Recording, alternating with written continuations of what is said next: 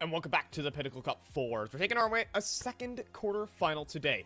It's going to be Eternal Fire fighting off versus SKADE to see who can lock in yet another semi-final spot. I'm got Wild DD by my side as we're going to go ahead and dive into this brawl between probably two of the most explosive teams in this region of Counter-Strike.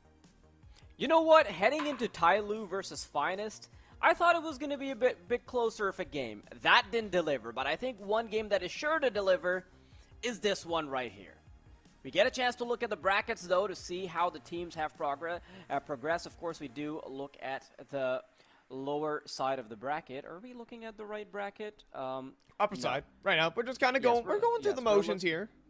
Yes, we're just going through the motions.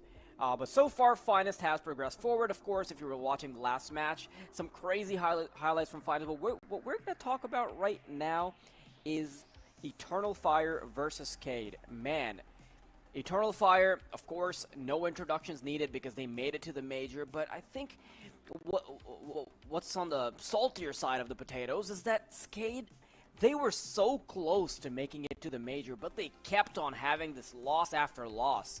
They had a close game against GamerLegion, they had a close game against Trick, they had a close game against Heat, and they got knocked out because they kept being unable to close out those games, right?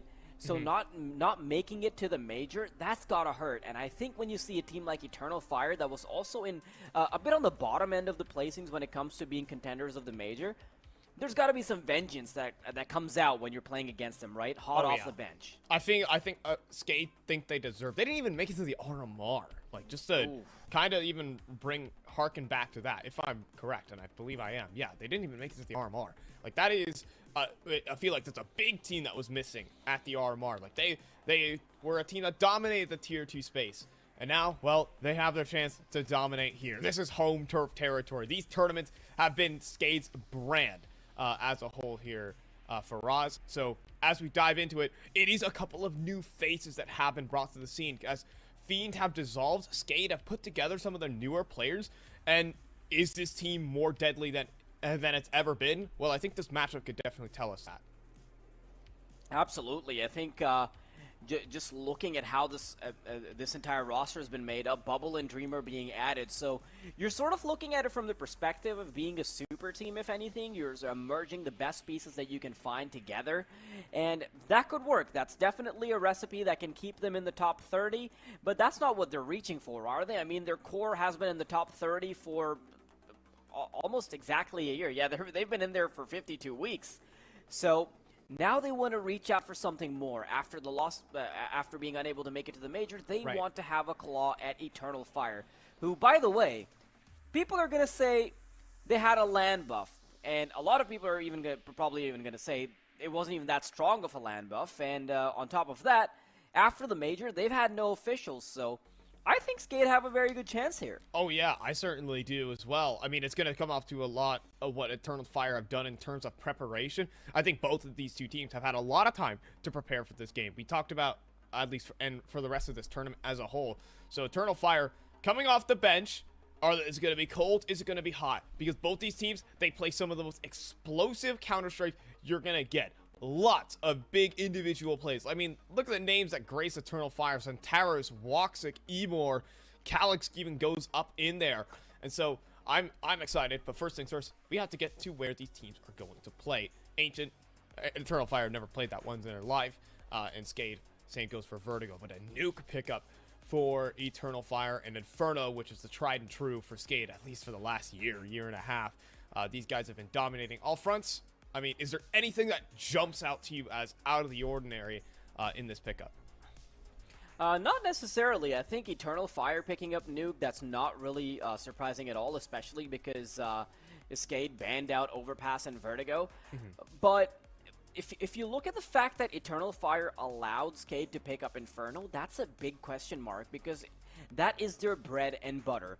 The reason that works so well for SKADE is primarily because Ships and Denislaw have this have this duo, not the kind of duo that's playing together, but you can have either player on either bomb site, and you can basically have the entire map under lock and key, because these are two players that are incredible, both on the AWP, so you can have that double op setup if you want to lock everything down, even if they're not on that. Amazing riflers, and of course, with the clutch potential of Dreamer, with a map like Inferno, where you can basically have your foot halfway through the door before the retake even happens. I think it's just too deadly of a squad to even allow playing Inferno. So I'm not too sure how they would allow that. But Dust2 being the decider, we're probably going to see that, and maybe it's going to be a lot more exciting than the previous game, because that one was a whitewash. Yeah, this series is set up to excite, honestly. Two of these teams play some of the most, individually based Counter-Strike across a lot of it. I think Bubble though can bring some order to the team, at least in former iterations of the SKADE squad. I mean, if I can harken back to those days, the iterations of the SKADE squad in days gone by have been super loose, and I think Bubble brings a bit of element of structure. I mean, honestly, he's kind of been he came so close to making the Stockholm major just a couple months ago. Like, he came super close to kind of bringing that IGLing style. So if he can try to propel this SKADE squad to at least the next level, or at least to, I think SKADE's former glory, if we remember back like early 2021 when they were just slaughtering the entire scene, just swashbuckling, I think that's the hope here for SKADE. A win here would definitely cement that maybe something like that's back on the rise. Yeah, a lot of the foundation for SKADE was built on the fact that they played for a long time together, but rather than just having that long-term commitment, they also just had pieces that would inevitably work together really well, because it's not like they had these superstars. They had players that would eventually cohesively be able to spend the time together with some commitment to produce a really outstanding roster. But after that's been broken up, of course they're going to have to go back to the drawing board, draw up some new strategies, try to find out what works better in terms of roles, what works better for each player's strengths, and there's going to be a much rockier road when it comes to getting back to playing the game. So high hopes for the squad, of course. They've got the same core. They're still in the top 30. They just need that extra spice. Whether or not we're going to see some of the ingredients roll out today, that's a question that needs to be answered, and we're about to answer it right now, or at least in part. SKADE are looking to stamp themselves back into the face of Tier 2 Counter-Strike and Eternal Fire, looking to hold their own. But look at those odds to kick this one off. SKADE heavily favored by the boys over at Pinnacle. I'm going to see if that one plays out as intended. We talked a little bit about Eternal Fire having a miniature land buff. It wasn't that big, but so much confidence going into the hands of SKADE here. Do we really want to think that SKADE has that much of an advantage when it comes to this game, especially when their rosters are actually being a little rocky? Well, we're going to have to see whether or not the odds are trustworthy here, because I think Eternal Fire have an excellent shot at dishing out the damage, but towards outside they go, crossing over through the smoke. All right, so they're already down towards Secret. Who's going to greet them? Oh, it's Ships and Dual Berettas. That's a deadly combo, and Zentaris, he's trying to keep them on the top bomb site. Ships waiting on the other end. As the doors fly open, he's going to have to pick one, but he receives a couple bullets to the head. Comes down to a 4 versus 3, but the SKADE HPs are starting to get chipped as well. Bomb yet to go down. Rainwaker finding ahead. Calyx put in the grave quickly. xFloud and Woxic, they've got to do some big work here, but Dreamer, he's already giving them nightmares. Last man to go down. xFloud gives up the first round to SKADE. Despite Ships just getting blasted immediately, SKADE still survives. So many players on every single front, even Dreamer coming back into Decon. SKADE were all over the play, despite Ships going down, so pistol round. You got it. Just need to convert the eco, you get your 2-0 start, maybe even get out AWPs very early on here for SKADE. That's typically what the pistol rounds do entail, so we'll see. We're gonna get like a temperature check on this kind of newer look SKADE. They've been competing, in fact, throughout this entirety of the Pinnacle Cup. It's actually pretty interesting how they've even gotten to this point, too, because SKADE started off in the Pinnacle Cup 0-2 in the Swiss stage and managed to find a way to bounce all the way back. Lost 2 games, one to Isurus and ECSTATIC, and now they're on a 4-game winning streak here in the Pinnacle Cup IV. found their stride. But that was prior to the major, more or less. They picked off GamerLegion earlier on this tourney, and they're going to pick off the anti-eco too. But the biggest thing coming in the SKADE is, can they keep up the momentum? They found their groove, it seems, here. Have SKADE, at least in their competition so far. Can they get it here against Eternal Fire? Just gigantic odds in their favor. That has just come off to surprise me here for Oz. It's actually a great spot to be in for SKADE. If you've already gotten the first couple of rounds on your opponent's map pick, you're playing Nuke, you can cement that CT side. Going into Inferno, I think that's definitely going to bolster their confidence as long as they can make those conversions happen. But Eternal Fire, maybe they want to do something a little bit faster. Molotov will impede their progress. A smoke goes out to allow Emor to move right in. Okay, we're turning up the heat immediately. Dreamer on the other end. He's waiting. He's firing. And Denislaw, he is reigning supreme in this battle. Xantares and xCloud remaining all to their lonesome, and Xantares is a lonely little boy as he tries to fend off two angles. Dreamer once again closes it out. They try to throw in a really fast A play, but they can't get the immediate opener. They can't get the site anchor. You know, Emor getting that initial one is cool and all, but you need to get the person who's back of the silo. That is the real power position in the A site. They don't find it. They take too long. And by that time, Denislaw is in heaven, spraying multiples down. Players are arriving at mini. Even the flank is starting to activate. That was coming in from the ramp. Ramp anchor themselves. So SKADE are now going to be rocking 3-0. And bringing only Tech 9s to this party for Eternal Fire. SKADE are looking to get themselves to a very fantastic start. Consider this. This is Eternal Fire's map pick. So, okay, running the ramp could be interesting here for Rainwaker.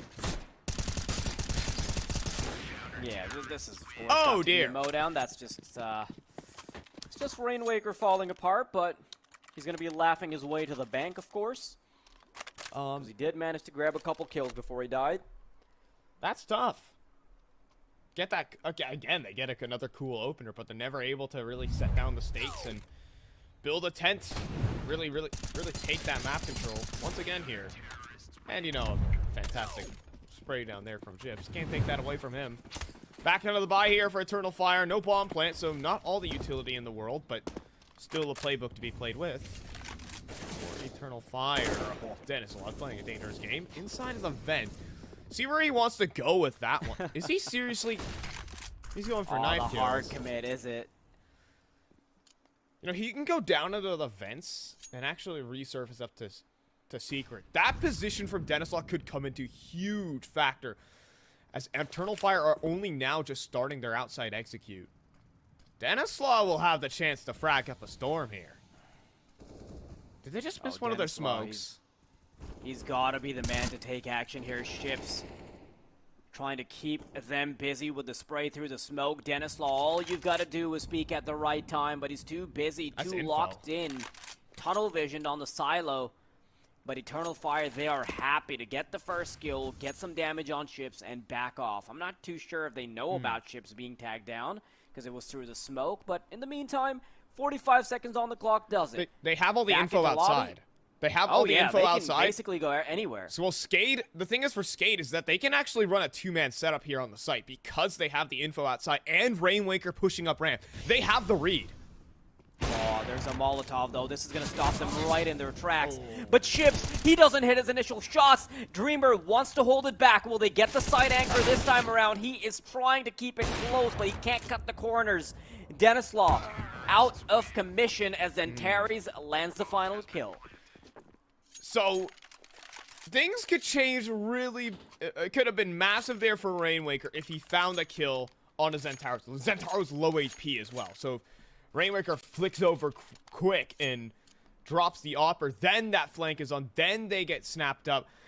The angle choice, however, from the side of SKADE was a little bit questionable. As Ships played a more conventional angle in towards heaven, he might have had a bigger opportunity to help out Dreamer. But they got picked off one by one.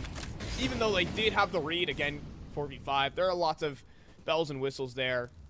For SKADE, this time around, a ramp push could net results.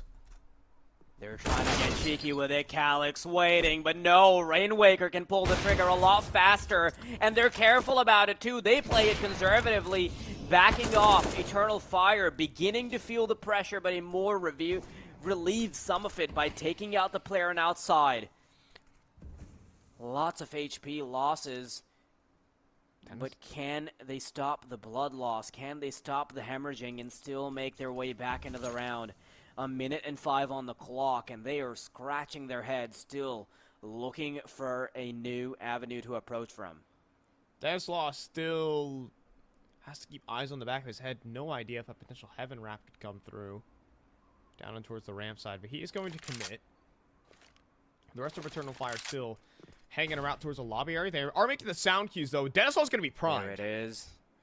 Denislaw, he's got to hit the shots to keep them at bay. 40 seconds on the clock. So they've got the pressure on them to move fast. Look at Zentaris, too. In the meantime, oh yeah, but he might have given up his position because Rainwaker, he's hit the timing. He heard something. He has hit the timing, though. Oh, no. Oh, goodness. Dreamer being out of commission, and Rainwaker, he could still salvage the situation based off of his position if he doesn't get immediately caught off guard, but that's the scope.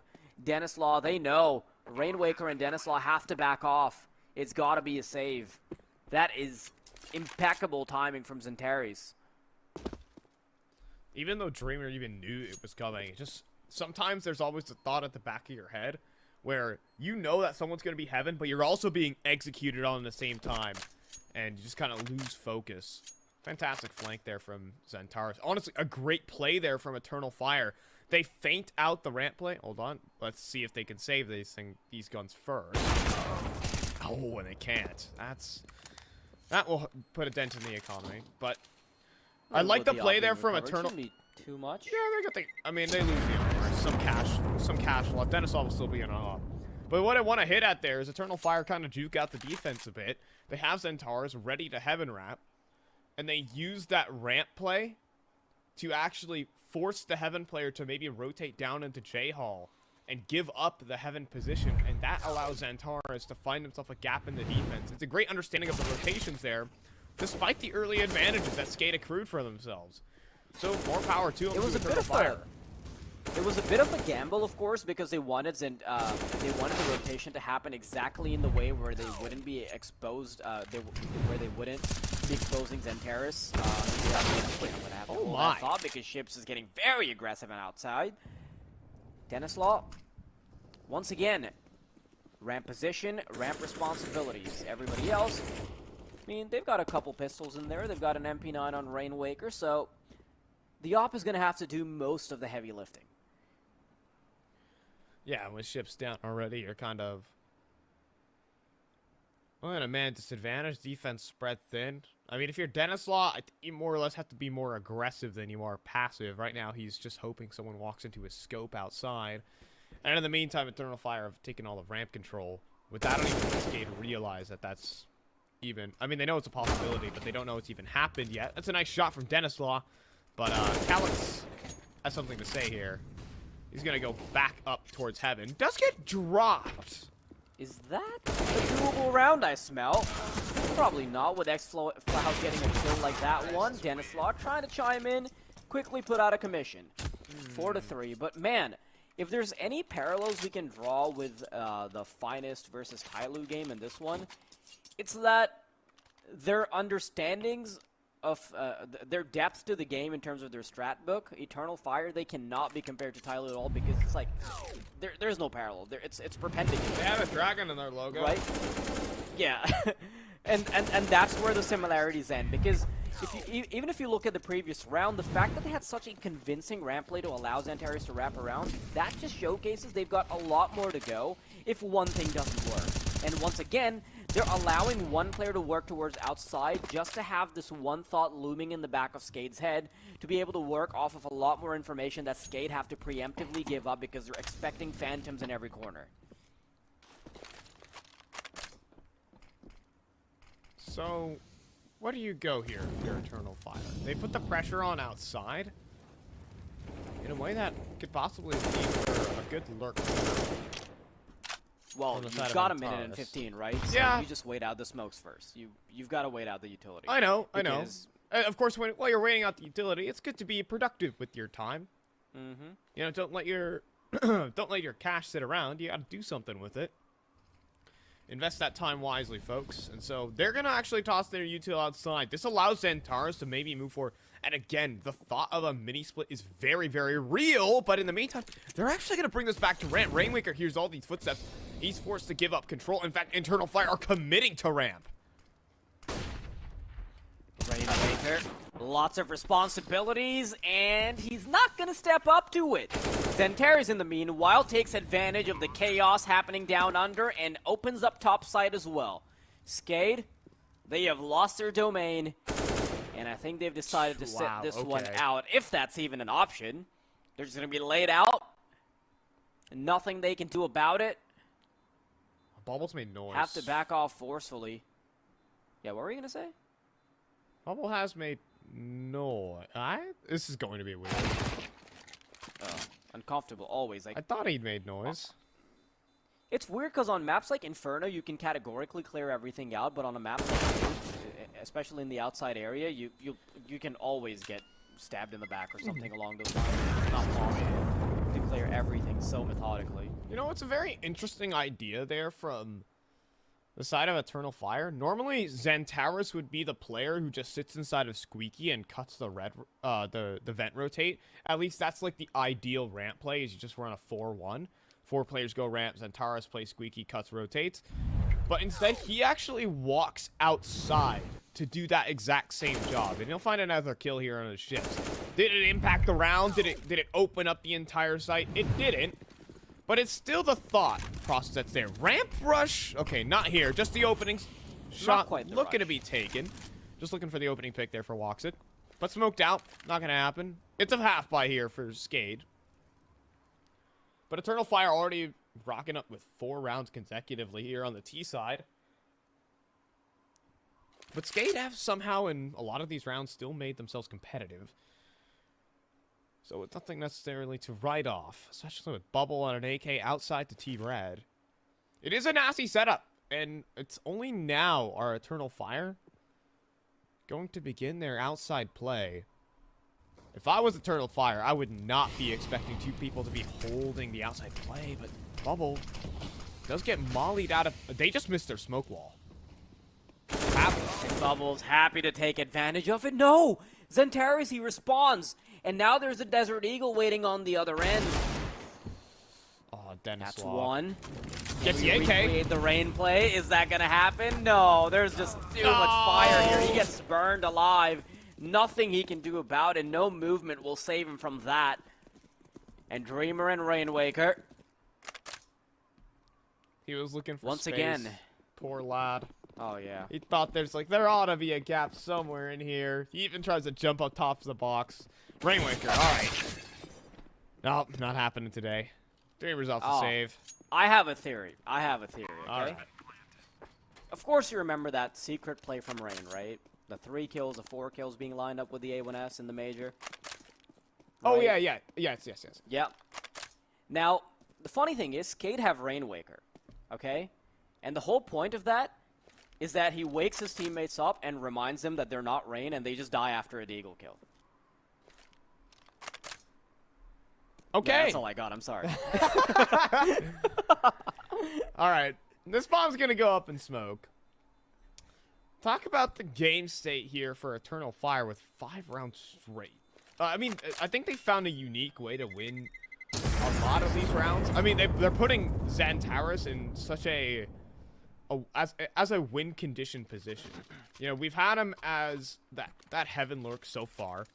And even in that little ramp play, they have him in mini to be able to, okay, if things don't work out, we might be able to run it back to lobby. Maybe he gets a couple of picks. I think Xantares is being fantastically set up here by the Eternal Fire side. Also, that Molly. Even last round, Xantares, the first thing he did was try to pass along the smokes before he eventually backed off.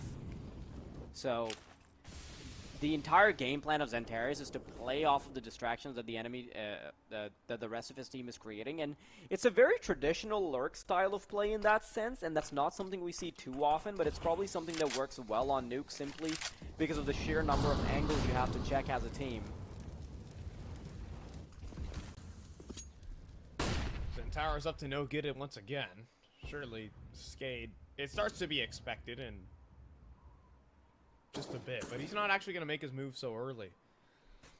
Xantares gets himself set in and then leaves the rest of Eternal Fire to start poking and prodding.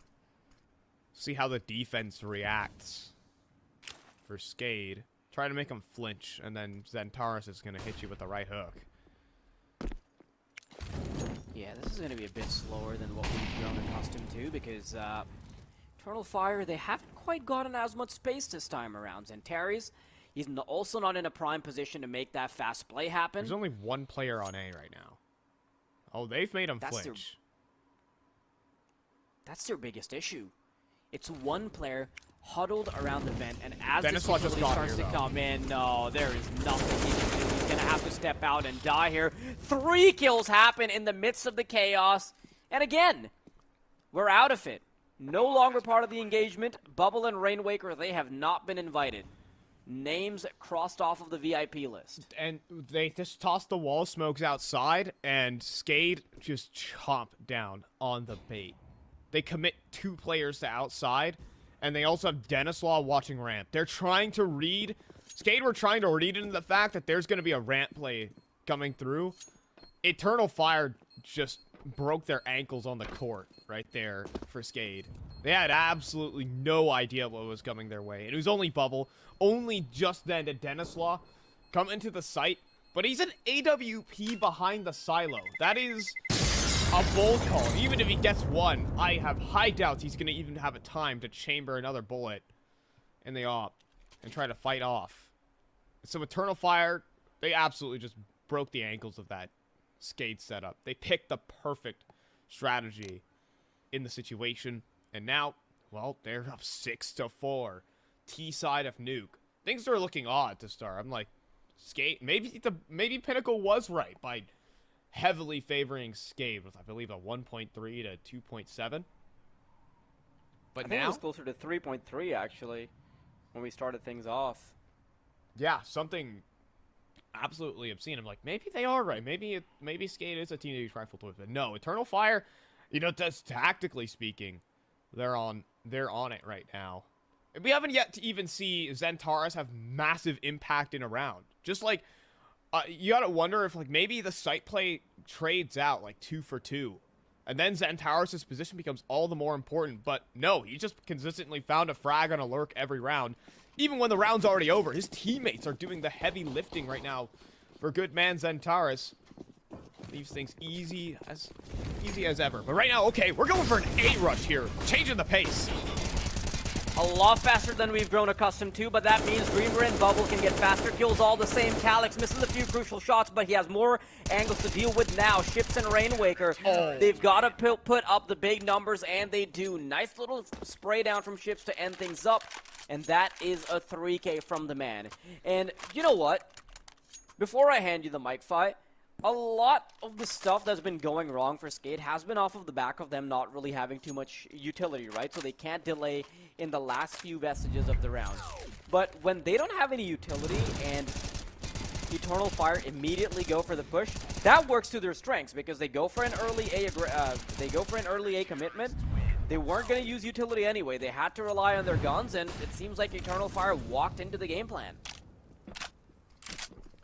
It's loud though. You know, there was a little bit of bad news, a gut punch of a round sent there by SKADE with shutting down that A play. But now Denislaw has been dropped in towards Mini. And you can see the gear up. Towards a bit of an A play, Nade's actually being dropped in on the silo, trying to probably drop Dreamer, who's been playing there a couple of rounds. Trying to run it back to outside. Can't do that against Woxic, though, I'll tell you that. It's a 3v5. Bubble, I think his scope has been hurt. Surely. And Woxic again strikes. Having great impact on the AWP. And now it's just Dreamer up top in heaven. We consistently see this pattern of SKADE's players being left isolated because... because... he's been spotted. The barrel. Yeah. That's the only disadvantage. Oh, this is so filthy, too, from Xantares. His teammate just starts wallbanging him, and Xantares just sneaks up the ladder, and adios, my friend. You could almost hear the Jaws music playing. I call it like a little bit of a Five Nights at Freddy's moment. You know, you're stuck Okay, looking at that's one. You're stuck like- looking at one camera, and then look. I've never. That's more of a Zoomer thing, okay? I'm not. I haven't really even played Five Nights at Freddy's. I'm just saying it for the meme value. All right, so. I'm sorry. You disqualify yourself as a connoisseur of CS if you mention Five Nights at Freddy's. All right. Well, you know what? I like talking about Counter-Strike rather than obscure. Is it really? It wouldn't call it an obscure horror game. Let's see. I feel like. Okay. Okay, yeah, that's I very think, nice there from Rainwaker. They try to hunt him down. Rainwaker's definitely doing a good job of defending the pizzeria, at least for the time being, and then he eventually dies. 7-5 running right now for Eternal Fire, though. This is looking pretty hot on this T side. Again, they found a new way to win a round. Feels like every single time. And again, Xantares barely needs to play CS. His teammates got this all covered. First of all, filthy opener. But now Woxic is doing all the talking. It's funny because this team of Eternal Fire sets Xantares up for success so much, but right now, all the other four are doing just all. I mean, Woxic's 2K just wins. Yeah, that success condition doesn't actually need to come out simply because SKADE are playing this aggressive style of play without utility, which allows Eternal Fire to very easily get those first couple of kills, which basically opens up the round for Xantares to not even be required. Once again, you see those peaks start to come in. Yes, this is a pistol round where they were obviously more inclined to go for pushes, but even when they do have guns, they're going for these peaks that I wouldn't say are optimal. They're not really justified. And if you're an Eternal Fire fan, you've got to be very happy with this outcome because knowing how good SKADE are on Inferno, you cannot afford Eternal Fire losing out their own map pick. And they're in prime position to win their map pick at the moment. 3v5, half by play, looking to roll through Dreamer. Anything you've got, he's dropped, unfortunately. Chips, next in line to fall. Honestly, there's just no getting past this Eternal Fire squad at all. I mean, the shout-out has to go probably to Woxic. I mean, a more, funnily enough, just like dry run across from red to secret. And, I mean, there's just some brazen confidence up and running right now for Eternal Fire. They're anticipating a lot of the play style right now for SKADE. That is a threading the needle right there for Rainwaker on the exit. But I think the biggest thing to say right now for Eternal Fire is they understand at least the game style for SKADE. SKADE do like playing individualistic Counter-Strike where, you know, some players are just kind of left to fight on their own. We've had a couple players fight out towards the back of the garage and try to frag their way out of situations. So Eternal Fire... I'm not even sure why that's happening, honestly. Where's the communication for SKADE to pull up a play that involves all of their members? You know, like you just mentioned, you know, that back garage play, you see the mini player come out just to be able to get the refrag. It turns into a 5 versus 3. Time and time again, we're not really seeing SKADE as a cohesive piece, which is what we've come to expect from them as a roster. Sure, you've got a couple new players relatively, but even they've been around for long enough for you guys to have cohesion when it comes to a map like this. Ooh. Oh man, did he seriously not hear us? Did he seriously not hit a single bullet there? Either way, there's still the flank, and still the shutdown is coming through. Greetings, Bubble just chased you down the vent. He didn't care about the molly, and so now a 2v4. Finally, Eternal Fire sit on the back foot. xCloud has certainly made noise. Woxic is gonna try and walk in through the ramp, but this round, all things considered, just set and done. You know, despite the unfortunate beginnings of that round, this is looking to be a SKADE one. That's for sure. I don't even know how. First of all, Bubble didn't hit a single bullet. Nothing, right? But then he redeems himself by going down the vent and interrupting the bomb planter. Who would have thunk? And also, the thing there for Eternal Fire, they didn't have a ramp lurk, so both ramp players were able to seamlessly drop down and cut the cross super quickly. This is being watched for, but it's a very difficult angle that Denislaw is holding. Yeah, the entire game plan here is like, if they get a kill, maybe they immediately rush onto the bomb site, but even then, they have a foot out the door because they want to be able to get back. This is going to be safe. That smoke just calls it. I think their position was immediately given up because of the Molotov. Woxic, I think he walked into a couple ticks of the fire, lost a bit of HP and gave off a sound cue. Yeah. I think so as well. I think, but the biggest thing there was the rotates were really fast from SKADE. That's what makes them a really solid team. You know, they're cohesive in the way that they're able to communicate to each other what they're trying to do in certain situations. It's individualistic in the way that, you know, it's kind of very small setups. It's little two-man setups, you know, one-man back garage, one-man mini. It's like mini player takes contact and then back garage can swing. Right? That's kind of like at least the setups that they do work with, instead of, you know, a player getting flashed into a position here and there. But the biggest thing for SKADE is they know when to rotate. That's what makes their CT side strong. They just haven't been able to rotate this game because I think they've just been bopped on many a front. These nade stacks, especially because of Xantares' specialized approach to taking care of the rotations. I think that makes it Dreamer's so up much to no harder. good. Is that going to pay off though? Calyx waiting, punishes, Dreamer's out.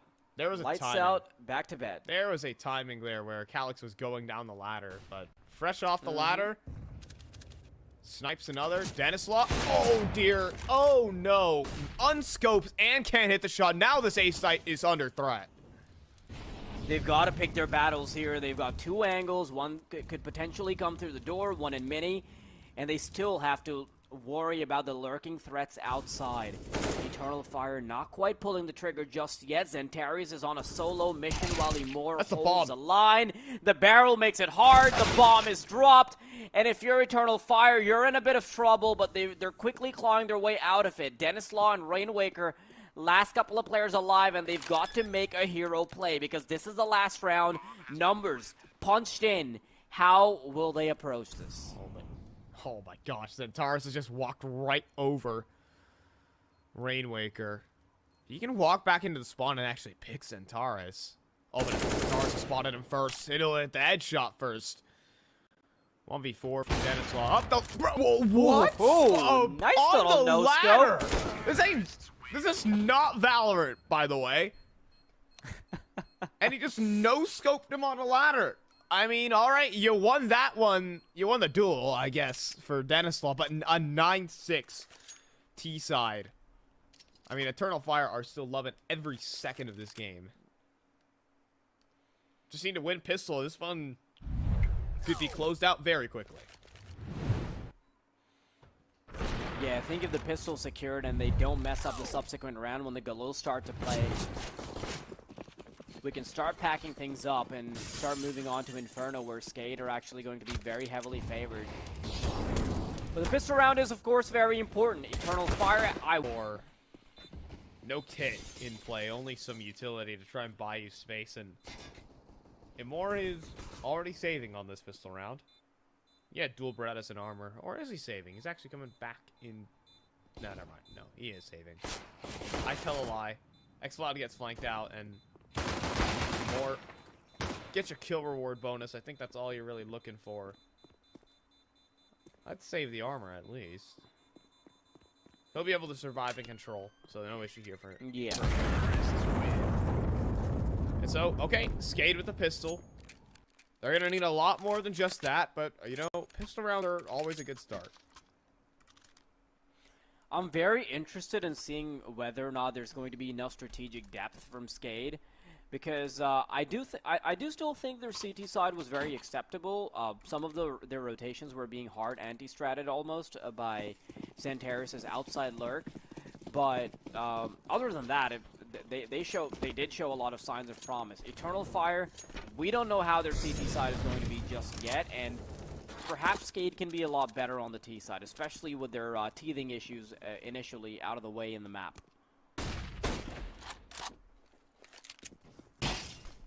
Eternal Fire win this pistol round, though.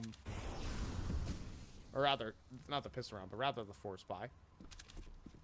This will be tough. An attack landed on the Denislaw is already a great start. Tag turn into frags. We know this one. Can it happen here?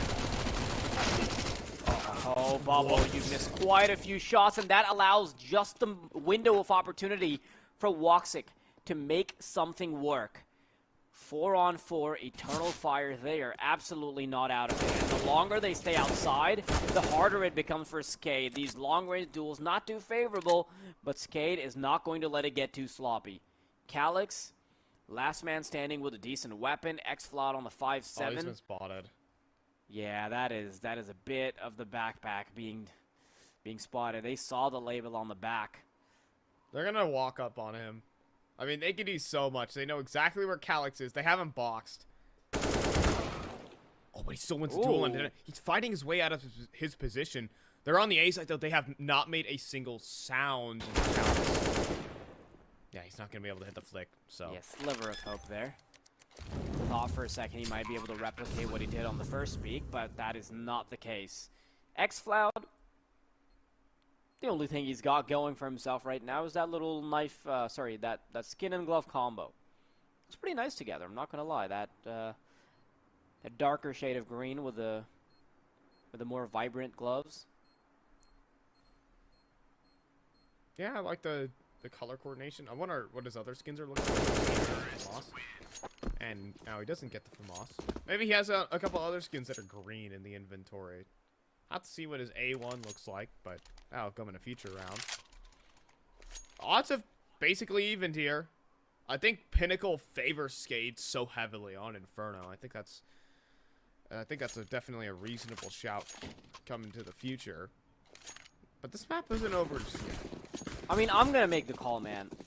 If SKADE win out Nuke somehow, if they can come back, if they can thwart the economy of Eternal Fire, I think SKADE win it 2-0. I don't see a world where Eternal Fire can pick up Inferno after they lose their own map pick. Right now, Firing Gallery seems to be the name of the game. Targets only resisting a little bit. That Deagle shot cannot feel good, but that's okay. Because they've got about 7k on ships, they've got 8k on Dreamer. They're checking your wallets is probably the last of your concerns if you're on the T side right now.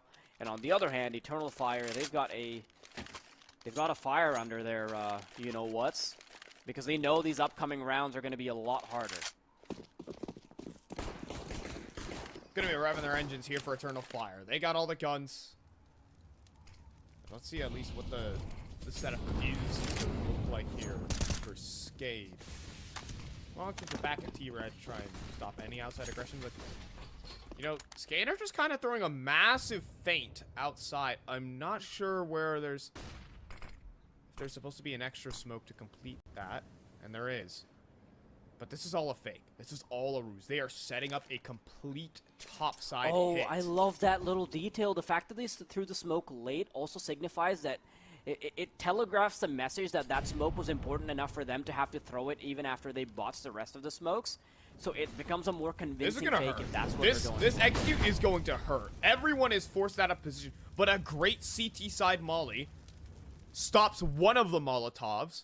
But the thing is, there's 3 more that are being primed. They just baited out the utility, and now they go.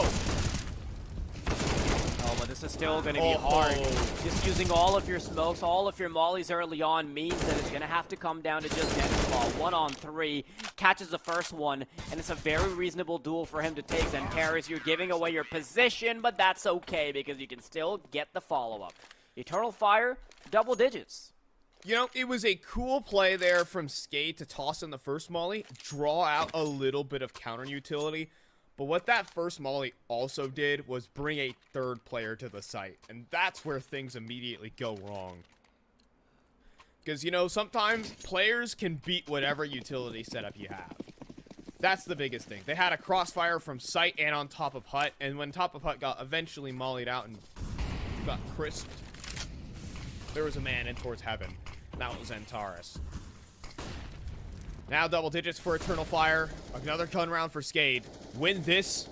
They still hold on in this game, but falter here, and we could be sent to Inferno very quick. And that's a fantastic opener for Dennis. Now Exploud, though, into secret, gets a double kill and gets away. 3v4. Denislaw chasing but doesn't find much. Bubble, though, his time to strike is chosen perfectly. Everything being played to perfection from on both sides. What a round of CS we're getting here. Now Calyx. Cloud got away with way too much, and Calyx, that is not a deal that should have been afforded. 2 individual kills? How are they walking into one by one? Calyx gets a triple! That was a massive misplay by SKADE. But also after the first kill, they can't just not play off of that info at all. I mean, you have to credit the play from Calyx too. Okay, it's a one for one, but Calyx is moving between the angles so seamlessly that, first of all, a flick on the first. Okay, that's a given, but then is ready for the hut play. Bang, isolates the next, and then just does that. Individual brilliance from Calyx. That last skill was insane. Like, you can call everything else a misplay, but that read towards Garage and the fact that he immediately hit that double headshot, that was just crazy stuff. I mean, Calyx, hold on. Ooh, wasn't ready for the guy at T-Red. And Xantares is gonna get blown up at around start. I kind of dig the fact that they're playing this like mirrored style of Counter-Strike, where Xantares, like on the T side, he's playing outside, and on the CT side is doing the exact same, but just a lot in of teams reverse. do that. Yeah. I think it just like attributes a bit more to the comfort, and I think just by virtue of Xantares being a great aimer, it makes a lot of sense because outside is like pretty aim aligned. Let's see what xFloud got. First kill found. He's gonna dive away. But Amore's up next. That gets blocked. Oh dear, this is turning out to be a little bit more than we bargained for. Rainwaker in the back lines. Finds a player in the back of the head. Woxic only needs a P2K to sweeten the deal for his squad. But with not much weaponry on the T side, they want to play the numbers advantage. No! xFloud is not looking the right way, and Woxic, he wants to recover. AWP in hand, switching over to a rifle would be the ideal scenario here. But P2K in hand, he wants to deliver more. He's already gotten one, but Dreamer comes out with a nasty headshot. SKADE get away with just pistols.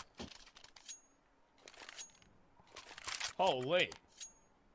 Well, first of all, I don't know how the Glock coming out of Squeaky finds a kill. I don't know how the Glock coming out of Grant finds a kill. That wasn't even, like, frags from the rifle. First of all, nice shot there from Dreamer. Catching a Xantares out in the open. Alright, expected. How does Rainwaker get this kill? And then xFloud just... Sometimes I just sit there and hold the angle, but he zones out. He gets locked in, and... Dude, we are in the Twilight Zone. Are we gonna get consecutive fantastic Nuke T-sides out of both these teams? Because SKADE are going to even up the scoreline here, while DD and... That was potentially a red carpet for Eternal Fire to start racking up the rounds. You lose a pistol, and then you immediately have to go back to the eco. And keep in mind, this would have potentially been something like 14-10 for Eternal Fire right now, and they would have only needed a couple rounds to just sweeten the deal, close it out. Maybe even 14-9, if anything. So with that kind of lead being given up, and now it's a tie, now the economy's all the way to the T side, that one round where the Glocks come out to play, that could potentially change the outcome of this entire series. If that stops Dust 2 from happening, oh boy. 11 all. An outside rush right now for SKADE. Fantastic nade, though. So much damage. Xantares doesn't want to capitalize. Instead, they're going to dry run across the open, take the fight. Try to win them, but Eternal Fire are so slippery here for Oz. No, Woxic, he wants more. He's going to play right around the Molotov, smokes it out, and Dreamer, maybe you should be sticking around to take these duels that haven't been favoring you for too long. I think this round is already being packed up for Eternal Fire, ready to be presented as a gift package, but Bubble, he's tearing apart the wrapping paper. He still wants to take this round home for Christmas. A 4 versus 3, Eternal Fire heavily favored. They've got flashes across the board, even a smoke for Xantares. On the other hand, SKADE are looking pretty dry. Couple smokes, couple flashes. That's about it. HB missing on the squad as well. And down to Secret they go. They've got to hit some really incredible shots to be able to get away with this, knowing they've got a pretty big lack of HB. Only just now is xFloud rotated down to the lower side. They don't actually have someone who's hard committed to the hold. In fact, it's only xFloud. This is still a very, very real round for SKADE. I want to see how they time it. Do they time it for xFloud to be baited out? Yep, there's the information. I love that. Trying to scurry over into observation. What I a really play. like the coordination here. And they've managed to shoo away xFloud until he's behind the double doors, behind observation. But Eternal Fire have a very reasonable shot at getting this retake easier because Imor shuts down Decon. And that's it. Rainwaker, last man alive, too far away from the action and not going to have a squeak out of him. What a genius play there from xFloud. We'll hold this. I don't think Rainwaker wins this. He doesn't, unfortunately. What a genius move there from xFloud. He knows he's getting pincered by two players. He knows that the player at door is trying to bait him in to try and hold him in position. So the player single door is baiting, so double door can chase him down. So he's just like, I have an opening into control room. He just breaks the glass and runs away. I love that from xFloud, preserving his life, making sure he's available for the retake. Excellent, excellent individual decision-making there from xFloud.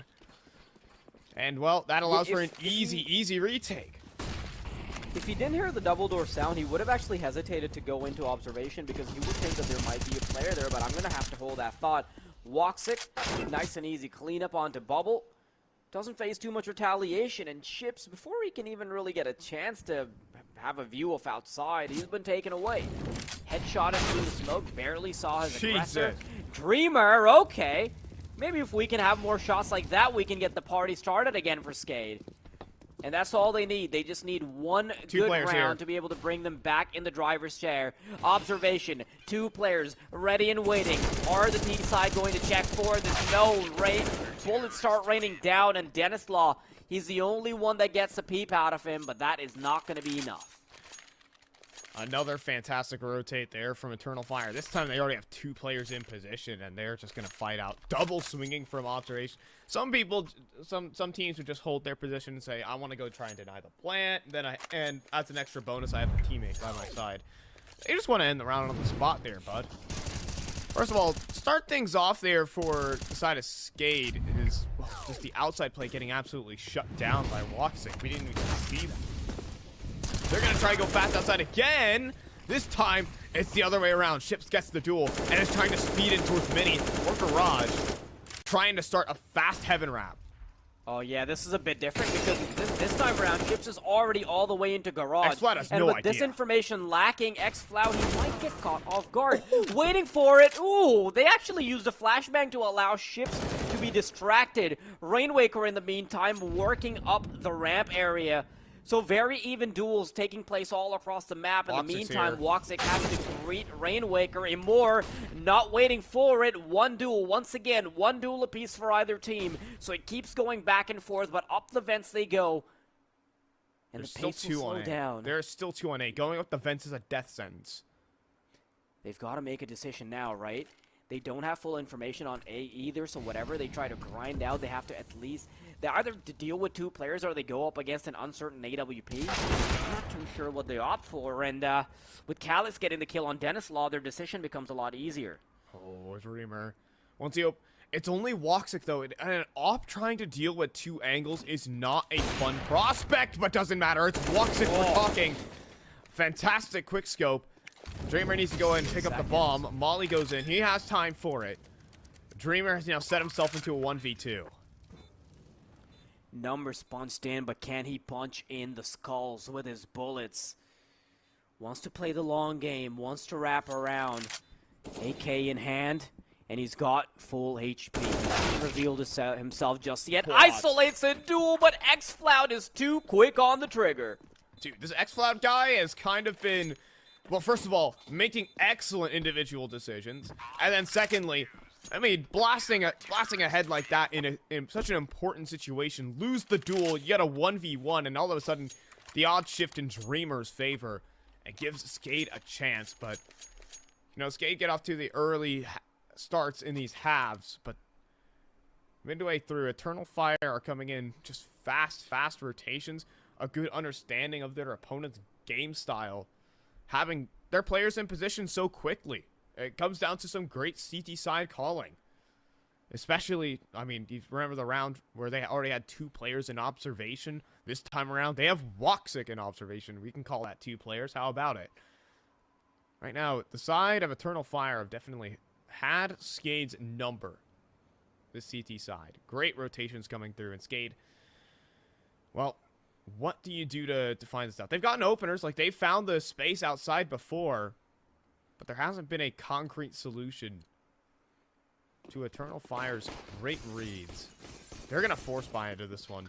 Bomb play. They start moving in on A. Calyx gets taken down as well. Xfloud. He's been amazing the entire game, but how is he going to deal with this one? Smoke disables Zentars, but Xfloud makes things a little bit more palatable before the retake even starts.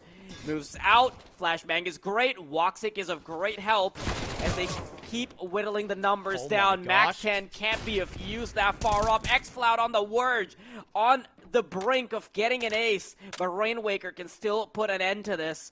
2 angles. You've got to deal with Heaven. You've got to deal with Mini.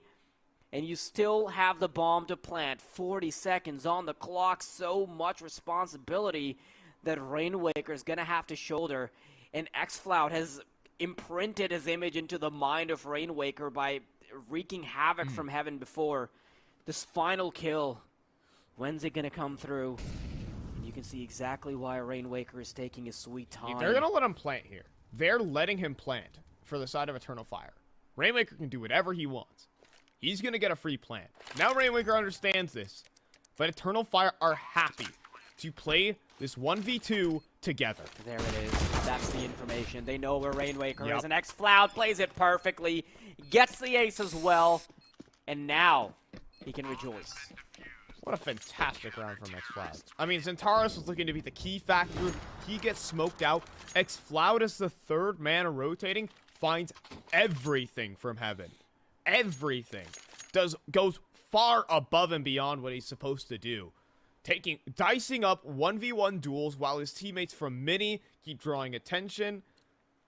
He does it all. 15-11. Young lad Xfloud with a fantastic CT side for his squad to just get them across the line and get us out of here. They just need one singular round. Outside wall smokes again. Bubble is on his own and walks it with the opener. Bubble could get picked. Honestly, Xfloud has been the whole package right now. Look at this lurk from preventing Bubble, that potential choke. Bubble. Nope. Walks into the frosters of Xantares, and yeah, this is starting to be a bit of a shut up.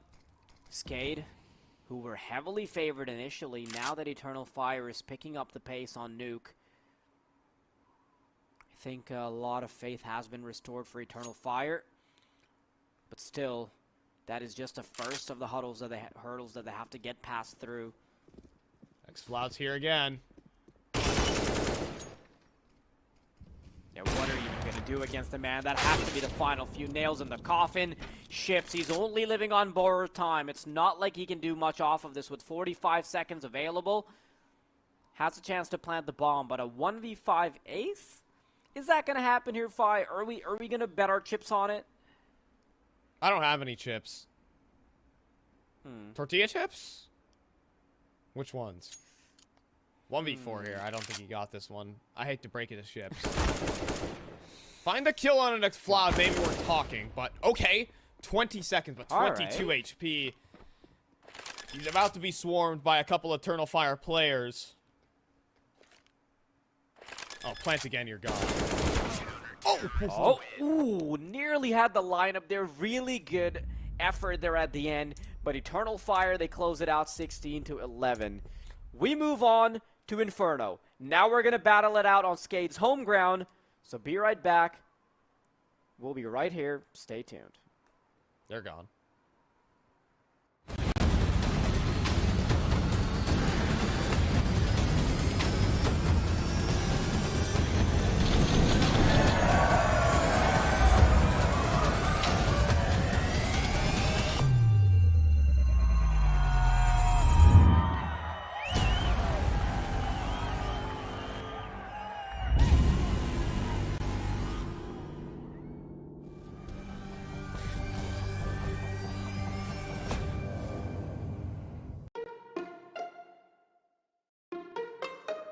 Paying online with AstraPay is really simple.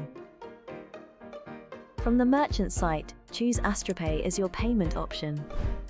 Then, type your mobile number, enter the confirmation code, and select your preferred payment method. If you choose to pay with AstraPay Wallet, good for you, select it and you are ready. If you choose another payment option, follow the steps on screen. Your online payment is completed. Get the app in your favorite store or visit us at www.astrapay.com.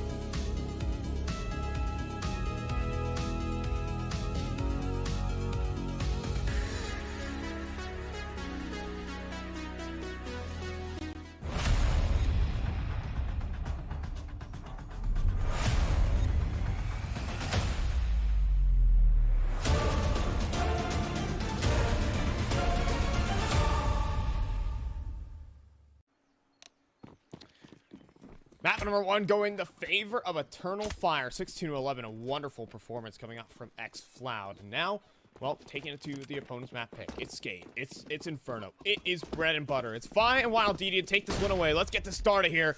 On it's going to be a lot faster than you would anticipate it to be. Immor tries to pop things off with the dualies, and xFloud once again carrying the form over from Inferno to keep things hot. Bubble staying in Banana, but he's not going to be there for long. Slips out. Ships and Rainwaker now remaining. Banana, how has Ships taken over it? xFloud once again responds, but Antares, full HP, is able to chime in at that last moment. Gets the defuse and nets that first round for Eternal Fire.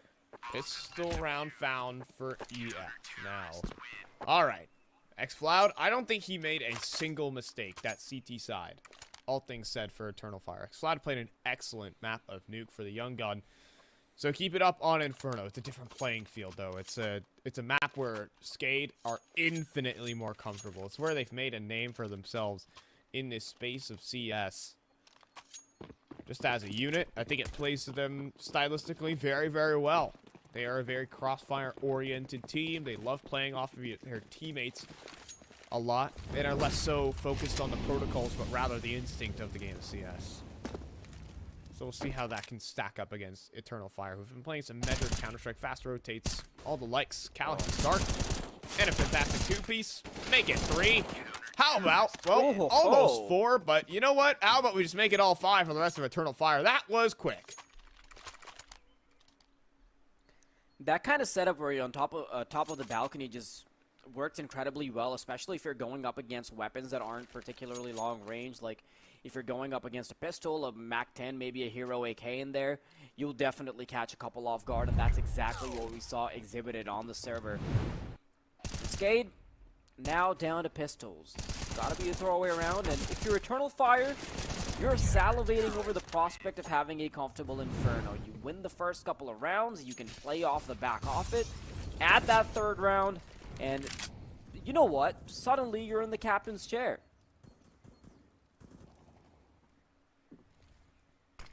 And if you're a SKADE fan, you've already lost out Nuke, seeing Eternal Fire on the come up on the initial on the first few rounds, especially when xFloud is having the form that he is, and when Zentarius is popping off like that. It's a scary prospect for any team, especially when you're considering that it's the team that made it to the major, right? So they've got that X factor in them. Just a couple of shots there from xFloud. They are keeping things moving here. Simple. Right now for Eternal Fire. Alright, but gun round in. Enough of me gushing about the Turks. They're doing a fine job, but see if our Bulgarian squad and SKADE can bring things back to fruition. Gun round back in play. See what the look is here for SKADE. An explosive team on paper. But don't underestimate what Eternal Fire have to bring to this map. It's a map that has favored them in the past. You know, it's a perfectly fine map for Eternal Fire. It's just more or less if SKADE feel more prepared and comfortable against EF on this pick, then why not? The area around Banana is actually quite nebulous right now because both Eternal Fire and SKADE have made efforts to be able to take it, but now with the re-aggression, the smoke, and the Molotov being set up, you can see that Eternal Fire are quickly going to have to double down on their A resources because they immediately have more information around the broken wall and around logs. That deep smoke really does wonders to be able to keep SKADE back and basically allows them to have a much less of a commitment towards the B site, and you can see that being reflected in xFloud playing B side in the weak side position where he plays around the CT area so he can still have that fast rotation, but they rely on one player to be able to play that Banana position. 50 seconds on the clock. With the way the bomb is positioned, it will eventually be an A play, and because of their early pivoting towards the B site, towards Banana taking that control, it allows them to get into the perfect position to deal with this, and this is honestly such a smart way for Eternal Fire to take this if that bomb ends up going towards the A site. SKADE knocking on the door of this A site, though, right now for Roz. 25 seconds remaining on the clock. No flashes. They gotta go. Absolutely. Dreamer gets the first one. How does SKADE get away with that much damage done? Bubble? Okay. Okay. I thought we had a perfect play there from Eternal Fire, right? They had everything down, Fi. Without a flash in the pocket, they just disassemble the A site in a way that I wasn't expecting at all. The player jumping out of the apartments drew so many crosshairs away from the actual play that SKADE were actually able to flood it, and I'll say it, they just won a round in a very SKADE fashion, blasting open the site. Against 4 players, so in that entire round, there was a perfect read by Eternal Fire, perfect control towards Banana, rotate all the way back to A, and then still Dude, look at that entry. Jeez, we didn't get Absolutely. his perspective. He's playing it like Call of Duty right now, just running and gunning, running around willy-nilly. He owns the map. What a double entry there from Dreamer. What a shot there from Woxic to answer right back. Opening kill found for Eternal Fire. But the response from SKADE, it is swift. They are quickly taking space up towards this A site. Even Denislaw walking into Arch. They are starting to close and squeeze this A site. This is not a done round. Maybe it is. X-Floud, perfect position to take away Denislaw. Bubble being so low on HP, it might as well be a 2 versus 5. Eternal Fire playing it to near perfection, and you know what? Maybe Eternal Fire just want to show us that last round was a fluke, that Dreamer just running out, gunning them down wasn't exactly the... So it didn't go. Wait a second. Dreamer can just come back and... Yeah, just shoot him in the back of the head, but it still comes down to a 3 versus 2. A lot more doable than it was before, and they're stepping foot on the A bomb site. I nearly counted them out, but Bubble, he served as enough of a distraction to make it work. Oh no, Calyx got out of his position, which was so entrenched, and now 2v2. Rainwaker's only 10 points of health, but he has an AK, a headshot is all he needs. But he can't find it. Dreamer now. Star things off. Just need to sniff out this last player, Dreamer. He's given up his position, flashbang out, waiting for the AWP to strike. And there is so much time that is missing. Quickly switching over to the pistol. He wants to rush this player down, looking over Graveyard, but Dreamer has played it perfect. SKADE has come out on top with a 3v5, where Dreamer nets all the kills. I feel like Calyx on that A site played his hand far too early in that situation. He stood out in the open, tried to hold his ground and take a fight, but it's a risk that did not need to be taken. He just tucks away. If he gets his one and done easy said, you're good. You're absolutely fantastic. But you can see here for Dreamer that he'll drop the mid player and then Calyx just goes for the wide swing. Just played his hand far too early and even comes up for the clutch. Dreamer doing everything for SKADE. And we're back into play. But this time, it's Eternal Fire on an Keep in mind, this could have very easily been a 5-0 for Eternal Fire because they've been playing things perfectly up until they actually have to fight back. Correct positions, correct everything, but they jumped the gun a little bit. And instead of 3-3, this could have been 6-0. This massive lead that Eternal Fire could have had on the CT side, it's been thrown away. And now SKADE, the prospect of a Dust 2 being played out is looking a lot more palatable. On to the A side they go. They've got the bomb as well. They can pretty much execute against an empty bomb site if they want to, because Eternal Fire, they'll be cashing their chips in and running all the way over to B. This is a nice way to dry run your setup. Now, the funny part would be if SKADE overthought this and decided to go into CT spawn. But they aren't going to do that. So... look at me trying to cast a curse. I mean, knowing the economy, of course, they have a decent idea for where, what kind of pistols they're gonna have, like what kind of what kind of weaponry they're gonna have entirely. So, if they had spotted even one pistol here on the A side, then they might have decided to go into CT. But other than that, you don't change your decision. Are they saving that KD? Early into the round? They are going to save KD. Well, okay, a couple of them are. I think the idea is to catch the players coming out of second middle. That also can work. Are they going to assemble a firing squad on the bridge? That would be the comedic way. Listen, hear me out. Everybody. Are they going to human Dojanade? That's what I was thinking. You have a flash set up and you move right in. How many more are going to walk in Rainmaker Absolutely not. Nothing. That 5-7 is worth 1,000 lives. Take it home. Let's see, armor is actually probably the biggest thing there. Immor's not going to wide swing into that. Did anybody actually have armor? Yeah, Immor did. Immor and I believe Xantares did. There were 2 players. Yeah, Xantares had body armor. I didn't notice. Yeah, 2 players had armor. There was still a half buy either way. Guns are going to be back at the hands here for Eternal Fire as it hits 3-all. And a 3-man B setup. Oh, are we going to get our brawl towards Banana? Yes, I think we are. We're going to get a clash. A 3v3 towards the top of Banana, geared up.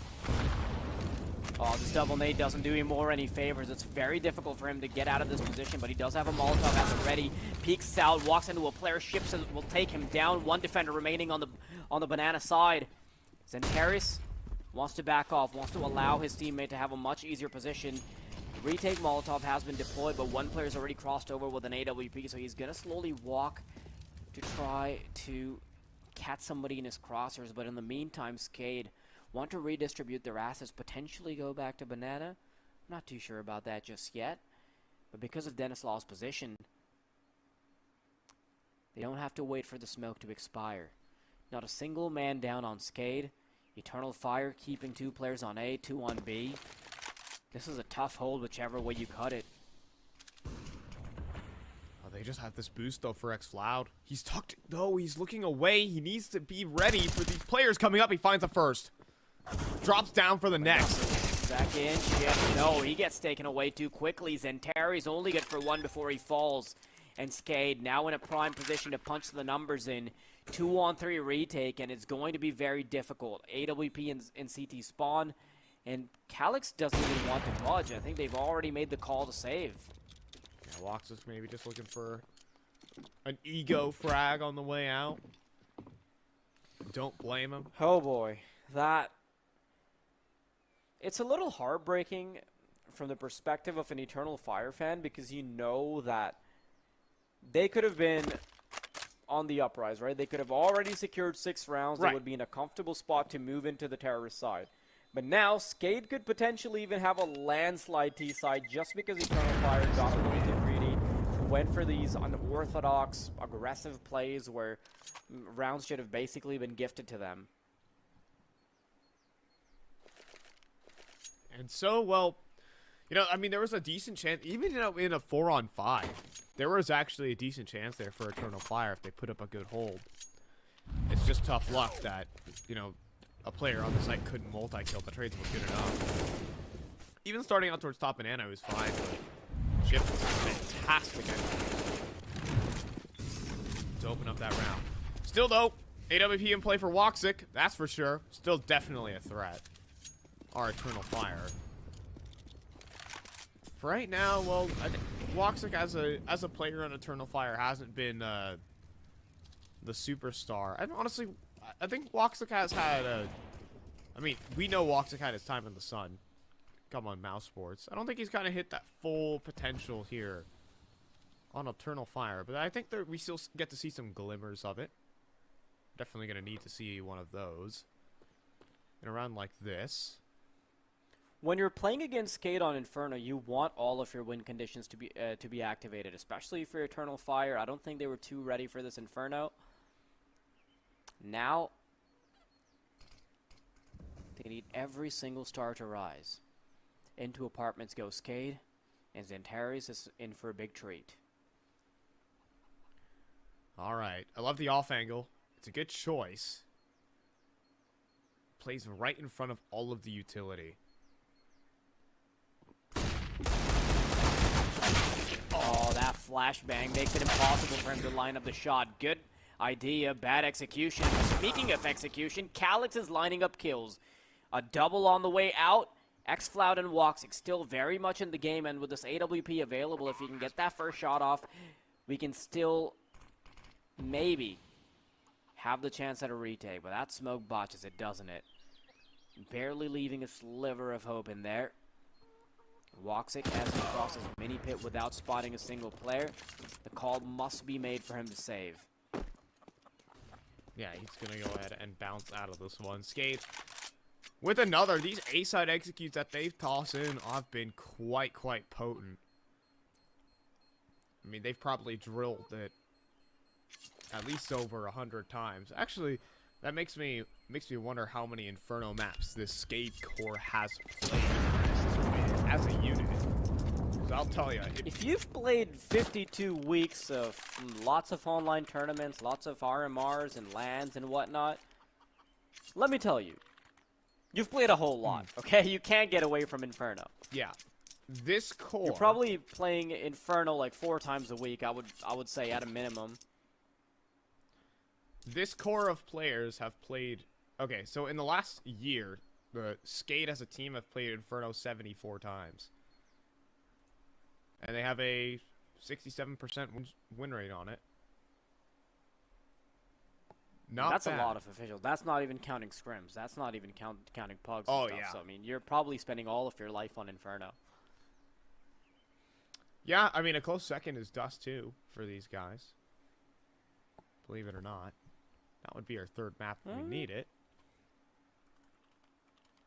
Dust 2 at 72.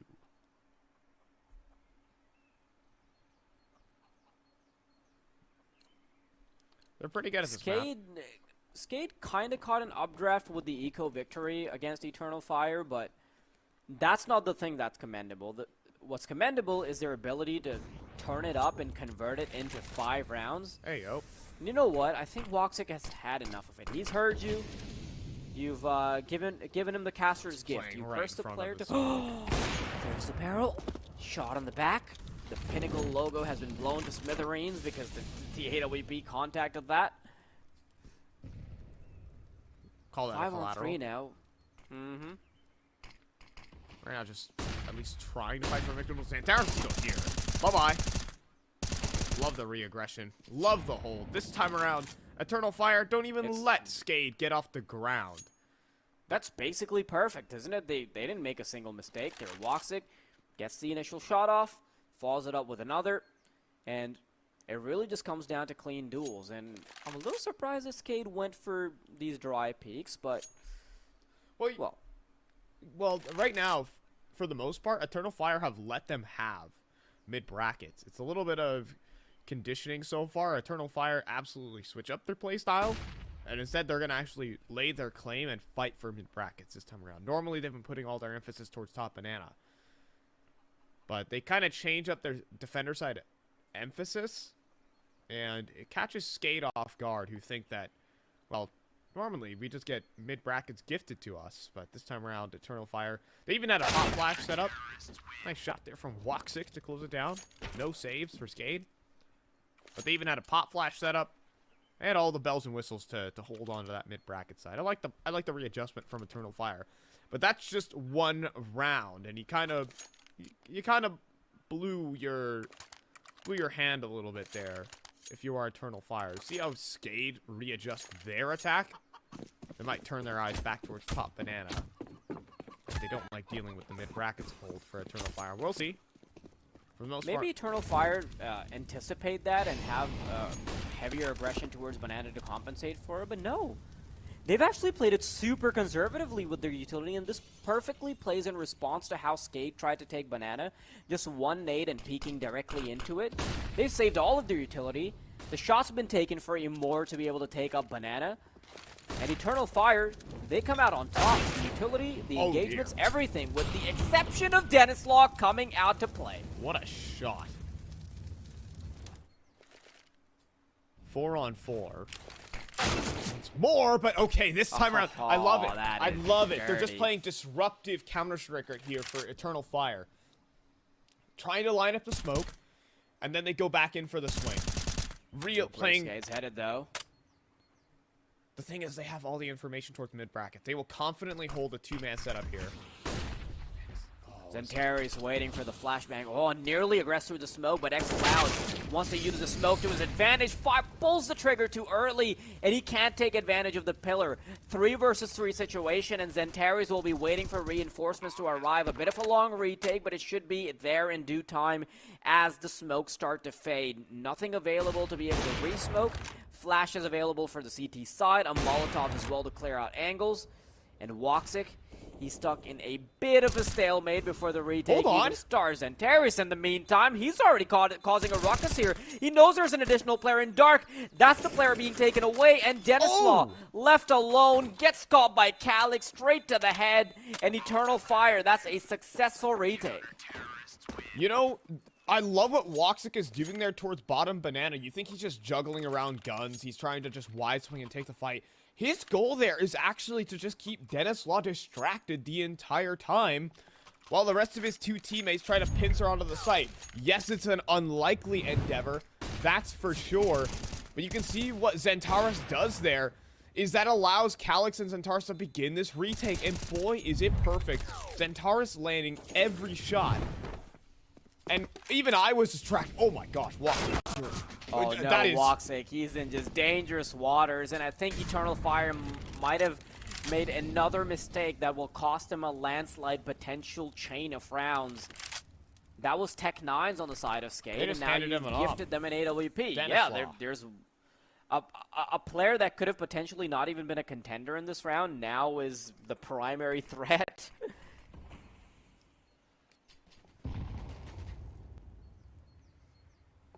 Man, this is going to be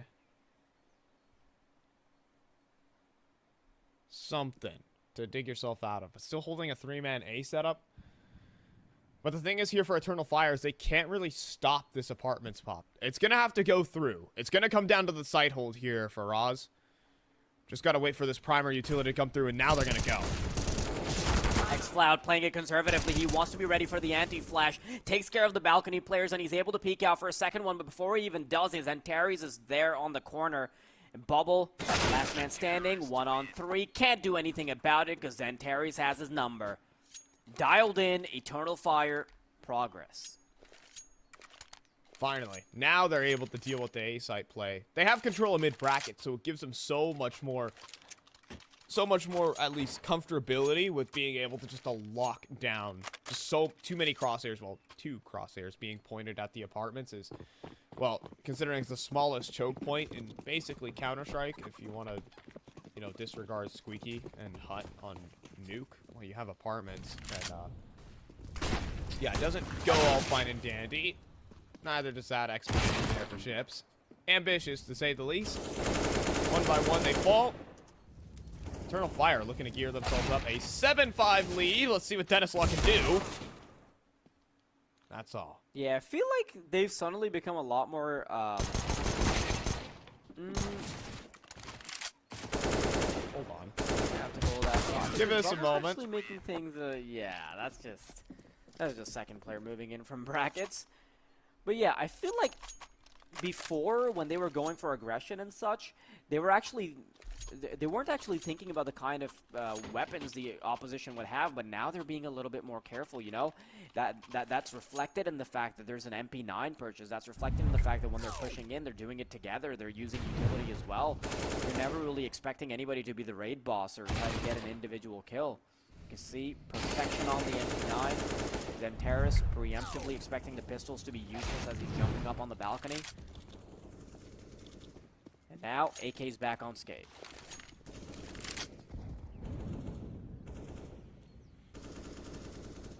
Right now, SKADE are just chilling.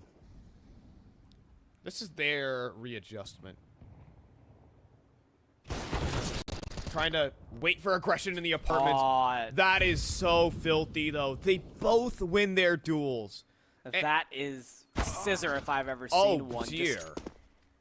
Just following up on one another for the kills. You can see that Emor and Calyx had the same setup as Antares and Woxic there.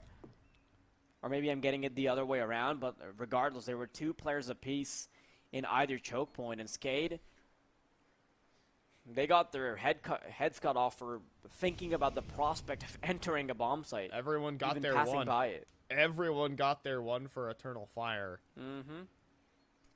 I mean, I like that xCloud is not on the hunt. I like the readjustment there from SKADE, though. Just get yourself into a bit of a forward position and just kind of hold angle. And the thought of going for an apartments double peek is not bad. But I think all game, Eternal Fire have been having amazing reads. I think that goes without saying. I mean, who's the person to all of a sudden choose this round of all rounds to put 2 players in towards apartment's balcony holding the left and right side? Not myself.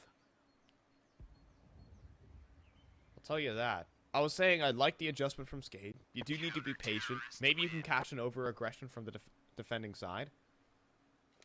But Eternal Fire have dodged out on all of that. Run a flawless shot. They're up 8-5. I'll take a quick moment to shout out one of our surveys that are going on here at the Pinnacle Cup IV, where if you complete it down low and you click on one of the banners, you can have a chance to win $500 just worth of skins. So you can go ahead and get yourself some extra skins. Just help us out here at the Pinnacle Cup IV with a little bit of a survey down low. So yeah, that's just a quick shout out before we head into round number 14. Bit of a force buy, half buy-esque. We have the AK of Bubble looking to deal all the damage. SKADE are in a bit of a rut. The problem is that the closer the scoreline gets to double digits for Eternal Fire, the more reliant SKADE become on being able to win the pistol round. Ooh, flashbang, more. Playing a bit too close to the fire, but Woxic is happy to juggle the flames. Flashbang out, not waiting for it to pop. Straight up goes in. Dennis Law's been taken away as well. And now, Eternal Fire what is in a Dreamer prime... what's going on? Hold on. Dreamer just single-handedly entered the A site on his own. And now all of a sudden, it is just Woxic. It's just a matter of waiting for the bomb now. I think Woxic realizes what's exactly happened. Oh, this is great. This is such a big brain thing to do. But the problem is that there's the players popping out of apartments. But he knows. He knows that both players are on the site. That's the one thing Woxic is sure of. Now they can be in apartments. But I think Woxic can try to safely deny that's a possibility. No one's peeking from pit. Should he expect Graveyard is the biggest question here for Woxic. Time proceeding to run low. Good stuff. Woxic. He's going to jump on top of the hay carts, but he's in an even more exposed position. Doesn't spot the head. And he's going to get run into a crossfire. I want this replay to show what Dreamer just did on that A site. He single-handedly walked in and just D2. That should not have happened. I think he only got one player, though. No, he got both of them, buddy. He just walked up and single-handedly entered the A site solo. Let's watch this. So Bubble top Banana. Oh, nice 1-for-1, but Woxic shuts him down. We're thinking, okay, this round's over. Woxic's literally pugging. He's flashing for himself. Oh, we don't get to see it. Unfortunate. Aw, you even had the little hype for it. I did. I had to hype it up. But we can't get everything here. Yeah, that's a pretty big mistake from Eternal Fire, all things considered, when SKADE was so low on weaponry. But now, Eternal Fire try to aggress once again, even more, making perfect use of the flashes to try to aggress once again. 2 players fallen on Banana. Aim starts to be a bit shaky for the side of Eternal Fire, but Woxic keeps things close. Lots of HP on the side of the blue. Yeah. SKADE, on the other hand, there's nothing that Woxic can do about this. They're be all the way into the bomb site before he can step foot through the door. Yeah, they're even just baiting him around. It's funny how the way that SKADE are playing that one. They'll get the frag to finish it 8-7. A minor lead for Eternal Fire. But generally said, I'm going to put this out there. I liked SKADE CT sides on this map just a bit more than a T side. Admittedly, they are a T-sided team on this map. Does that mean all that much to come to this game? I'm not so sure. I think the Eternal Fire T-sides, well, they were well thought out on Nuke. Can they bring the same heat to Inferno? It's been a long, long time, by the way, since Eternal Fire have played I would say, a relevant team on this map. It's been since March. Eternal Fire do not play a lot of Inferno. Throughout the month of March, they were playing Inferno left, right, and center, but they left that one out of their map pool. See if they can roll things back here on the T side, walking up to middle. It's only Dreamer here.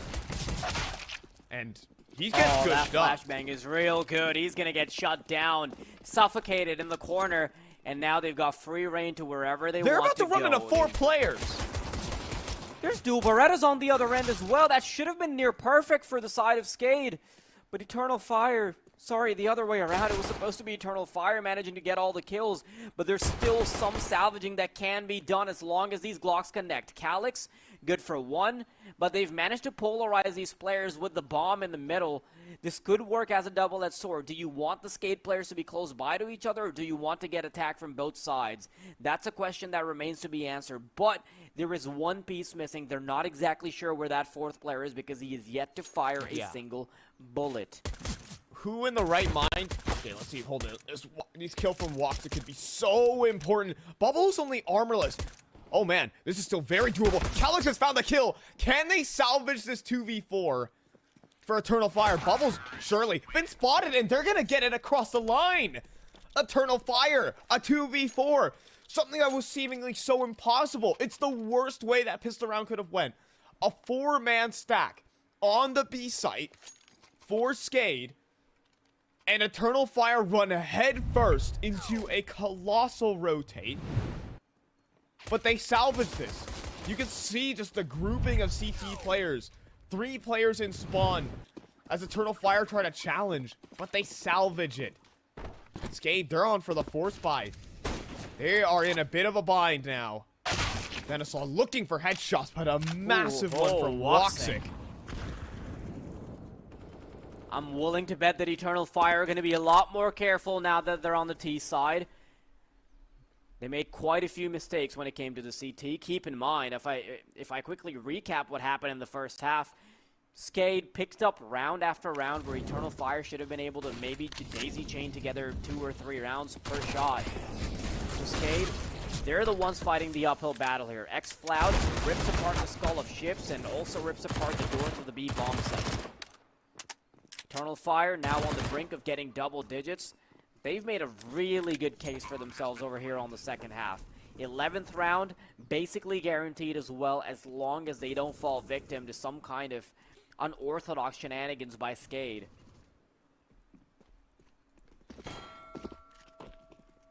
They've got it. You know what? Maybe we see something a bit more aggressive from Eternal Fire. Maybe we see SKADE turn the heat up in terms of how they play their CT side. Maybe a flash push or something of that sort, and SKADE could definitely have a party still. Yeah, I mean, I Stop think this them at is double digits. one of the most notorious Deagle teams, at least in this space of Counter-Strike, in my humble opinion. That sounds like a toxic ESCA name for a team. Notorious Deagle team. NDT. Could be That's our name now. Could be a rap group. Speaking of rap groups, I've got a rap group. I need to invite you to. You know, it's super niche, so it's only got 1 member right now. Okay. Me. Gotcha. Yeah. No pay, no benefits, nothing. You just scream at a mic. Are you in? So, like Fnatic? Sorry. Basically. All right, let's see this here. Okay, let's not undermine this. This ain't like Fnatic right here for SKADE. This is still a very, very real round. I'm joking, of course, because Fnatic only have 2 players remaining on their lineup, so I thought it was kind of like. Uh-oh, the legal team's coming for you. Your career's over. I accidentally talked about recent events. Oh no. Right now, 4-on-5 though. Great opening start. Lots of damage dealt though to Dreamer and ships down. Uh-oh, but. Oh, this is something that makes it a lot more exciting. Gaben the dreaded disconnect. Heavens. Can they still win this round? Is the biggest Sometimes thing. God is just watching out for you. I'm sorry. See how this one's gonna work out. Yes. Straight into the B side they go. If Eternal Fire can still pull this together, that is something to be commended. Brought the numbers down, whittled them down to just 4 players. Eternal Fire, big task.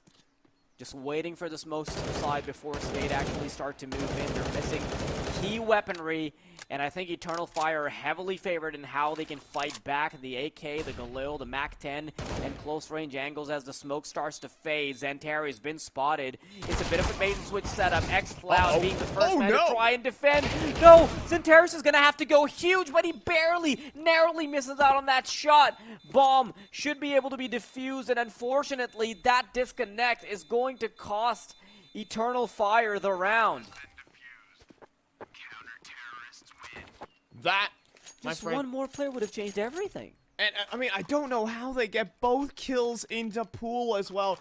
That's the double-edged nature of the B side of things, is that sometimes, you know, there are strong positions, but they are also difficult to get to when you don't have a smoke to be able to cross towards the back of the site. They have a player towards dark. Things could be different. But it doesn't quite happen today. 10-8, and well, you're gonna get a force 5 victory by hook or by crook for SKADE. They still get a buyback in and a very fast mid play geared up for Woxic. But no one's really there to meet him. Oh, look at how quickly they've triangulated into these positions. One in graveyard, one in long, one playing the close angle over towards short. Denslaw, you know he's not famous for missing any of these shots, but this time around he's going to find himself in the limelight. Zentaris, nice little opener to open up the ace site. How quickly do the rotations come in from SKADE? Dreamer, that's the position he really likes playing, and I'm suspicious that it might be checked out. Okay, good for 2 before he does get picked up. Rainwaker eventually falls, and it should be a pretty fair retake as far as SKADE is concerned. On to Arch as they go, pretty much retaking from the same spot, and Eternal Fire want to double down on their resources. One in apartments, one playing around pit. This crossfire is a very difficult one to get past, especially knowing that they've only got one Molotov, and this decision could be everything. Drops into graveyard. They clear out a key spot, but now they should be able to narrow it down into pit. Calyx spotted. As Chips is moving in close, there's no way they check for that. Trying to switch over to the smoke. Emor trying to keep it down. Lock and Key spots the Sprite before the smoke blooms, and it should be a cleanup for him. 11-8, Eternal Fire quickly bounce back from their disconnecting demons. Yep. Can't get all of those rounds handed over to you, SKADE. And so it's a huge rifle round to get. But SKADE, because they won their eco, well, they're still going to have a buyback in play anyways. Be blessed. An almost nuclear effort put together there. Dreamer, but the round is Emor's all the way. 3 kills for him. All of them impactful. But kicking things off towards top of Anna. That's the AWP. Yeah. That's the AWP, the opener. And because of that, their confidence will be bolstered enough to just break into brackets. Zentaris quickly slows down his pace of approach. To clear out every single angle meticulously. This allows them to burst forth into arches over to her scooter without actually having to commit to any angle. This pincer from apartment and short is going to make it oh so difficult. Dreamer, what are you even going to do with that deagle? Quickly moving into short makes it hell for SKADE to actually fight back, but this is going to work against them as the time starts to tick down. Defending from pit will be a task and a half. Dreamer, having given up his position, can't switch over to the second target quick enough. Good for 1, but now Ships knows. Wants to back off. Wants to do it with dignity. Yeah, that was a little... It caught me off guard, too. I really lost my train of thought because of that. He's trying to shuffle the weapons away, but he can't quite get it. Chips. He'll get another one handed to him, but... all things said, they finally snapped the economy of SKADE. Eternal Fire are going to head themselves up 12-8, geared for 13. Knocking on the door of a 2-0. And we're coming into Inferno saying this is SKADE territory. Talk about how they've played this map so often. Not just in officials, but also in scrims. But Eternal Fire showing up and at least taking the first part of this half by storm. Ships still a capable offer in his own right. Don't underestimate this guy. He fires off, reveals his position. He is going to have to find other avenues to get his team back in. I'm gonna put this out there. I think Eternal Fire, so far, they should have had him way more. Rainwaker, hello! Oh, okay. I'm gonna have to hold that thought for a second because Rainwaker can just run out and have a fantastic moment like that. It is just one shot so far, but this does open up an avenue for Ships to bring something together from Flashes out, Mac-10's in, but before it can even touch the ground, Ships will make sure it's a corpse that greets the ground instead. Moving into the A site, Ships missing the crucial shot. Doesn't catch the second on the balcony either, but that was the golden opportunity to reel the leash in. Bubble, last man standing, knows there might be a bit of damage on either side, and he's walking into his demise if he does walk through that angle, legged already. Woxic just Saving pugging his this one, weapon. man. He's running at him with the Glock. Yeah. Oh, dear. Run from the Glock, Bubble. Oh, he's... No, don't even. That Glock is gonna get it for Woxic. Fire. I was just gonna say, right? Eternal Fire posed to have a much more convincing scoreline because even the rounds that SKADE did manage to get on their T side was off of glaring mistakes that Eternal Fire made. And despite that, if Eternal Fire are up 13-8, they're looking like an overwhelmingly better team right now. And that's a big problem if you're a SKADE fan. Are they going to be able to come back on the CT side now that they've got money locked and loaded? Well, this might as well be their last chance. Alright, Denislaw back on with at least an AWP, but not much to see in towards middle. Looking to go re-aggress down bottom. Banana, but oh boy, do they get punished. Oh dear. That could be, the ship is full of holes right now for Roz. And there's only one bubble to try and keep it afloat. Just firing off through the smoke, but nothing connects. They come back to middle. It's only Dreamer. The shelter play is going to have to be immaculate. The refrag, before it even happens, he should be able to pick up a lineup. Okay, there's the first shot. The second keeps lining it up, but he can't get the third. Woxic, nice little opener. That's it. That's been called. Bubble is gone. I mean, every time Dreamer's in those situations, they had to run him out of bullets there to try and get past him. I swear, Dreamer has been doing so much for SKADE individually. If you remember the round on T side where he just single-handedly entered the A site, we didn't get his perspective, but believe me, that's what he did. It's something I talked about in the pregame as well, right?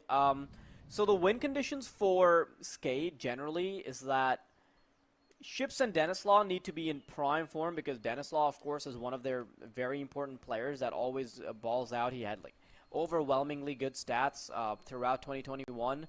And when they can't exactly get all of their pieces together, Dreamer is the one that bails them out in this kind of spot. Unfortunately, even with the bailouts, even with 17 kills, that is competing with the enemy squad, even though there are 14-8, that's simply not enough. And with only a couple rounds around the horizon, unfortunately, I can't really see a good future for SKADE right now. Not in this tournament. You know, I mean, they do have another BO3 to look out for today, and that is their qualification to the upcoming tournament ESL Challenge Series Valencia. So, of course, it is important for this squad of guys to bring their energy to compete at an international event. Right now, their time here in the Pinnacle Cup IV is certainly waning. Lots of apartments control gained here for Eternal Fire. They can leverage that into a lot. An apartments pop would counter this setup here from SKADE, where they got 3 players in towards the lane side. Is this setup going to be tested here by Eternal Fire? One flashbang to break it apart could provide the biggest problems. Flash almost goes wrong. 1-for-1 trade. Denislaw, though, pops out the shelter, and they need to time this one perfectly. Denislaw good for a second, waiting for Woxic to swing out. Woxic responds immediately, and Dreamer wants to aggress further, wants to push down to brackets to potentially get the jump on a player waiting for him. They know Woxic is alt middle. That's for sure. Calyx has dropped in a pit. I'm not sure he's been heard. So they know Woxic is here. Oh, Calyx does get found. Alright, yeah, this definitely slows down Eternal Fire, right? Because SKADE, He's with about to 20 get shot in the seconds back, and 3 Woxic. players, there's no way they're going to mess this one up. Even though Woxic is playing on 1 quadrillion sensitivity, he will... It's still going to be difficult to flick between every single angle. You know, the funniest part about... Hold on, Woxic I think it's actually going to go down here. Take your time. No, not with 1 second. Come on, man. Oh, that actually gives them a chance now. The money being that bad on xCloud means that they're now going to be losing out on a weapon.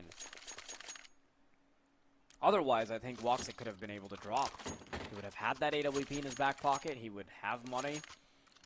It will be a full buy. So xCloud, he's going to have to bear the brunt of his teammate being taken down in the last few seconds. And Eternal Fire might only be a couple rounds, but this could still be make or break.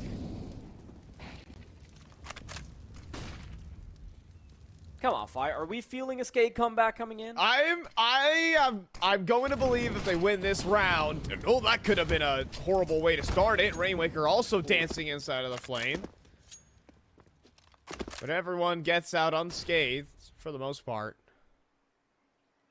Eternal Fire, oh, they're coming knocking. Calyx up to no good. There's an AWP holding this that could hold that threat angle. Denislav's not going to quite do it. Right now, at least they have the apartment's control. And they're just going to be satisfied with at least putting pressure on this A site. They're going to bring it back to B. This change in pace really signifies to me that there is potential of a choke if they can't quickly get this down under lock and key. SKADE, they've only got utility ready on B because they want to be able to fight back instead of oh no. Retake isn't going to be that easy. Moore gets ships. Bubble wants to retake from construction. But before the retake even starts to happen, they're fully locked in position. They've got 5 players alive. This can't be too difficult to hold down. Nice little lineup from Bubble through the smoke. Kills the bomb planter, but the deed has already been done. Time starts ticking down, and it's going to be a tough retake. Woxic holding a narrow angle, transferring utility to the teammate in pit towards Pillar to make it easier for him to be flashed out. But that little transaction means that they found a sliver. They found a gap in the defense's Calyx. Last man standing, only holding down the wire to be able to spray down through the smoke, but his attempts are futile. Cannot get it done, and Eternal Fire, they've been delayed for yet another day. Oh, they get caught throwing around utility, and then Woxic is unable to post up. He gets wide swung down to oblivion. And you're gonna see 14-10. The bomb plant allows for some purchases to potentially come through, but it is not perfect at all. We get the perspective of the SKADE players on this retake as, I mean, just throwing the smoke distracts both Woxic and Xantares to the point where they are unable to hold on to their respective angles. They come up to top and hit a 98-in-1 dink for Amor. Could have been an excellent frag to find. But he'll go down and... well, they're just going to leave it to this lane setup here. One flash to rule them all. It's in the hands of xCloud. It is pinned. It is primed. It's ready to go. Yeah, they're pretty much just relying on Calyx to be able to do the unthinkable. For Rainwaker, probably expecting some kind of push like that. Nice little double up to be able to close this one out. xCloud. His responsibility was just to get the flashbang in, maybe pick up the hero AK and get something done, but other than that, it's just a funeral service waiting for him as he goes towards the bomb. Okay, Tech 9 in hand. Small upgrade, big dreams. Yeah, I don't think he's got this. We'll get finished off. 14-11. Not really a matter of getting the round, is it? It's just about doing as much damage as possible, so... by the time they're on that 15 mark, SKADE are still struggling to buy utility. Get a bomb plant, maybe. look for something, but now they got the guns back in hand for Eternal Fire. Another chance to basically bring this one over the line. The money still has yet to even build for SKADE. Only in the hands of Denislav, really. Just Dreamer, Bubble, Rainwaker down very, very low. Okay, but that's a fantastic beginning. Walkstick is down to, you know, I'll just say it, basically nothing. Smithereens. And only now did they begin to slowly take their map control. They get back up into the apartments, but full banana control established from SKADE. That'll queue up a 4-man rotate to the A site. Can Eternal Fire... They invested more heavily into utility, all things considered here for Eternal Fire. Could said utility pay off? This cannot be good in terms of the setup, right? Because SKADE, they have 4 players ready and waiting on the A site. If this bomb eventually heads towards A, there will be 4 avenues they can suffocate Eternal Fire from. Bracket smoke goes out. I think they're making their intentions a lot clearer this time. There's no fake, no fooling around. It's just a matter of purely getting the aim going. Xfloud catches the player on top of the smoke, so it is still a 1-for-1 trade. Out. Getting caught by the AWP. Dreamer follows it up. Walksick and Xantares quickly catch themselves in between a rock and a hard place. And that's going to be it for that particular round. 2-round deficit, 2 rounds away from the win. Eternal Fire, they're going to be kicking themselves if they can't bring this over the line. Odds still favoring Eternal Fire, but with this money and the T side being that fickle, what are we even thinking?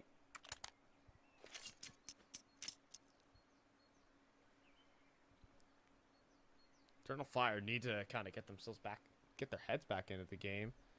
I mean, they get the initial, at least a 1-for-1, but that site hit was messy. In fact, there was a missed moto smoke in there that allowed Denislaw to find impact. I mean, there's also just a pit crossfire. They're just going through the, you know, Alice in Wonderland. You run into one magical beast, and then there's another, and then there's another. Had to run the gauntlet there for Eternal Fire. There's no chance getting through that. SKADE with another good, just CT side positional play. So Tech9's out for Eternal Fire. SKADE, another chance to keep pushing them closer and closer to Eternal Fire scoreline to make a comeback happen from out of nothing. I'm actually a really big fan of how Eternal Fire are playing these last few rounds out, because normally you've seen them be a bit hastier, a bit more aggressive with how they take purchasing decisions, but they've made it a bit more conservative. They've got a couple Tech9s in there, some Kevlar. They want to give themselves a fighting chance in both this round and the next one. Just going to put this one up to another Halls pop. Two-man pit set up for SKADE. There's no molly to flush them out. On paper, this should go SKADE's way. On paper, though. I want to see if the pistols can do a lot more than what just the paper has designated them to. Apparently not. Done and dusted. Clean round. 14-13. Round by round, folks. That's all you gotta think of it that way. And SKADE. Pretty sure SKADE just have tab unbound right now, not even looking at the score line, just focusing on the round at hand. All right, where have we got to get control? Where do we have to play a bit more conservative? Where's the flashes coming from? Where do we have to play the anti-flash? And so far, it's not like they've done anything particularly impressive with how they're aggressing on certain areas of the map. They've just waited for Eternal Fire to sort of cook their own death. Oh my gosh, Nate. Walksick has been the fun recipient of a boatload of HE damage at the start of numerous rounds, and he'll play this one at 14. Normally noted as one of the most aggressive offers we've had in the space. Well, that's going to be limited.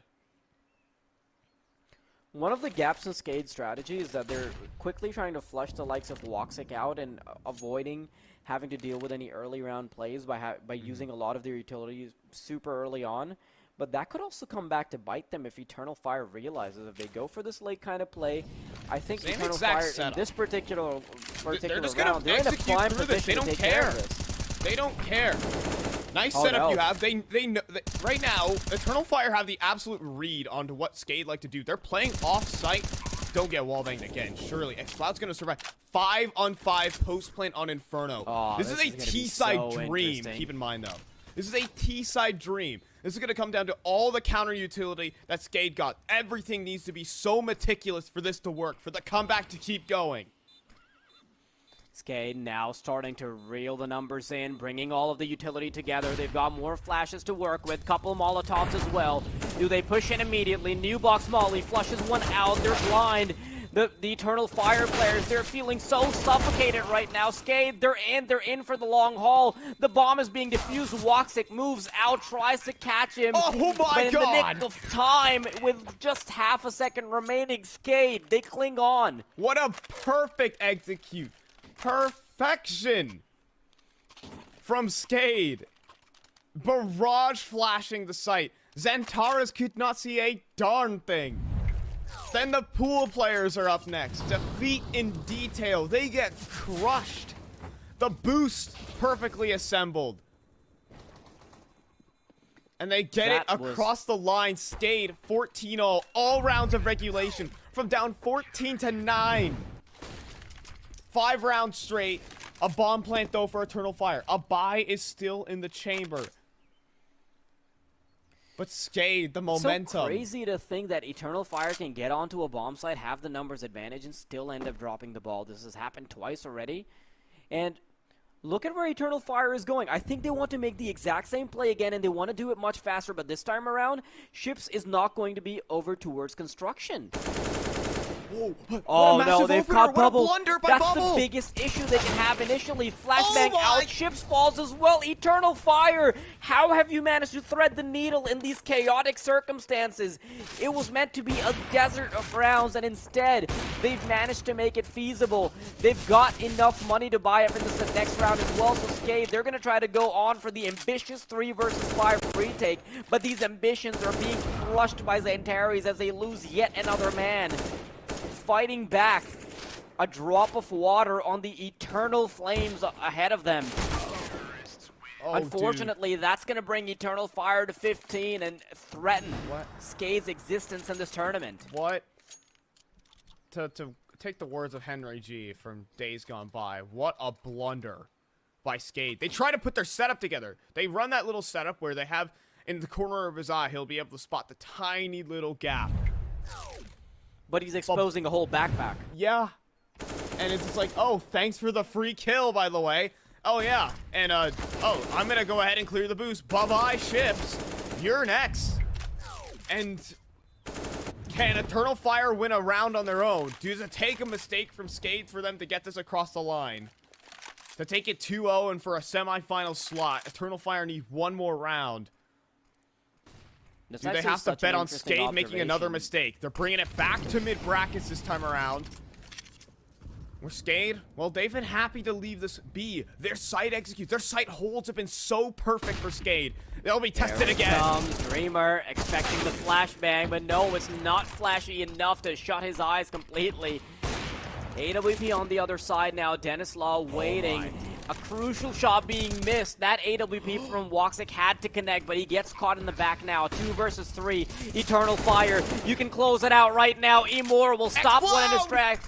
xCloud gets another, and now it's all down to Bubble. You've got to keep your team alive in this game. 16-14 would be a terrible scoreline after the comeback. Will the choke finally happen? Bubble, he's looking for either angle, but xCloud through the box comes in clutch just like he did in the previous map. And Eternal Fire, they deny the comeback. They put their foot down and show us why the flames are eternal. Dude, xCloud again shows what he's made of in the clutch.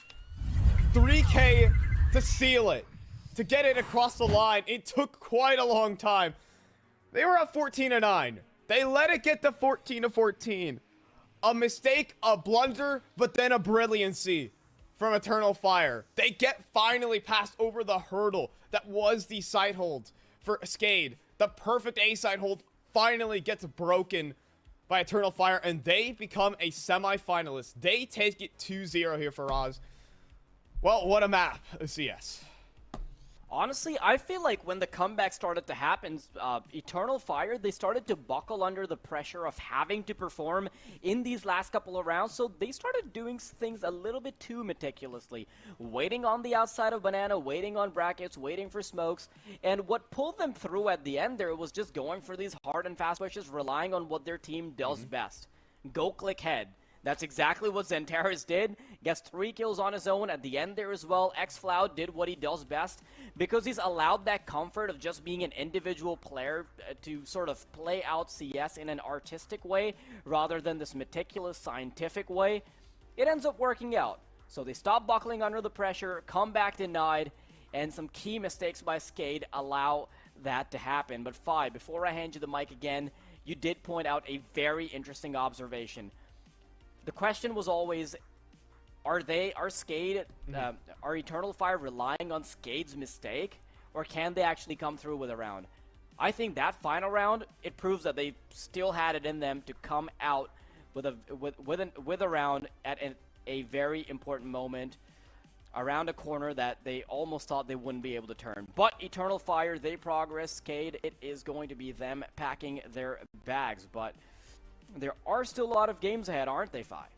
Yeah, there are still plenty of more games coming down the pipeline here for the quarterfinals. Of course, we are waiting on an interview with Woxic at the moment, so we'll actually we have it right darn now. So, I mean, or in next couple of minutes, rather. Sorry, back to us, however. But yeah, we have a couple more quarterfinals coming down the stretch today. But I do want to kind of touch on what Eternal Fire brought to the table. Specifically, xFloud was my most impressive factor throughout today. My most impactful moment. I said, like, in between the break and to kick off the map of Inferno, xFloud made near no mistakes, in my opinion. He plays very hard roles for his team. He plays very isolated from the pack. He doesn't get set up like your Xantares, for example, your Woxic. But he thrived. He still found a way to thrive in a lot of the mid-round, late-round situations where a lot of pressure is put onto a young guy. So at least that's going to be my shout-out, is xFloud. But now, folks, we're going to bring this one in to interview with one of our winners. And, of course, that man is Woxic, legendary opera from the time well, you can bring it all the way back to Hellraisers, Mouse Sports, now making his way here onto Eternal Fire. Let's see if we can welcome Woxic into the call. Well, I think first things first. Hello, Woxic. So, first things first, how did that game go for you? How are you feeling about it? I mean, it was a very close call there at the end, right? Yeah, I mean, we had the game actually, but Calix had a connection loss in one round. His game crashed, and it was they were eco actually, but the round was already started, so we couldn't make the remake again, and we lost round. But it's our mistake again. Like we did a couple of crucial mistakes, and it was almost costing the game to us, like this map. That's why, like in the end, we fixed it. We played together well in the last 2 rounds, so that's why we won it basically. So how's the pressure feeling in those last couple of rounds? Because honestly, we could see that the team was starting to buckle, right? I think the breaking point for me personally was when the player disconnected, the eco was lost, and I think the mental started to crumble. So how did you guys recover from that, from like a team building perspective? Yeah, we were just keep saying to each other, like we had like unlucky situations and some mistakes, guys, we did it, but we can recover. It's still our game. Like we won the first map, we can do it again. Like do not lose yourself now, because it's almost over, you know? And that was the kind of motivation from them to be again like full focus to play. Because it was all right, too Woxic, close. I just yeah, definitely. I mean, that closeness makes the game so much harder. But speaking of the prep around this tournament, around how the rest of the games are going to go, how's the prep feeling right now? And do you feel like you're confident and prepared for the rest of this tournament? Yeah, like we are feeling confident about it, because we know like we did really big mistakes in the major. If we wouldn't make that mistakes, we were maybe being like even more like legend stage or something. And we saw our mistakes when we had like free time, and like most of the mistakes are just fixed, I believe. And we're gonna keep say that basically, like we just gonna keep play and we just gonna keep practice. And for the preparation wise, we are like doing the preparation every day about our new opponents. Doesn't matter who are they, and playing like we just changing our game plan for that. And we just sometimes doing anti, sometimes playing our games, sometimes playing default, sometimes on the fly, sometimes with strats. So basically, it's how it goes. And we just gonna play our game and gonna be hard for our opponents as well for the next games. Yeah, I definitely think you guys did become a little unpredictable, especially when you guys threw a bit more of the same in the last couple of rounds. But thank you for the interview, Woxic. It was lovely to have you. Congratulations on making it to the semifinals and, of course, also making it to the major. That was a big accomplishment. I hope to see you again very soon. Hopefully doing some kind of a finals interview. Hopefully. Yeah, hopefully. Thank you, too.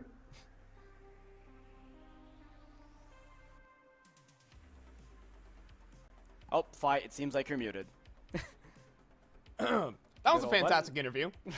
So let's go ahead and say exactly what it said. That was a fantastic interview. Woxic, always a very talkative guy, gives a lot of insight and very, very passionate about the way the game he plays and the team he plays for. Also, I mean, generally speaking, a good day in the office there for Woxic. I think he did the job as stated, but also, I mean, just continually improving here on our Eternal Fire. Yeah, absolutely. I think that was a fantastic game to watch, right? Just from a viewer perspective, the hype, the build-up, the unpredictability, the sliver of a backpack being shot to allow Eternal Fire to move back in. That was the total package for me. Like, even as a viewer, as a caster, that was everything. But, Fi, I think it's about time we close it out. We hand the torch over to the other casters for the games coming right up. So any closing thoughts? Well, I guess I'll say I'm happy to be able to cast EU Counter-Strike once again, so hopefully we'll see more of myself and Faraz on a couple of other broadcasts around the block. But I think on behalf of myself and my co-commentator, let's go ahead and toss this one off. We have a couple quarterfinals coming your way, so you guys don't want to miss that. If they compare to this one, which they sure should, this entire Pinnacle Cup is going to absolutely slaughter. So once again, thank you guys so much for watching. That's it for us, but more quarterfinals down the stretch. You don't want to miss it, so let's stay tuned.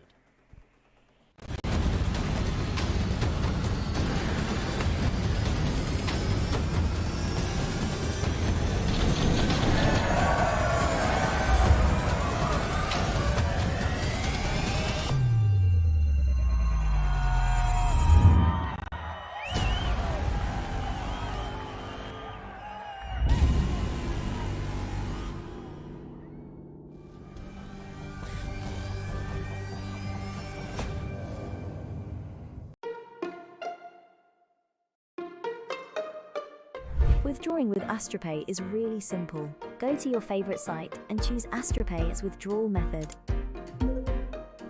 Then type the amount that you want to withdraw, type your mobile number, and click on the Confirm button. Now, enter your wallet with your usual credentials and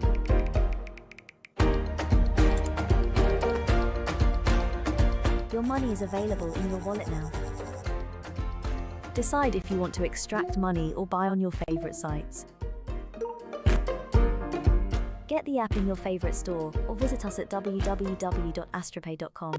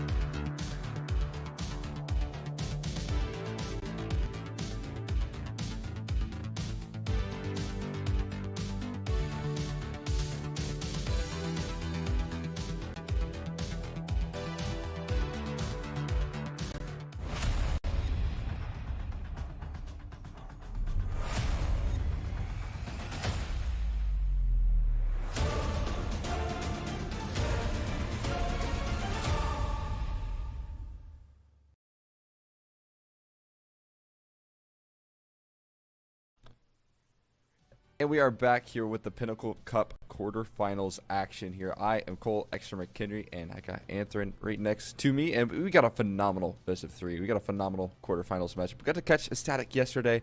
Now we get to catch them again versus a whole nother caliber of opponent in BNE. What do you think about this matchup, Anthony? I don't even know if this matchup is the highlight of today, because so far we have had some pretty notable upsets. One of them being, well, actually not today, but yesterday in general, Spirit. They're not here. One of the top 4 teams at the major are gone. I don't even know if this is the most highlight we can talk about. I mean, obviously you've got SKADE, who looked really good yesterday against the boys over at Apeks, and I mean, honestly, I don't even think their chances are that unfavorable to take it here. They looked scary, especially if all of them can turn up again, but still, man, we have been filled with upsets.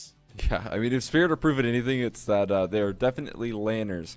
I was watching them right before they got their chance to go to the RMR in the major, and I didn't really have high hopes for them because they did take on Finest right before they had to leave to go to that major, and well, they didn't do all that well versus Finest, and now they finally get bested by them. So an absolutely bizarre turn of events so far. But as we can take a look at this bracket and see how things are shaping up, you can see that SKADE were able to make their way here yesterday. I mean, a tough matchup for them. Apeks is one of those teams I feel like is on the rise, and they were able to take them down in reverse sweep fashion, in a pretty dominant fashion as well, I will say, with Ancient and Dust 2 kind of swinging their way. Yeah, no, I mean, I think SKADE, if they can put up that performance again, it's going to be hard for BNE to topple over because they were so good at almost everything. I mean, we saw their T side and how volatile it was. 10-5 half, of course it's got to be good. They had success around the map and consistently too. It wasn't just them identifying one weakness and maybe exploiting it every now and then, but they were lights out. I think if they can find a bit of a crack in the armor early for BNE, it's going to be difficult for anything to be slipping through. Yeah, I mean, we had really big performances. Fasher was the one that I want to highlight yesterday that closed things out on Dust 2. He had an incredible game. But then in my interview with Fasher, he was talking about how Bird from Sky's in charge of a lot of that entry duty alongside IGLing. And when he talked about, you know, his impact, he said, you know, if he's able to find those opening kills, then none of us have to worry about finding trades on him, and that's exactly what he was able to do yesterday over on Ancient. Just non-stop entry work coming through from the IGL, and that has to be such a huge weight off of shoulders of the rest of SKADE here. But on the other end of things, I mean, obviously I feel like Raygon has proven himself to be a pretty effective force here on BNE. In the major, he was dropping huge numbers, and I wonder if he can continue that in the online format.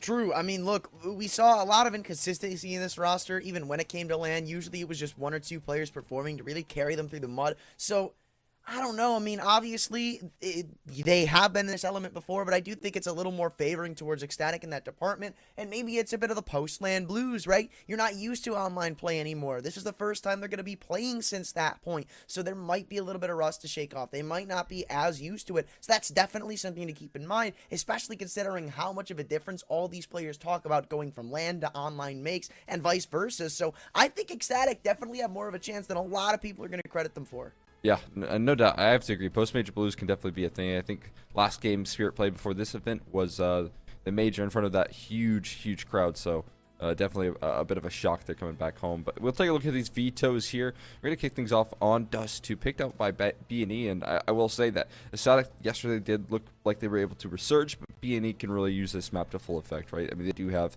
the aim necessary to get this one across the line. We get Vertigo thereafter. I don't think that's any surprise coming out of SKADE. They've always had this in their gameplay and in their repertoire to try and bring on out. And then Ancient is where we really saw yesterday that SKADE thrived in. I mean, it's 16-5 taking on Apeks, and a lot of that work was done on their T side. I believe a 5-10 half where they were able to find all the openers. Bird from Sky, very solid. So this might be a little bit of an exciting veto here, bar Dust 2 for SKADE. I mean, I think even Dust 2 could factor into that. Yeah, I will give you the fact that it was a bit shaky on the performance. A 16-13 finish in that game isn't necessarily something that you would expect to contend with the likes of BNE, but for the other maps, I don't really see a reason why SKADE can't take them. Like, we already talked about Ancient. I don't need to beat the dead bush. It's like, you think about Vertigo, that was SKADE's map. Like, that used to be their tried and true. So I definitely think they have one hell of a chance on that pick, and I really do like it. Now, maybe it's going to be a bit wonky with the new AWP in play, but still, I think the scariest part of SKADE is the fact that they recently picked up a new player. I say recently with a very loose term, but still, they picked up a new player, a new offer no less, usually the highlight of the show, the star in play. And that's not even the one we look forward to. I'd say, honestly, what Bird from Sky does makes way more sense in comparison to the success you may or may not see from ECSTATIC. And if he's able to put up what he did yesterday, I see no reason why ECSTATIC can't take this series.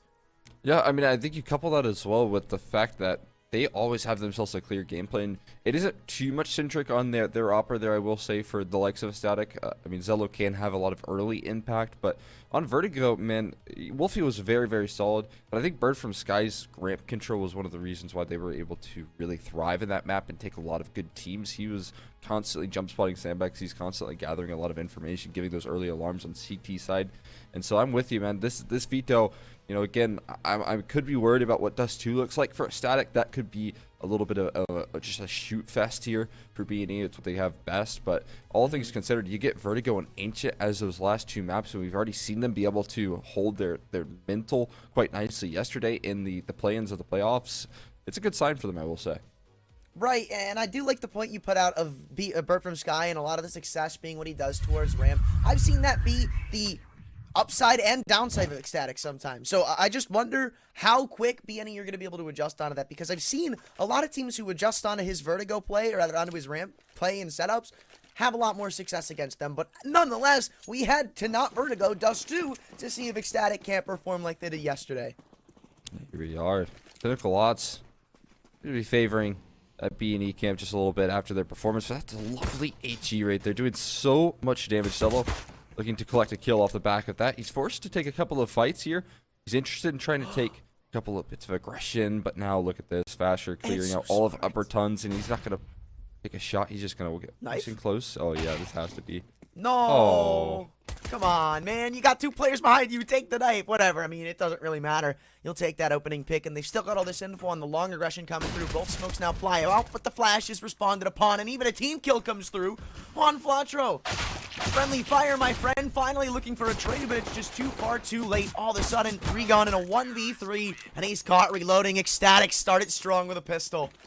It's a pretty decisive start as well from them. I mean, a push towards upper instantly, and then they follow that up with just a collapsing through long. Very sick stuff from ECSTATIC, and again, you know, that's kind of how you need to play. You need to be decisive. You need to take early control. You need to not really shy away from the fights, because they'll certainly give it to you on B&E. You do have a force buy of the Deagles. I feel like this is what they do best. Getting those Deagle rounds and making it possible. Definitely workable here. Yeah, this is one thing that makes this team just so scary and volatile, how good they are in these eco/force buy rounds, but maybe a bit ahead of the pack now. I mean, look, it's already got a pretty good crossfire held up. Yeah, flash comes through, and no kills come off the back of it, at least for the people throwing it in, and now it looks like it might just be a feeding frenzy. Sure, you've given Regon one, but...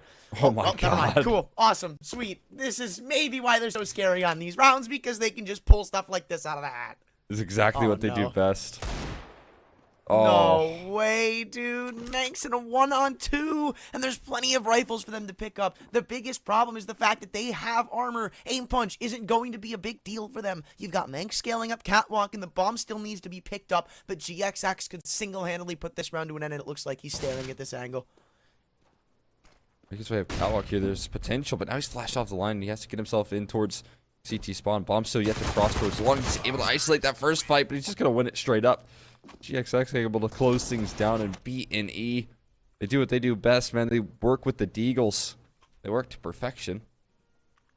I just noticed that's a Eternal Fire logo there. Hey. What about it? They I are mean, the I'm new not, Eternal Fire. I'm not complaining. I'm just, they are the new Eternal Fire, though. Look at that, man. That's so sick. They got the aim like no other. They had flashes to go back in. I just think it was them being cocky. And they're punished for it. Now it's them on the force buy. And BNE are going to have to eat a taste of their own medicine if ECSTATIC want to retain this lead. Yeah, you cannot give up fights like that to B&E. That's for sure. And they've learned their lesson early. Maybe that's a silver lining for them. But still, you would have liked to walk away with a little bit of extra off the pistol round victory. Now Juan Flatro just solo with an AK towards middle. He's going to take all the liberties here. He's got two lined up on the site. Round is done. No one's expecting window. He'll turn around just in time, but not in time to take a fight there. And Juan Flatro just completely clearing out. And he's calling this actually forward to his teammates. So he's closing in. Manx will find a kill, but should be traded here. Maybe an AK in retrieval. And now he can try to position himself on this B site for this exact play to come through. Synopsy not tried it out just yet, but there's some leeway into this site itself. There's 2 smokes to exploit over towards the doors as well. Ooh. But hold on, Manx is still putting up numbers. Getting himself a double, looking for more. He couldn't punch out the last, and he can't pick up this one either. It was still so close, though. Oh, man. So very close. Really put up a great effort right there with the AK in his hands. He was the sole player to step up in that round, but not enough. So now SKADE forced onto an eco here and off to a little bit of a slower start than they expected. Op in the hands of GXX immediately as well, so they're looking pretty good. But we did see a lot of momentum shifts yesterday in SKADE. Again, I feel like their mental fortitude was quite there, so there was no game where they were really out of it yesterday. Yeah. No, I'm with you. Like, they kept it close on the ones that they lost. In fact, if I'm not mistaken, like 16-12 on the map on Nuke. No, I can't. Double overtime, I believe. It was double overtime. Yeah, no, like, yeah, it was not one-sided by any stretch of the imagination. That's what we're talking about SKADE. So they are a good team at keeping these games close. Like, even when they aren't necessarily the favorites, they are really good at going neck and neck with their opponents. No doubt. That's for sure. We'll see if they can keep that up here. We do get the double up immediately purchased up into, which is interesting. Both players on glass cannons here for Zello and Manx. We did see that a little bit there yesterday on their dust too, but this is a whole level of a gamble here, a whole new level because of the glass cannons in play, limited utility, not a lot that they can really work with here, so they just need to hit the shots. I think they're gambling just a little bit in that sense. So that's a really sick lineup. I was scared. Oh. I really thought he hit it. Well, BNE, I think we're starting to see a little bit of why they picked this map. They look, I mean, comfortable. Can't even describe what we kind of see from them right now. Even though they lost the pistol, it still just feels like it's been night and day.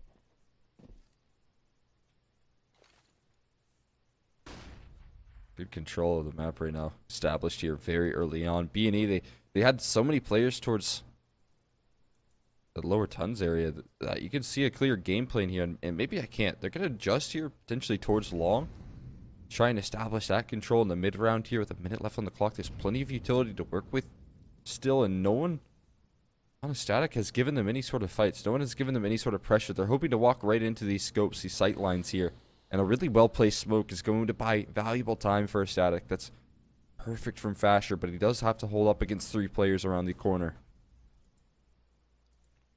Well, they bought out all this time. SKADE, this is another thing they're really good at doing. But Tella, what can he be good at doing on Catwalk? Because he's got the perfect weapon to counter this play. One player about to swing in. You can't be giving those shoulders up to an Opper, my friend. Now with the bum spotted, they all just tuck into their little cubbies. Force BNE to even if they win the aim duels, take as long as they possibly can just to clear them out still. Keeping Juan Quattro here. Flash finally delivered in, but not the kill as it's all of a sudden 2v5. And BNE are leveled out in the late round. GXX running for the hills with the op. And SKADE clap right back with their first CT-sided rifle. It's a really good start right there. A really good start from Zello. Perfect angle held on Catwalk. Like you said, gave him a little bit of shoulder and he took it. Exactly what you needed to do. Again, when you're talking about this lacking utility here for SKADE and the double op investment, you need to have that impact early. Otherwise, you're just going to be in such a disastrous economical spot there. And they get away with it. Very strong stuff from them. And they keep it up here. Buy coming in once again here as well for BNE. They got good enough money to get those investments out. Saved up as well.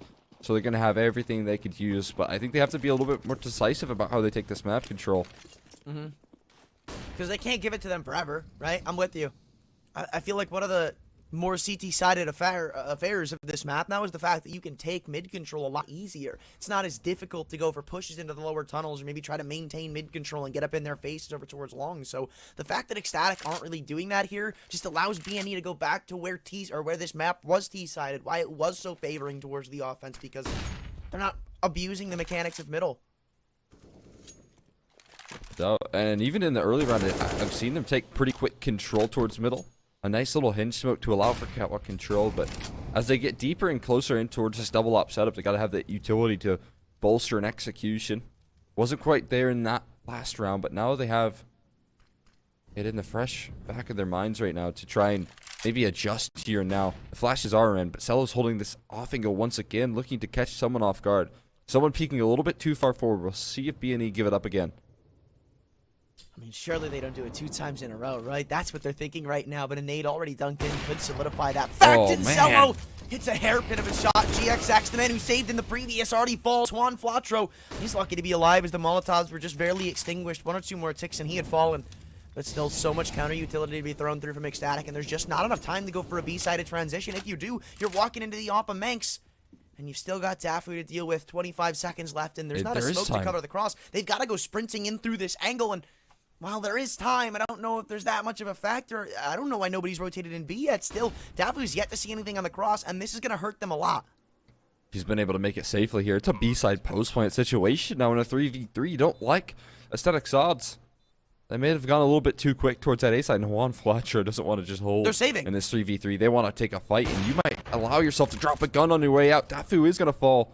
Silo and Faster going to walk away with their guns, but that's 1 less rifle you can bring into this next one. I mean, this is like word for word, bar for bar.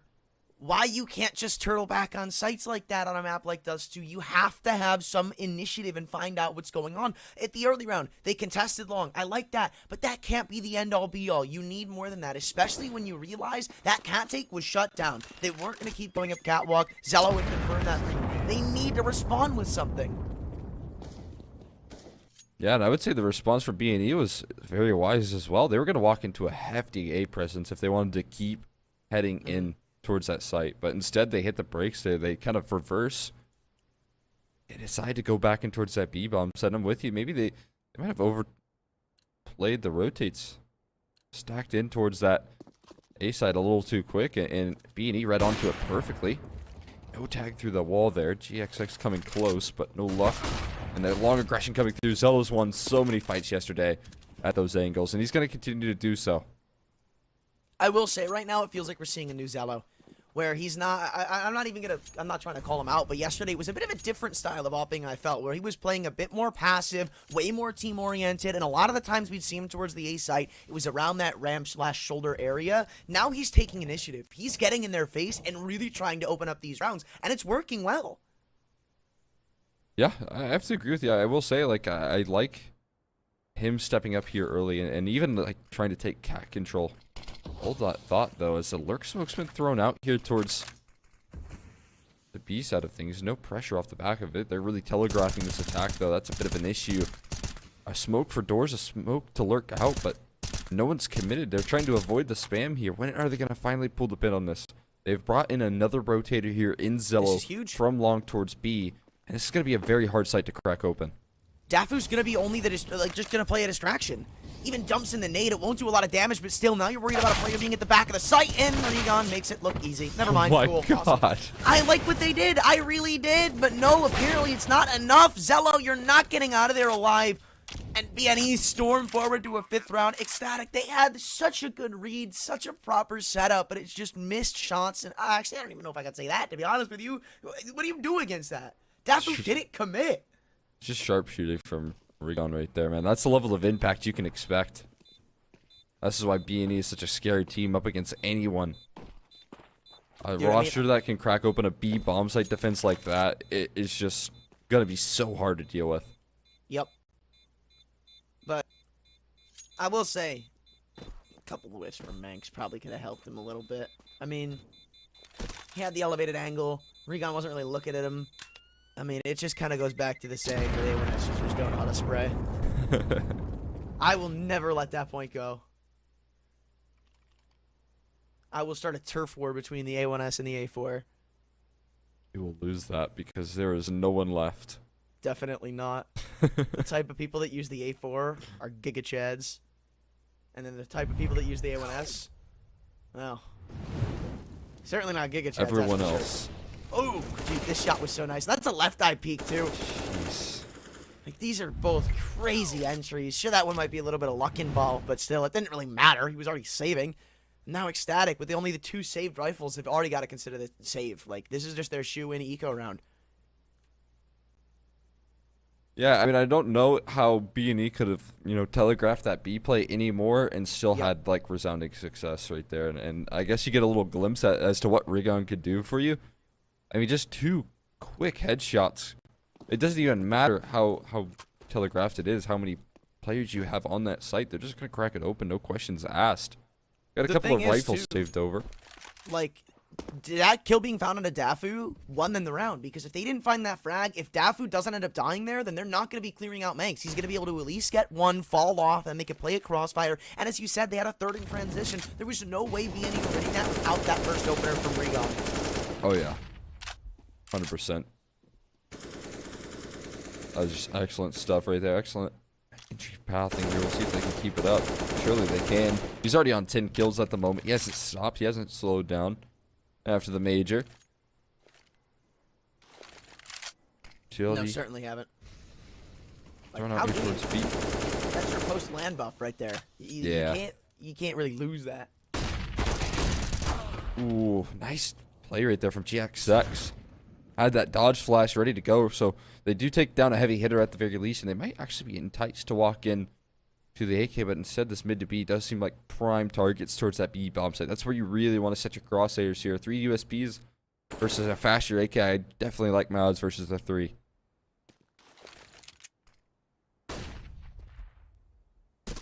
No, I'm with you. Like, the fact that it's this close, ecstatic, I'll take this.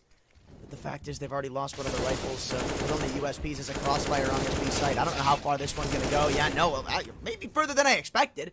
Manx delivers on one, and with 20 seconds to go, it's not impossible, but certainly unlikely. Yeah, Daff was getting wrapped from every which way. Yeah. He's out of here. Get him out. Get him out. I think that faster just got spammed straight through that smoke as well. Those Pinnacle odds going to continue to favor BNE as they take Dust 2 in solid fashion.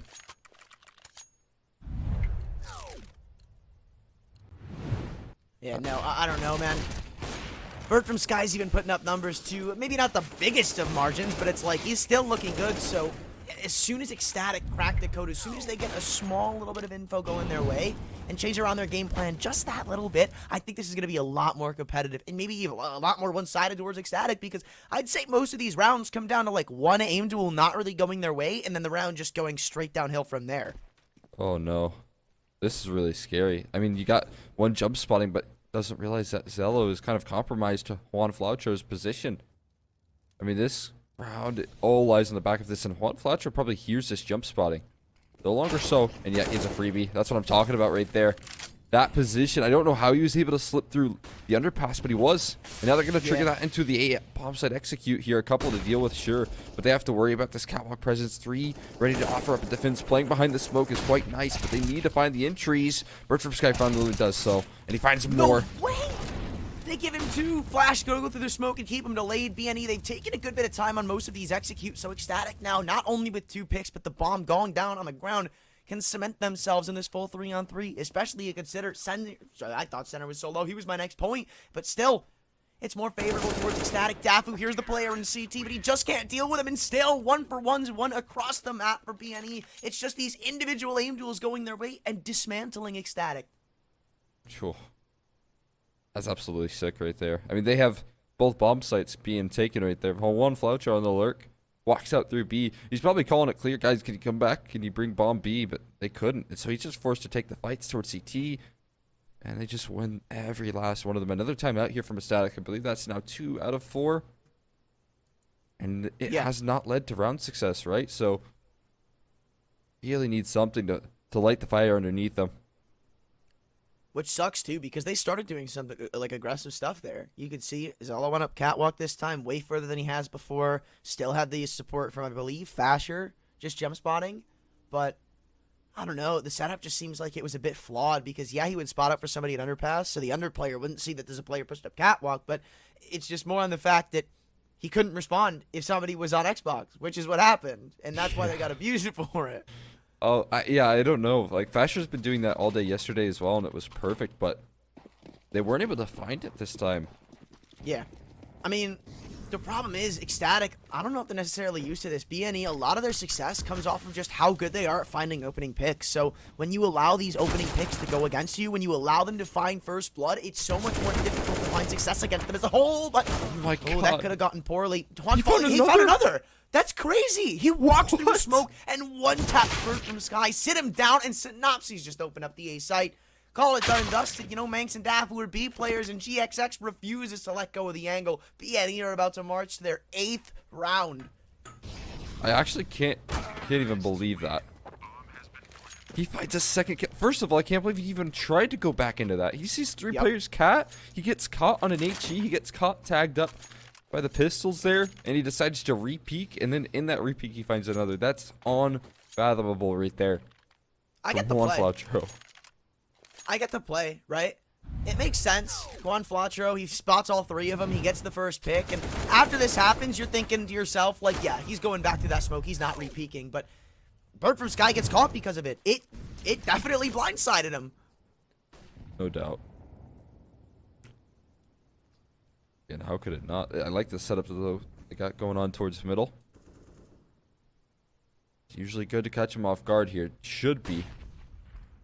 Fletcher, is he prepared for it? Not quite. Makes. Is going to find him off guard right there. That's a big pickup right there. A big reliever, as Juan Fletcher has been the one that finds so many entries here for the likes of BNE. Now he's down early, and you already talked about the need to gather those opening picks, but maybe it's short-lived. What? Dude.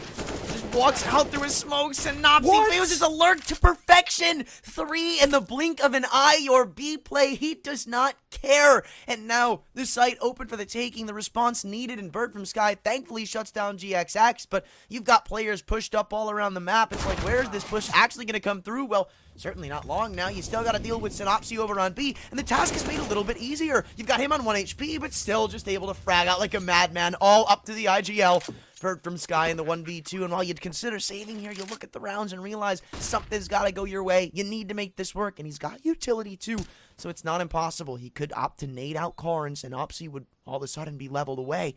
But throws it at the wrong avenue still. Catches center hard, but Synopsy peeks back out for an ace. The BNE boys cannot be stopped. Through smoke, through flashes, through nades, they don't stop with these entries. Yeah, that's hard not to love right there, right? Able to find 3 kills on the B entry when things go wrong. I mean, they lose one flasher. They finally lose some of that entry presence coming through, and then Synopsy's like, I got this time. You take a back seat, Juan. And he just finds all 3 kills on that B site. That's just incredible stuff. B&E have not looked back since the 2 rounds they've dropped here. It's going to be a long aggression coming through. The flashes are good. This time they will go down, but the trades are so quickly arriving onto the scene, and Fashion doesn't want anything to do with peeking in. He watches his teammate get sent to the grave right there. So Rigon continues to pressure. I don't know how much Fashion will be able to get done here, but still, he delivers on 1. That's the only rifle they've got left for ECSTATIC, so if you want to convert on anything right here, it's entirely reliant on what he gets done, but with his teammate falling in middle, he's instantly lost interest, or maybe going to try to hunt down this op, isolate this 1v2, because if you have this op into the next round, your buy gets a lot easier. I mean, God forbid they go for this, right? They look to be interested. You've got Basher splitting around long, and Dafu's still trying to make a case for himself up catwalk. Still pressuring here, but again, that up is so worthy of saving, and Juan Floucher just puts both of them down. No chance for ECSTATIC to pull that one back. They might have been enticed, they might have been encouraged after finding that 2v2, but they so quickly get told off. This is crazy, man. This is crazy, bro. Like, BNE are just out-aiming them and out-gaming them around the map. It's so one-sided, and it's like, I tried to prop up ECSTATIC on having a chance in this series. I still think they do, right? Again, I had some questions about their Dust 2 yesterday, so they're starting to be answered. But still, I mean, there's still another map to be played, though I don't think BNE are going to be that scared of it, bro. He just walks out into the B side again and finds an entry. It's over. The round is over. What do you do? We get back from the replay, and the round is done. They've won it. I don't know what to say, man. It's like it's like just another class of play right now. It's like they're a level above, and that's hard to say about ECSTATIC. Right, because usually they're so good and so coordinated as a team, but BNE is usually that ultimate test of how good is your coordination. And it's weird because I can't really put in words what BNE are necessarily doing, because it more so feels like when they lose opening picks, they kind of throw caution to the wind and try to just find some of that success back. And from that point forward, I mean, maybe they're just looking for extra frags to be found. it's usually just to pick them apart piece by piece kind of play style, and SKADE just can't counter it. Like, they're just getting hard outgamed. Yeah, and I'm with you. Even when they don't have the opening picks, even when you're talking about a 4-on-5, this is what they do. They just find like a double kill entry, and the round's over. Yep. There's nothing you can do about it. There's nothing you can say. They've overwhelmed you so quickly. There's someone, if Juan Flacho drops, Synopsy's gonna find a double opener. If that doesn't happen, then Rigon can step up to the plate. That just makes things so easy to take risks, to make those risky plays in the early stage for B&E with the entrustment that someone else can probably take care of the heavy lifting if things go wrong. Yeah, I mean, we talk about how having a team where everybody can deliver is kind of necessary to have success in the current play in Counter-Strike. That symbolizes B&E to a T. I mean, we had some woes because SKADE yesterday looked so good as a team, coordinated, everybody was firing off, everybody had their moments, but just seems like it's gone silent today. But I guess TYLOO has it with the AWP reinvested. He's ready to get things moving again. Yeah, he has given them a lot of that early success and has actually given them a couple of rounds with his impact here, so leave it to the Opper to maybe turn things around. He's going to go up catwalk as well, but he's testing the waters versus Synopsy right around the corner. He has to be so very careful. Already tucked in towards the cubby. If he wants to stick his shoulder out any further, he has to be aware. He's not quite watching this angle. They're going to reflash in, get some info, or no, they just waste a bit of utility and Zella decides to hold catwalk. I think that's just a waste of a flash. No real reason to throw it in. Now Basher's barrel has been exposed over towards elevator. This A-site take is going to be completely leveled out here shortly. And still a 2-for-2 trade, not what you were looking or hoping for as the crunch comes in full effect. They've got to find this catwalk player if they want to win the round, but Manx on the flank is just delivered on all three. Bomb drop, finally, SKADE find a little bit more. It only took them 3 or 4 timeouts, but maybe this can be the start to something. Man. There you go. At least you do start things off with a little bit of comfort here. Be able to answer back just a little bit on the CT side. Have a lot being brought out here again. Zello starting things off there. I mean, it did look like that was going to go wrong. If Makes didn't pull through with this play, you have a player in the wide open of catwalk, and that could have been really quickly turning around in favor of B&E. Mm-hmm. My God, what is that tag? They go back and forth, dude. The law of equal exchange. SKADE, live it up. And now, Juan Flatro, all he hears the fall off in CT. This is not something you can give over to him, at least info-wise. He's going to go for the wide swing. And I even thought he might have had his number written, but still. It's scary to think that I've been so conditioned in this game to feel like even left eye peaks, just wide swung, you can't stop them. But finally, they're able to topple the Titans. They're able to overcome their own devices and get a fourth, at least I hope. Should be, right? It is Rigon and Synopsy left standing. They're spotted out, though, so that's a bit of a comfort there for sure for SKADE. All right out of position. There's no moving up. Look at that smoke down. Followed up by another.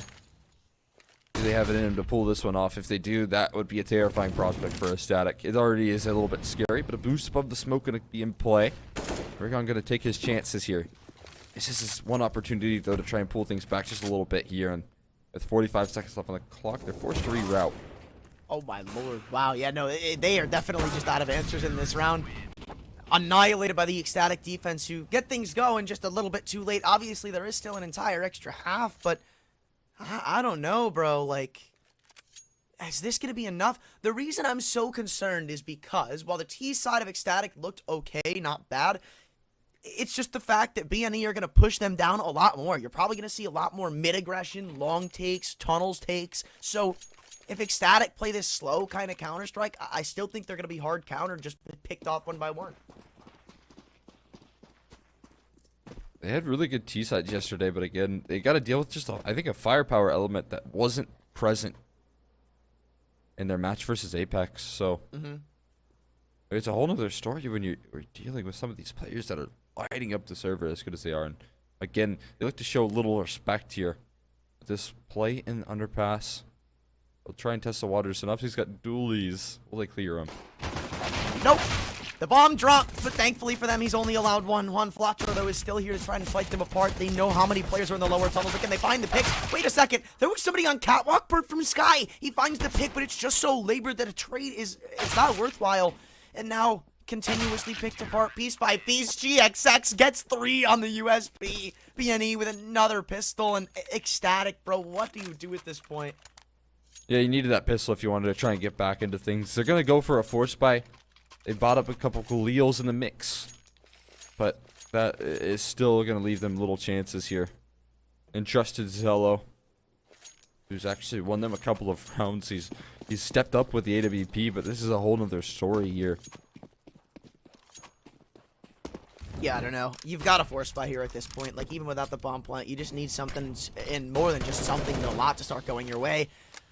And they can't find it. But, I mean, I'm interested to see how ecstatic perform on the next map, because we didn't really see them. I guess we kind of did going into Ancient, but against a team like BNE, who aren't going to be scared to pick them apart regardless of the situation that they're in, I wonder how ecstatic attempts to respond after getting dumpstered like this on the first map.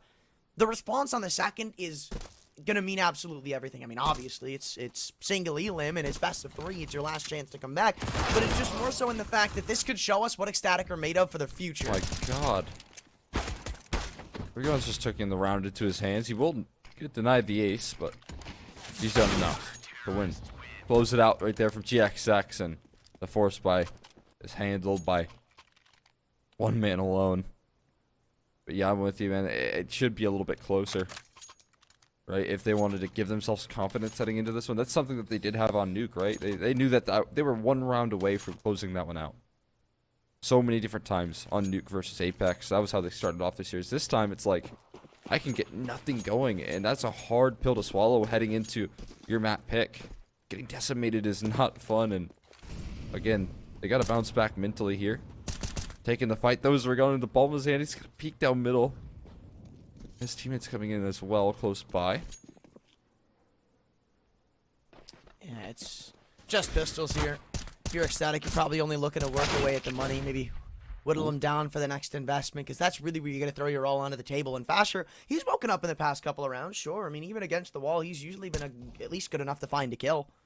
So that's something. That firepower to try and counter the likes of BNE. It's just that BNE have so much of it. So many different players can do it. One of them. Let's go, Juan. Gonna take a couple. A4 users. Keep it going. Keep it going. You're not done, right? No, he ain't. Give him 4. Yes. Oh, no. Daphne, come on. What did you shoot now? Yup. It was all a bait and switch. Oh, no way. Got him. That's stone cold right there from V&E, man. That's just smurfing on your opposition. Getting a 9th kill when it's 14-4, man. Oh God. Hey, man. You know what they say about being down 15 to, well, similar scores like this. I don't know. This is even worse than that. It is. Oh, no. This is what I was talking about, man. Oh, this is what BNE throw at you. It's so smart, dude. He's going to find all 3. There's no trade potential. Molotov comes through. They're picked apart again. It's 1v5 for TYLOO, and you've got no chance in a round like this. Bomb recovered, and he makes his tirade back into the B-tunnel as you got a couple of players caught with their guns not pulled out, but he's missed the opportunity on one. They keep swinging in. He keeps getting opportunities to frag out over and over, but eventually the success, the luck, it all runs out. BNE on 15, 11 chances to send us to Verti. Oh, man. You couldn't ask for anything better right there, man. A 15-4 scoreline. Decimating. In the first gun round, you just don't allow them to even try and push the site. You stop them in their tracks. With a Synopsy 3K, man. This one's just feels doomed for ecstatic. You don't like their odds of trying to pull this one back here. They're going to try and make their move up middle. And again, they're looking to take this round up early. The long aggression does pan out for a kill here for ecstatic. And they're looking for a little bit more. Synopsy's going to recover. They have a player inside of T-spawn. The Rickon. Fired away for another. And again, they're flanking into him. One Floucher's on the flank. And they have Rickon here close by on site. You got to peek in. A4 users. Pause, champ. Pause, champ. Juan Flacho's got the flank, and they've been delayed. They're both going to line up for him, or at least the one is. Bomb now dropped in Daffy's position, known Flash thrown high, and he's even fully blinded up, coming back to the smoke. 1 bullet's the difference. Oh, damn, you really got me there. Now he peeks back in, and he finally connects it. Juan Flatro to close it out, and with a monstrous 23 kills to his name, they shut down ECSTATIC. That's an absolutely decisive victory right there from BNE on their map pick as they start their quarterfinals endeavor off hot here. We'll see if they can keep it up on Vertigo after this break.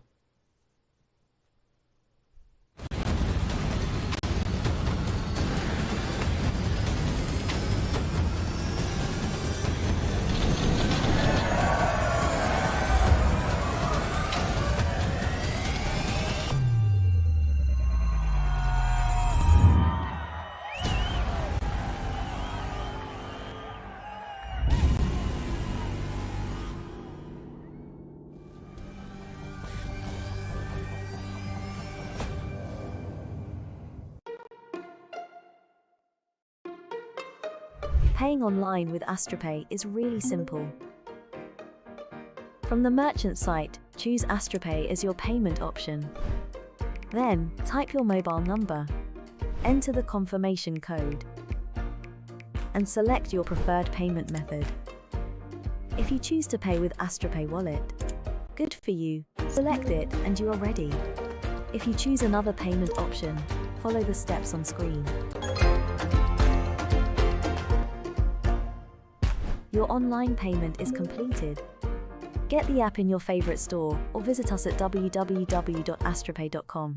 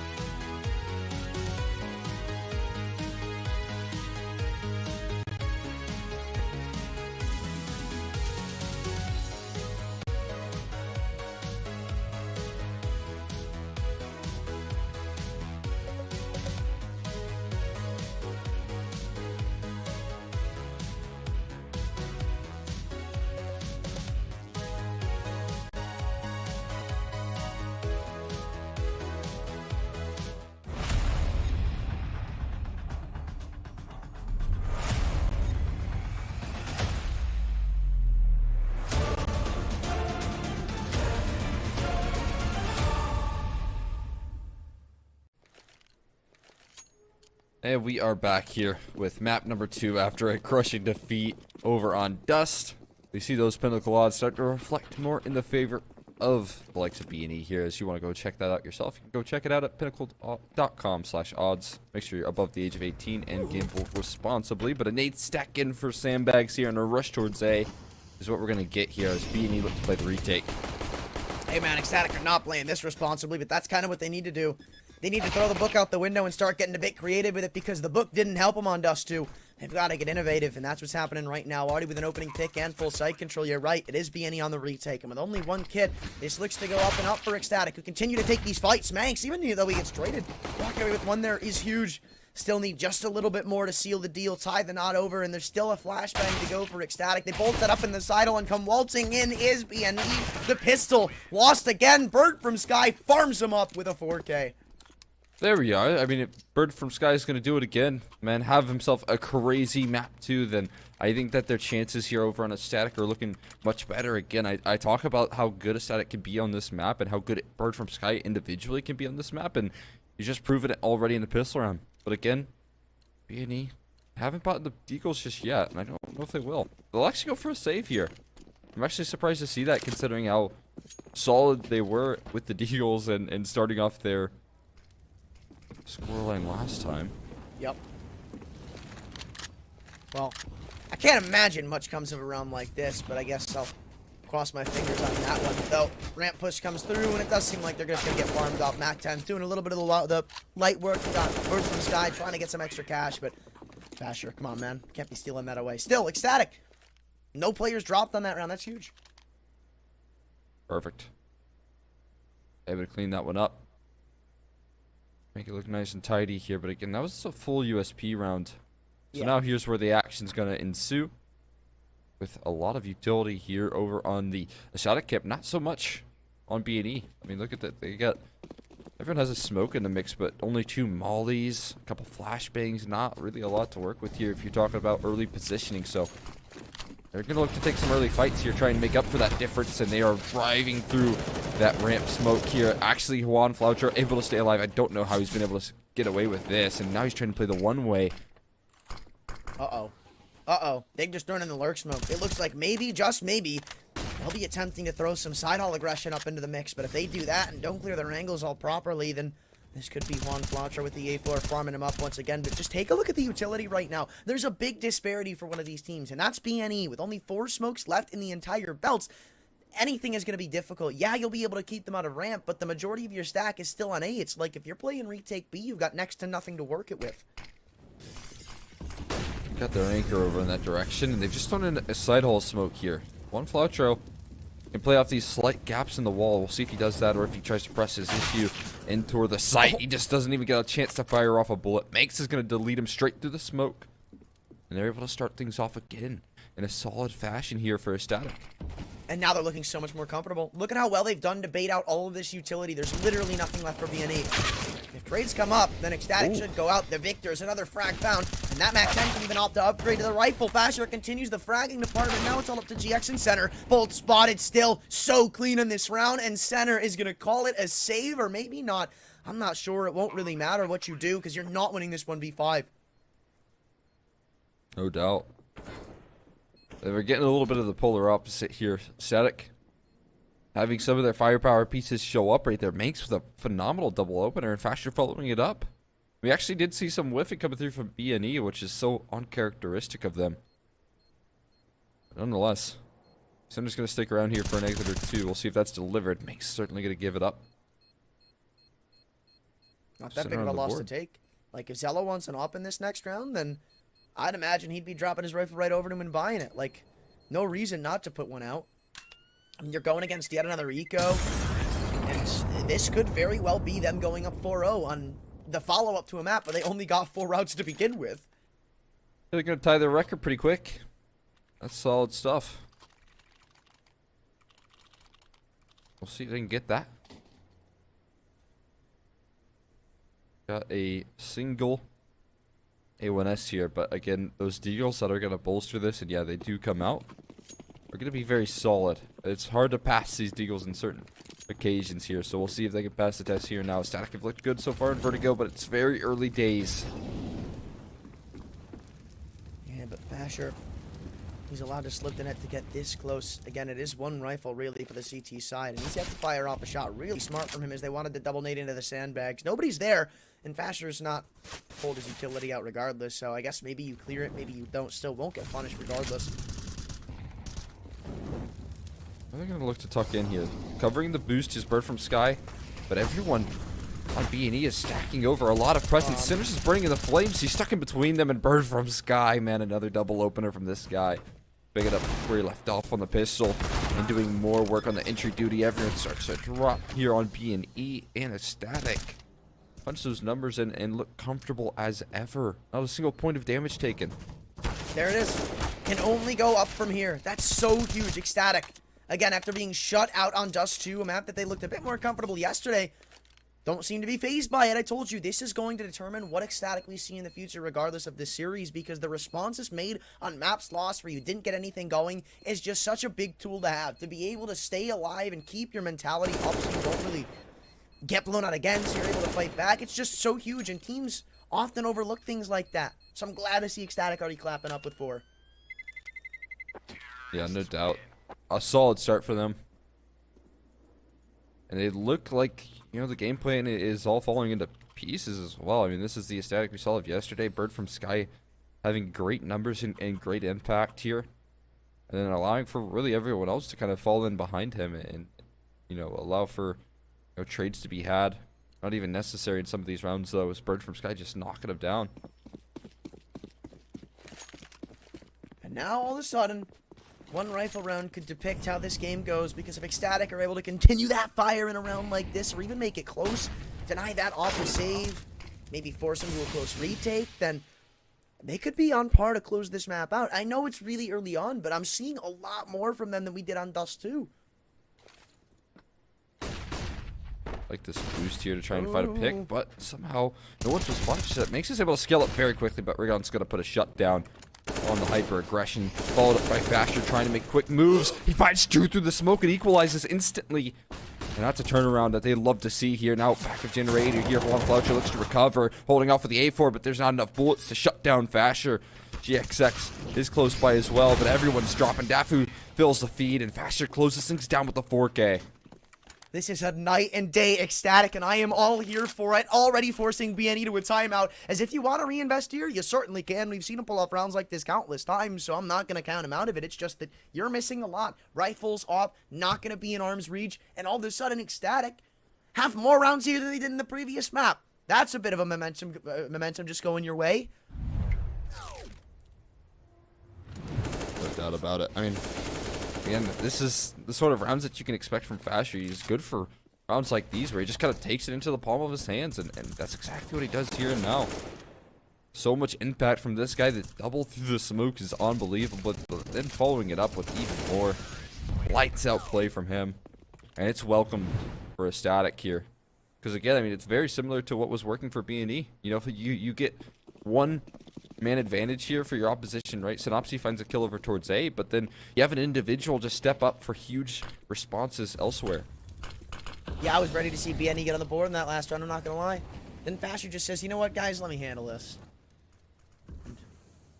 Pushes him out of the way single-handedly. Now, again, it is just the pistols and not much utility to respond back with it. So, I don't expect much of a showing from BNE here. Though, again, I've discounted their deagles once before. I'd be a bit worried.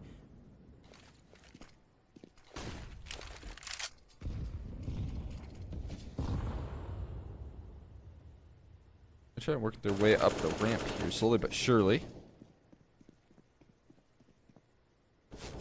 See what's given over to them here. One Fladro, very much isolated, and they know that smoke is a one-way of sorts, so just gonna keep on firing bullets downrange, not allowing for them to gain easy access. For now, just a pause hitting the action. No ramp control gathered just yet. I will say, SKADE in the late rounds have been very good at making very quick work of this, and look at that. Yeah, zello just perfectly on the line right there to catch off Synopsy. Yeah, so smart. Finally, someone breaks, and now Juan Quatro's got to respond with the least of the upgraded pistols. I'm surprised. I'm actually kind of shocked he didn't end up upgrading to a deagle, but apparently for good reason. They'll take that trade AK in recoverable distance, though 27 seconds. Things are left open to go awry. If you don't clear one or two of these angles, you could be upset still. We already have a side hole player, but 1-for-1 trades are not what you're looking for right now. Rifles lie dormant on the ground, and potential everywhere around the board still, requiring a little bit more that zello just won't give. Bomb should be planted in BNE. Finally clack that grass slipper into a 1v2. And he's going to be close by. Oh, Daffy shuts things down, though, very swiftly. There you go. I mean, it did look like that was somewhat of a recoverable round right there for P&E, but no luck their way. Couldn't quite shut it down. And now you have zello helping out with the op, right? I mean, it's pretty solid stuff. This is the ecstatic that I was expecting to see before. This is the ecstatic that I said had a chance in this matchup, and this is why. Like, Vertigo was the ultimate decider for them. I said, like, you kind of picked right into the hands of ecstatic in this veto. Yeah, I mean, letting this go through on ecstatic is always a bit of a risk, right? But you got to get your bans in as well. So, again, this is going to be almost certainly a pick that ecstatic go for if it's left open, because of how solid they are. Again, Bird from Sky can be so useful in zello. Oh my god, he's going to find two? A double kill there. He gets tagged down, but yeah, that's such a small price to pay. You take that.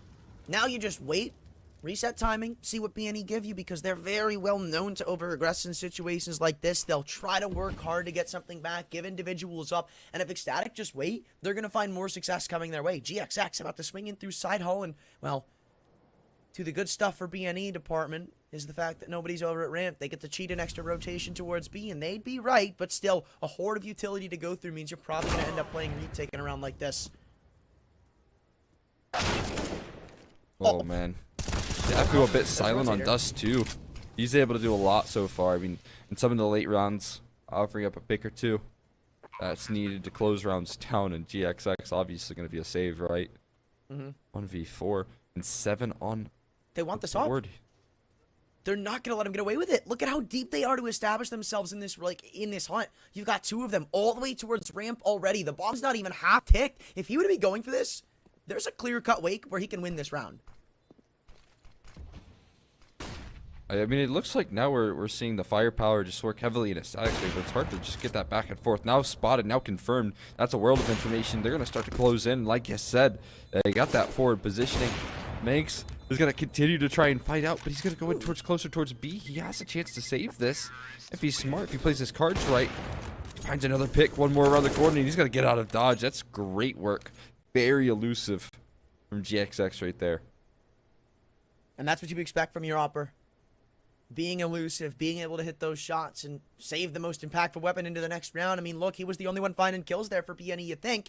Even after the 2K comes out of zello's AWP, you've got GXX, the only one to answer back. Then even further some. He denies a couple of players to hunt down that gun. He forces some rebuys still. This is an eco for BNE, but I'd say it's an eco on steroids, where you have a chance to potentially win it, and the off is still in play.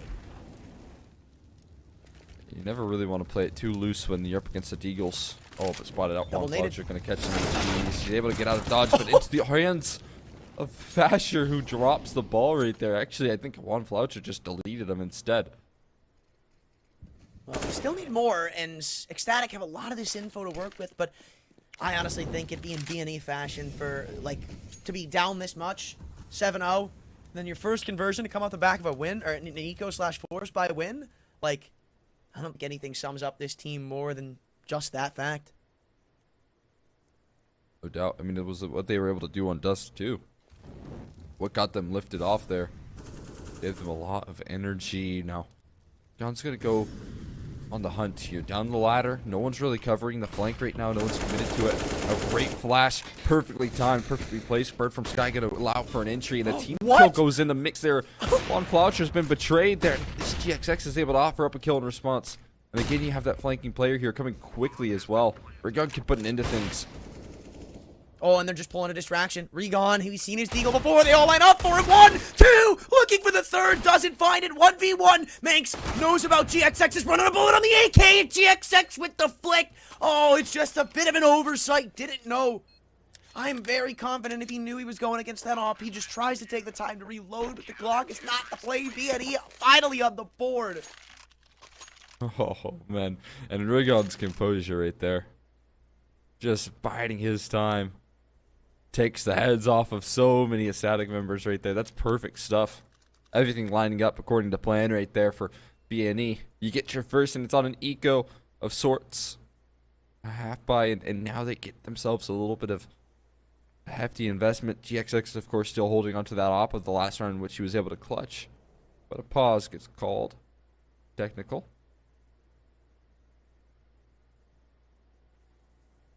Yeah, no, I mean, I feel like that's definitely a desk slammer if you're ecstatic. I always like to make that joke when a tech pause comes up, especially in an online event. It's like tech pauses, you know, every now and then somebody slams the desk, somebody punches a monitor, throws a mouse. I've done it all, bro. I don't think you know how big the monitor graveyard in my closet is. Oh no. There's only 2 in there. Only 2? Only 2. Only 2. Only. Ooh. Or room review. Oh yeah, room tour. I forgot about nice this. little check right there. Big Woo! one. I'm a fan. Oh, I'm a fan. gosh. I'm a fan. I love it. Tank top Nice summer? cozy bed. Is this like a hotel? Like that looks like a hotel. Not sure. This place looks pretty cozy. I can't tell if that's like carpet or if that's like just a really cozy bed, but either way, bonus points. You lose. You're not even in the running. I like the window. The wood frame was nice. Shut up. You don't get credit for having a window. Hey. My old room didn't have a window. So I feel And? like that should count. No. Ooh. Synopsy. Gonna be down to half early. But again, he's gonna play off this little gap in the smoke here. No one's fallen victim to it just yet. Oh my god, he'll actually fall victim to it. Of all things. A fiery opener from Zella once again to try and offer a static bounce right back. But no one clears this close right angle. Faster is good for the trade though.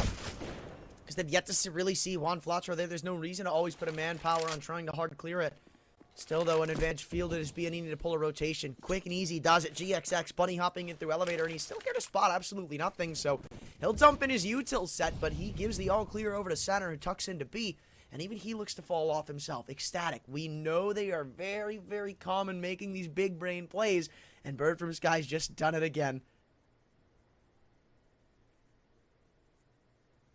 Just gonna wait here patiently. Everyone's hitting the brakes, hoping that B&E will make a mistake. And if they continue to do so, maybe that'll encourage a A-side stack. But for now, they're both towards B, so they got the correct read, like you said. And they're going to walk in free of charge towards this A bomb site here. But how far are they going to go before they throw their utility, right? If you throw a sandbag molly here and now, that's going to allow for an early alarm bell. But right now, they're just clearing angles here. That's task number 1. I love it. It's so smart. Because then you're going to take all these aim tools, and they're going to have no idea about it. Maybe a bit of a lapse in their judgment. Flash thrown in, but GXX misses the mark, and they now know nobody's here. Just get the bomb down, play the post play, and that's if B&E even care to do it. No, they don't. GXX heading for the hills. Ecstatic, while they've dropped the eco round, they don't drop the response. 8-1, they've already won the half, X-Man. This is bizarre, man. This is bizarre. SKADE looking sharp as ever on their map pick. Right there, and I feel like that's an exact way that a SKADE want a round to go right there. They find the opening pick with Zello on the op. They send in Bird from Sky as a sacrifice, and then Vasher finds 2 trades, and then it just triggers a save. I mean, that's like a textbook SKADE round right there in every sense of the word. Yeah, I mean, apparently SKADE didn't throw the book out the window, just in the bushes, so they could still reach back out and grab it whenever they needed it. Because they used it right there. They're like, yeah, okay, let's just pop this open for at least once. A little bit of studying in. It's my cheat day. Get to be bad for 1 round. You're so bad, Bird from Sky. Pulling out the strat book, dirt dog. Unbelievable. You reined it in, though. He did! The madman did it. And now they got to do it again. They've yet to actually throw a smoke at 51. I feel like this is uncommon from ecstatic. Usually always making sure these avenues are smoked off. At least you can't really get the sight line that they desire. Zello, though, still so patient. I feel like that's where B&E been struggling. Just the patience game. Ecstatic have been playing it and playing it to a T. No doubt about it. I test the waters here. Another opener Bird from Sky. I don't know how on earth he was able to find that. An absolutely sick opener, and it's quick as ever. Now Snopsy looks to peek, but makes instantly. I thought that was the op. It's the 8K instead. Dude. Damn, man. Sit him down. Talk about being aim stars. Ecstatic are those two. They just needed a little bit to wake up. Now BNE, backs against the wall. This is where they shine. This is where we know them as a unit. But still, the response will have to be made here shortly. Only 2 currently on the A-site defense, but we've got center rotating in. You need a kill to come back, but oh, Regon, that's so unfortunate. And I think they even heard the footsteps of Juan, so they can easily isolate this side hall player, but that's if they don't come charge them through smokes, which they do. No surprise there. Regon catches them for 2, and you still need more. Manx trades it back out, but if you're BNE, you're happy to be in this spot. Still not enough. Somehow, Regon's heroism has not saved them. Those center may have slipped the net for a side hall flank. It's a great way to chirp up for 2 right there. He's found himself the bomb. He's found the palm of his hands here. Zello. There's enough time to maybe work off this, but he spots him now. Oh my god, jumping on top of the default box is going to close it out. And center, while he did put up a extremely good effort, it wasn't enough to deal with the SKADE's firepower right now. Please tell me we have a perspective on that. Please tell me I get to see how that looked from his... Yes, come on. I gotta see what Zello was seeing there. Holy, bro. That was straight up KZ. B-hop _ Vertigo. Holy, from Zello. No! You had to ask. That's on me. That's on me. So, don't do it. What? Don't. Oh my god. Oh man, he's Thatcher. just playing perfectly around the molly right there. We'll take that one free. And look who's watching it. Bird from Sky has his teammates back. Not going to allow him to go down. No chance in this world.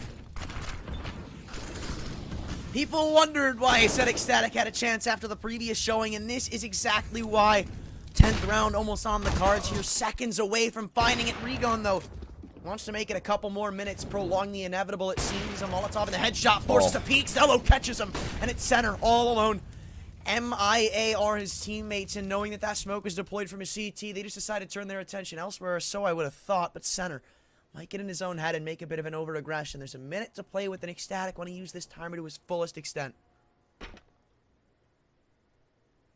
Gonna make the retreat potentially, and if he does, might be really good for. So either way, it's gonna look good for them. Zello just waits patiently. Gonna allow for center to walk right into his crosshair, and it's 10 on the board, man. It's polar opposite, like you had said. The Pinnacle odds getting closer and closer, reflecting that. I favor a BNE or a ecstatic that's looking like this on Ancient. Like if they keep this up, like if they don't slow down, maybe only drop 1 or 2 more rounds and close it out, head to Ancient like that, dude, this game is over. Like this is the ecstatic that we were waiting for, man.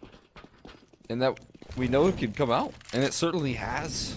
It's so good to see them really resurge in a fashion in which I just wasn't sure it was gonna happen. Did they have it in them? After a brutal dust too as well, man. Like, didn't look like they had anything going for them. Even opening picks weren't enough. This time, it's more than enough. They'll find extra off the back of those openings. Nate Stick goes in right to keep GXX off of line. I don't know, bro. The response from BNE has just been lackluster. It seems like the individualism isn't really panning out for them. Like, Ecstatic, they've caught on to the game plan. Like, you've got to give them credit. That's exactly what they've done.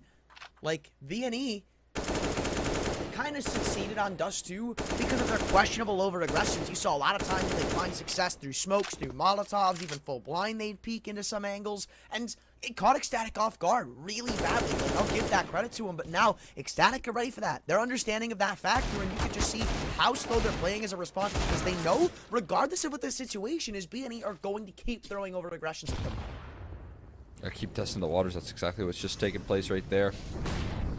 Eagle gonna pop off for one at least. But there's so much presence here. There's so many rifles chasing them down. Fasher with another double opener. Dafu has back, and this one's done. It's textbook again, and this time even better. Sinner gonna be last man standing here, as he so often is, just trying to rotate in towards that lost A site.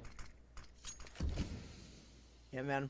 He's gonna give it a go, or maybe try to find this rifle. I mean, it is just an eco, so you walk away with your hands on a big boy weapon like this. I don't think that'd be too upsetting, but maybe he wants to give this a go. He's found some interest in that kill on Fasher, but still just too far away and with no kit and no time. I think this is definitely just an 11 chalked up to the scoreboard. Yeah, it is. I'm gonna go ahead and fall out of line. Again, man, Center has been constantly in this position where he's like, last man standing, I gotta rotate in towards A. It's been just completely vulnerable.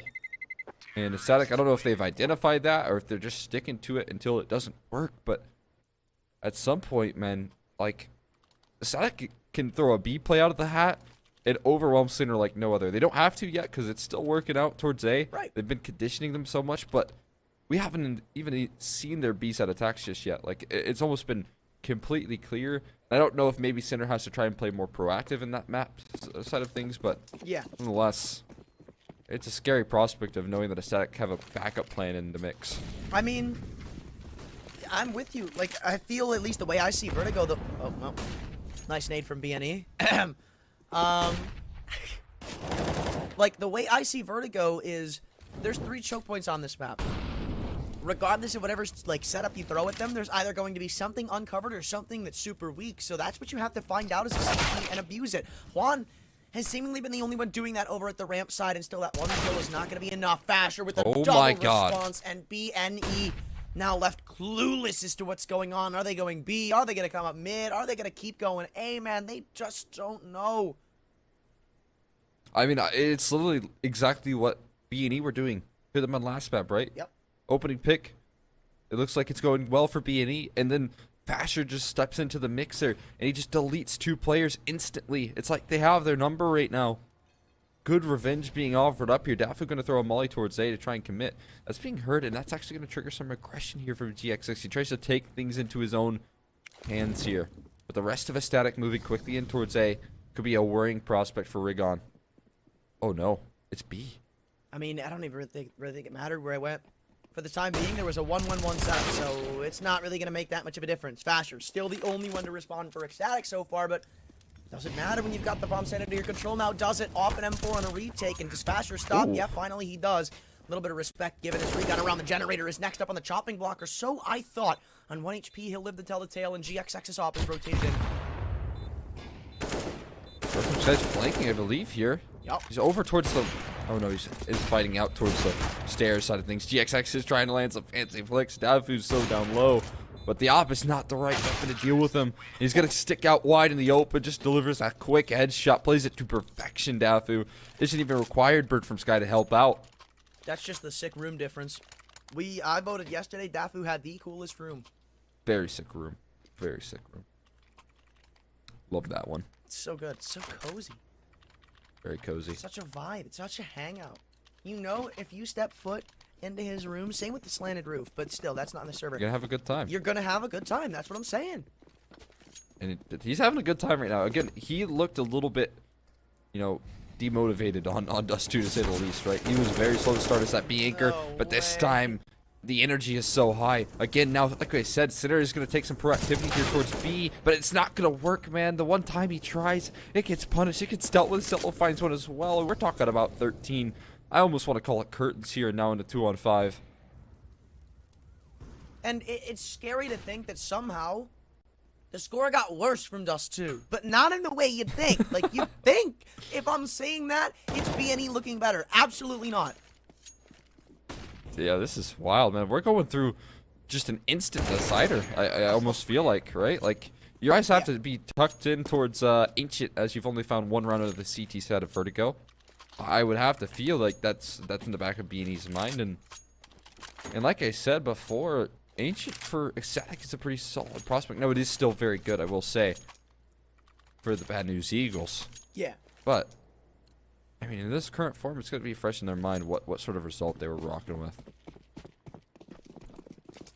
Yeah, no, again, we get to see both of these teams from that point. And that's why I give the ultimate favor to SKADE, because BNE, they usually look a bit shooken up after something like this happens to them. And Dafu is still holding for this mid-aggression. Regon. Pete comes through, but this time he won't win it. The off angle catches the better of him.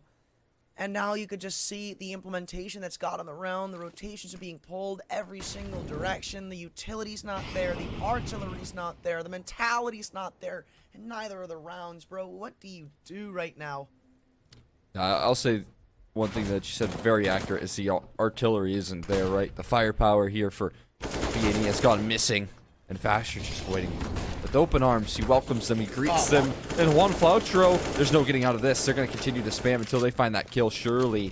HG's going to line on in, but eventually the frag is found, and they come in. Recovery, man, this ramp control is all in favor of SKADE as they grab themselves to 14. It's locked in, and there's nothing Synopsy can say about it. You know what's scary to think? The only round they lost was a 1v1 on an eco. Oh my God. Just imagine that didn't happen. Like 15-0. We could get our 16. I feel like that would be the first one that we've casted over in Europe. I'm pretty sure, yeah. You and I haven't covered one, you're right. But that still stays the case. This might be our biggest blowout, though. No doubt. No doubt about it.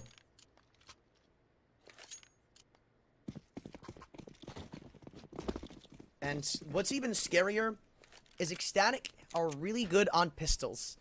So, yeah, like, if you want to give BNE any chance in this game, that's going to come off of pistol success here. And their game plan's already been spotted. 3 defenders stacked up towards B. A flash is not very well placed, but it's still giving them all the info in the world. And Regon's just dropped the bomb, so the reposition is not something you could do at this point. Zello on the dualies keeps them pinched in.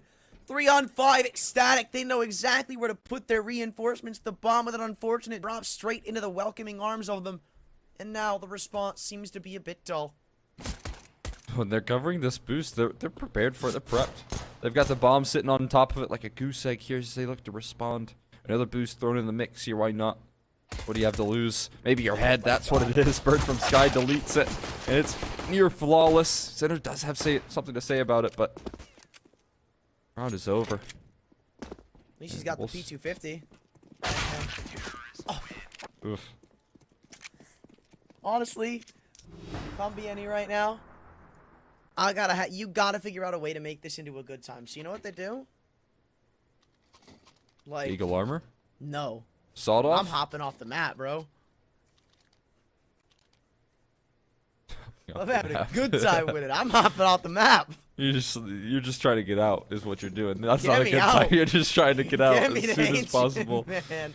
Yeah, you know what? You consider this one a best of one at that point, right? You know. Yeah. The best of one on Ancient, workable. No. Oh no. Now Bird from Sky looks to it. put an end to things right there. One through the smoke. Fasher is going to step up. He's going to continue to fire away. There's recovery being made here. Teammates are coming in line. There's no escape. They want to stick around here. Synopsy left last man standing with the Deagle. We'll see what it can find, but it is going to be absolutely nothing here for BNE to be offered up on Vertigo.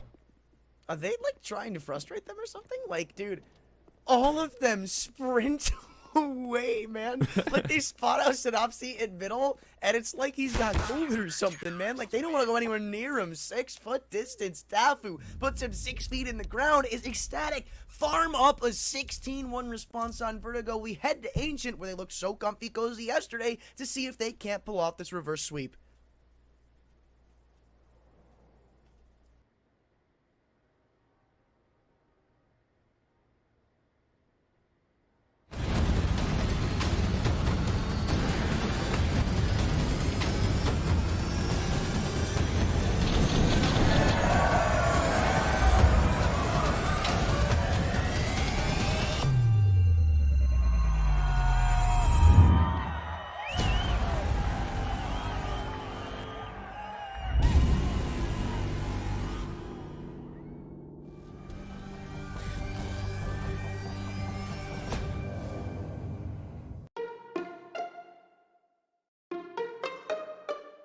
Withdrawing with AstroPay is really simple. Go to your favorite site and choose AstroPay as withdrawal method.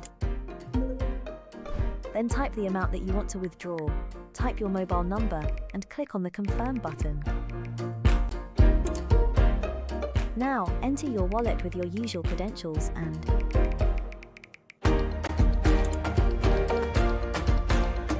your money is available in your wallet now. Decide if you want to extract money or buy on your favorite sites. Get the app in your favorite store or visit us at www.astropay.com.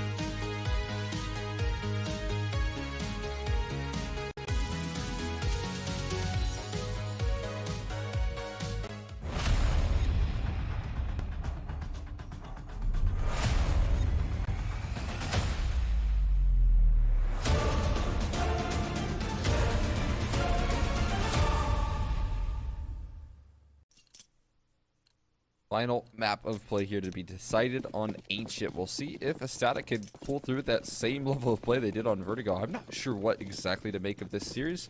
But Pinnacle, they have a good idea. About 1.75 to 2.03 odds favoring BNE. We'll see if that's true on this decider map as the night run going on through. And I feel like this is going to decide a lot as well. And it will favor SKADE.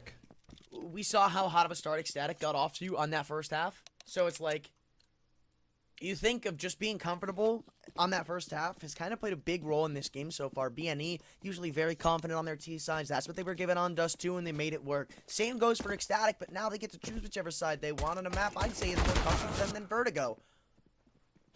Yesterday it looked that way. I mean, we didn't get to see too much. I mean, obviously, 16-1 victory, it's hard to get more comfortable than that. But they looked really good on this map. Bird from Sky individually looked really good, and those are some of the win conditions that you're going to need heading into the future. In this map here to decide, and even on Vertigo, you know, same level of play from Bird from Sky, same energy. Basher had an insane series, so I don't know. We'll see if Bad News Eagles can come through with the necessary firepower like they were able to do on Dust 2, but it's tricky to call right now as we've seen just complete polar opposite performances from map 1 to map 2. Well, a winning percentage rate when it comes to the pistol conversions so far in the series. SKADE have taken 3 of the 4 of them, and they even heard footsteps of a couple of players towards the B ramp. Maybe cheat a rotation over, maybe don't. They've been confident with it before when they're undermanned, so I'm not too sure if that's going to change their stance right now. Fasher spots them out as Smokes and Mollies bloom in. All Zello's doing in Cave right now is just staying alive with these dualies, buying some extra time, ensuring that when these smokes fade and clear, they'll have an extra player in a very advanced position, and BNE are still negligent to clear out this angle. Right behind the corner is Juan Flatro, so if Zello went out and peeked, it'd be a free kill for him.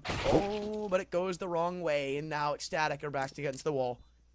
Sure, and they have a flank coming through as well, so a contingency plan here for BNE. Now they're trying to pull off the retake. Nice jump spot. Juan Floucher continues to tear straight through them. 3 kills for him as he ends his round, but now the flank coming on off. GXX actually doesn't fire away with his first shot. They're going to chase down the ramp here. A crossfire of sorts to deal with, but the time's too far expired, and Bird from Sky too far gone from this round. BNE get a crucial pistol round victory. Well, that turns 3-2.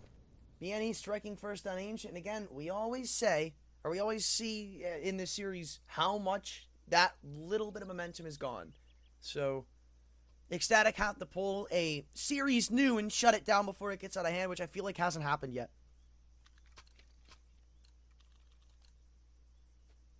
Oh. I mean, at least they're able to kind of, like we said, for SKADE, get off that score line of what they got in the last entire map here. They got the tied up at the moment. Their Vertigo score line, but now they have to deal with a lot of MP9s here. This is a bit scary on a map like Ancient. A lot of close range angles you can deal with. Bird from Sky going to be on the entry duty here. Can they trade him though? AK right around the corner, and Fasher does so. Yesterday, talked about the game plan right there, and that's exactly coming to fruition. Bird from Sky sacrificing his life for the heavy hitter. Now, Zello in this angle could be a bit tricky to clear out, because when this smoke starts to fade, depends what Synopsy does that makes all the difference. If he decides to go a bit deeper and towards Temple, then, I mean, all of a sudden he could fall. He could get a pick. That's exactly what he's done. Zello's caught the timing, and with an advantage now, they look to come in back on this retake. There's a kid in play. Manx, all he needs is a little bit of protection, and they can sneak this diffuser with that tap, and with the nade, he's able to lock it down. Zello all alone.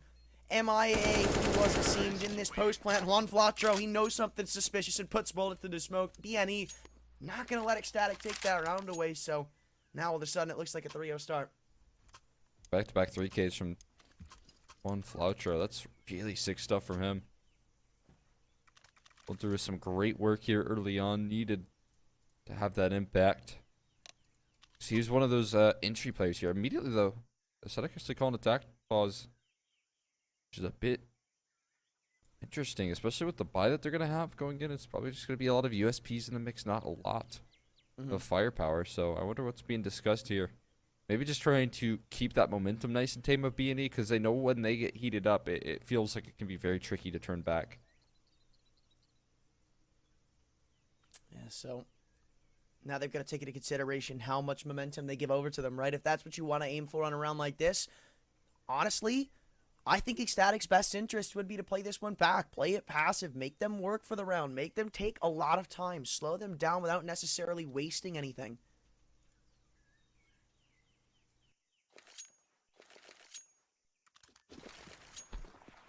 Can't quite see Bird from Sky, but it looked like he was smiling. He was having a good time, as he should be. No pressure just yet for SKADE, but again, like I said, you want to keep them nice and cold here before B&E start to heat up. That's going to be a key to victory here on Ancient, especially on the T side. Great flash setup here. Rigon's going to spot. Everyone's here on the left side. The Molly's very well, or awkwardly placed, I will say. It's going to cut off rotations. Fasher's able to get one and get out of dodge. So yeah, back up into the sites they go to keep playing around these corners. BNE, they've already taken, I assume, more time than they would have liked with the pace that they had mounted at the beginning. So ultimately, this is a W for ecstatic, regardless of the way you look at it. But they wouldn't be too upset finding an extra couple of picks now, would they? One or two, and you seal the deal, you call it all done and dusted. But BNE are going to wait to the final moments to actually execute into one of these bomb sites. And depending on how, like, nitty-gritty they are about clearing these angles, things could still go a bit south, right? Obviously, I don't see a world where ecstatic win the round, but I do see one where they do a whole lot of damage. Yeah, less so now that this flank is being pulled off here. See Synopsy get a huge gap in the defense, and Manx. yeah, this could be timing. Affection, Fasher gonna drop though. He had low HP. We do see aggression come through from Manx, and he was one of the other heavy hitters here alongside Fasher. Gonna swing for the fences. Bold in play, but won't work out. And now Zello with just a USP as he looks to get onto that op of the next. We'll see what he can find on his way out. Ooh. Damage, but I don't think he's finding the kill. Honestly, if I'm Zello, I'm probably just going to hide for the last 40 seconds. Again, it's all about keeping them slow. Making sure they don't get really fast-paced, really fired up, because that's what they got on Dust 2, and that's what led to your downfall. You keep them playing at your pace. And again, that's what they did in that previous round. I assume that's what they were aiming for, too. So, here's where it all comes down to, though. This first gun round, and if you do want to keep B&E nice and slow, you got to do it on a round like this, where you got all the weaponry, all the firepower. With the MAC-10 coming through, that's some really good place spam right there. Make's going to kick things off for the HE spam duo, and great way to do so here. Boosted up. Oh my god, Bird from Sky going to collect two as well. Great flash setup from Dathu, and they're not done with the aggression just yet. They continue it forward. Fasher does drop, though. Oh. Dude, that was one bullet fired, and it was a dink from the A1S. Crazy. I love seeing duels like that, like headshot for headshot. I mean, that's about what you can get when you talk about Juan Flatro versus Fasher, right? You're going to see headshot versus headshot. It just depends on who has the AK, who's going to win that out. Uh-oh, you've given him two. Don't let him have it. On 1 HP, he looks to make the stream a reality. 9 health, as I said. Zello going to retake some fallen ground, and they spot nothing towards the B ramp, so I assume soon they'll go on an A-sided transition. Look, he's only got a nade right now, so there's not really a world where he can convert this round, and Zello's even caught wind of this, so downgrading to the rifle as he just awaits for the A-sided plant to come through. I assume it's not that much of a loss to take, at least you'd assume that off of how quickly he is to drop it. Yeah, you're not getting that op back. So, hope it was worth it. That's a rough one to give away right there.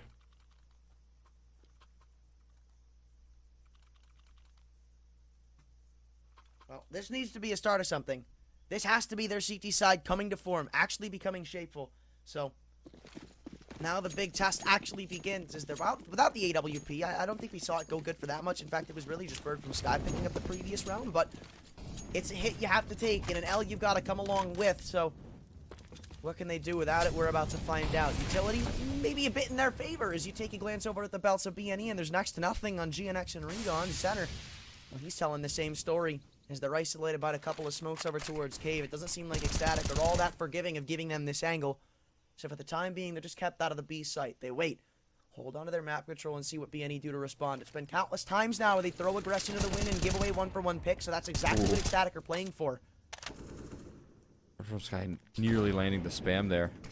Showing some presence in red room there, trying to keep them nice and contained in towards middle, but Juan Fletcher just scared of absolutely nothing, and Fast are going to take an op shot.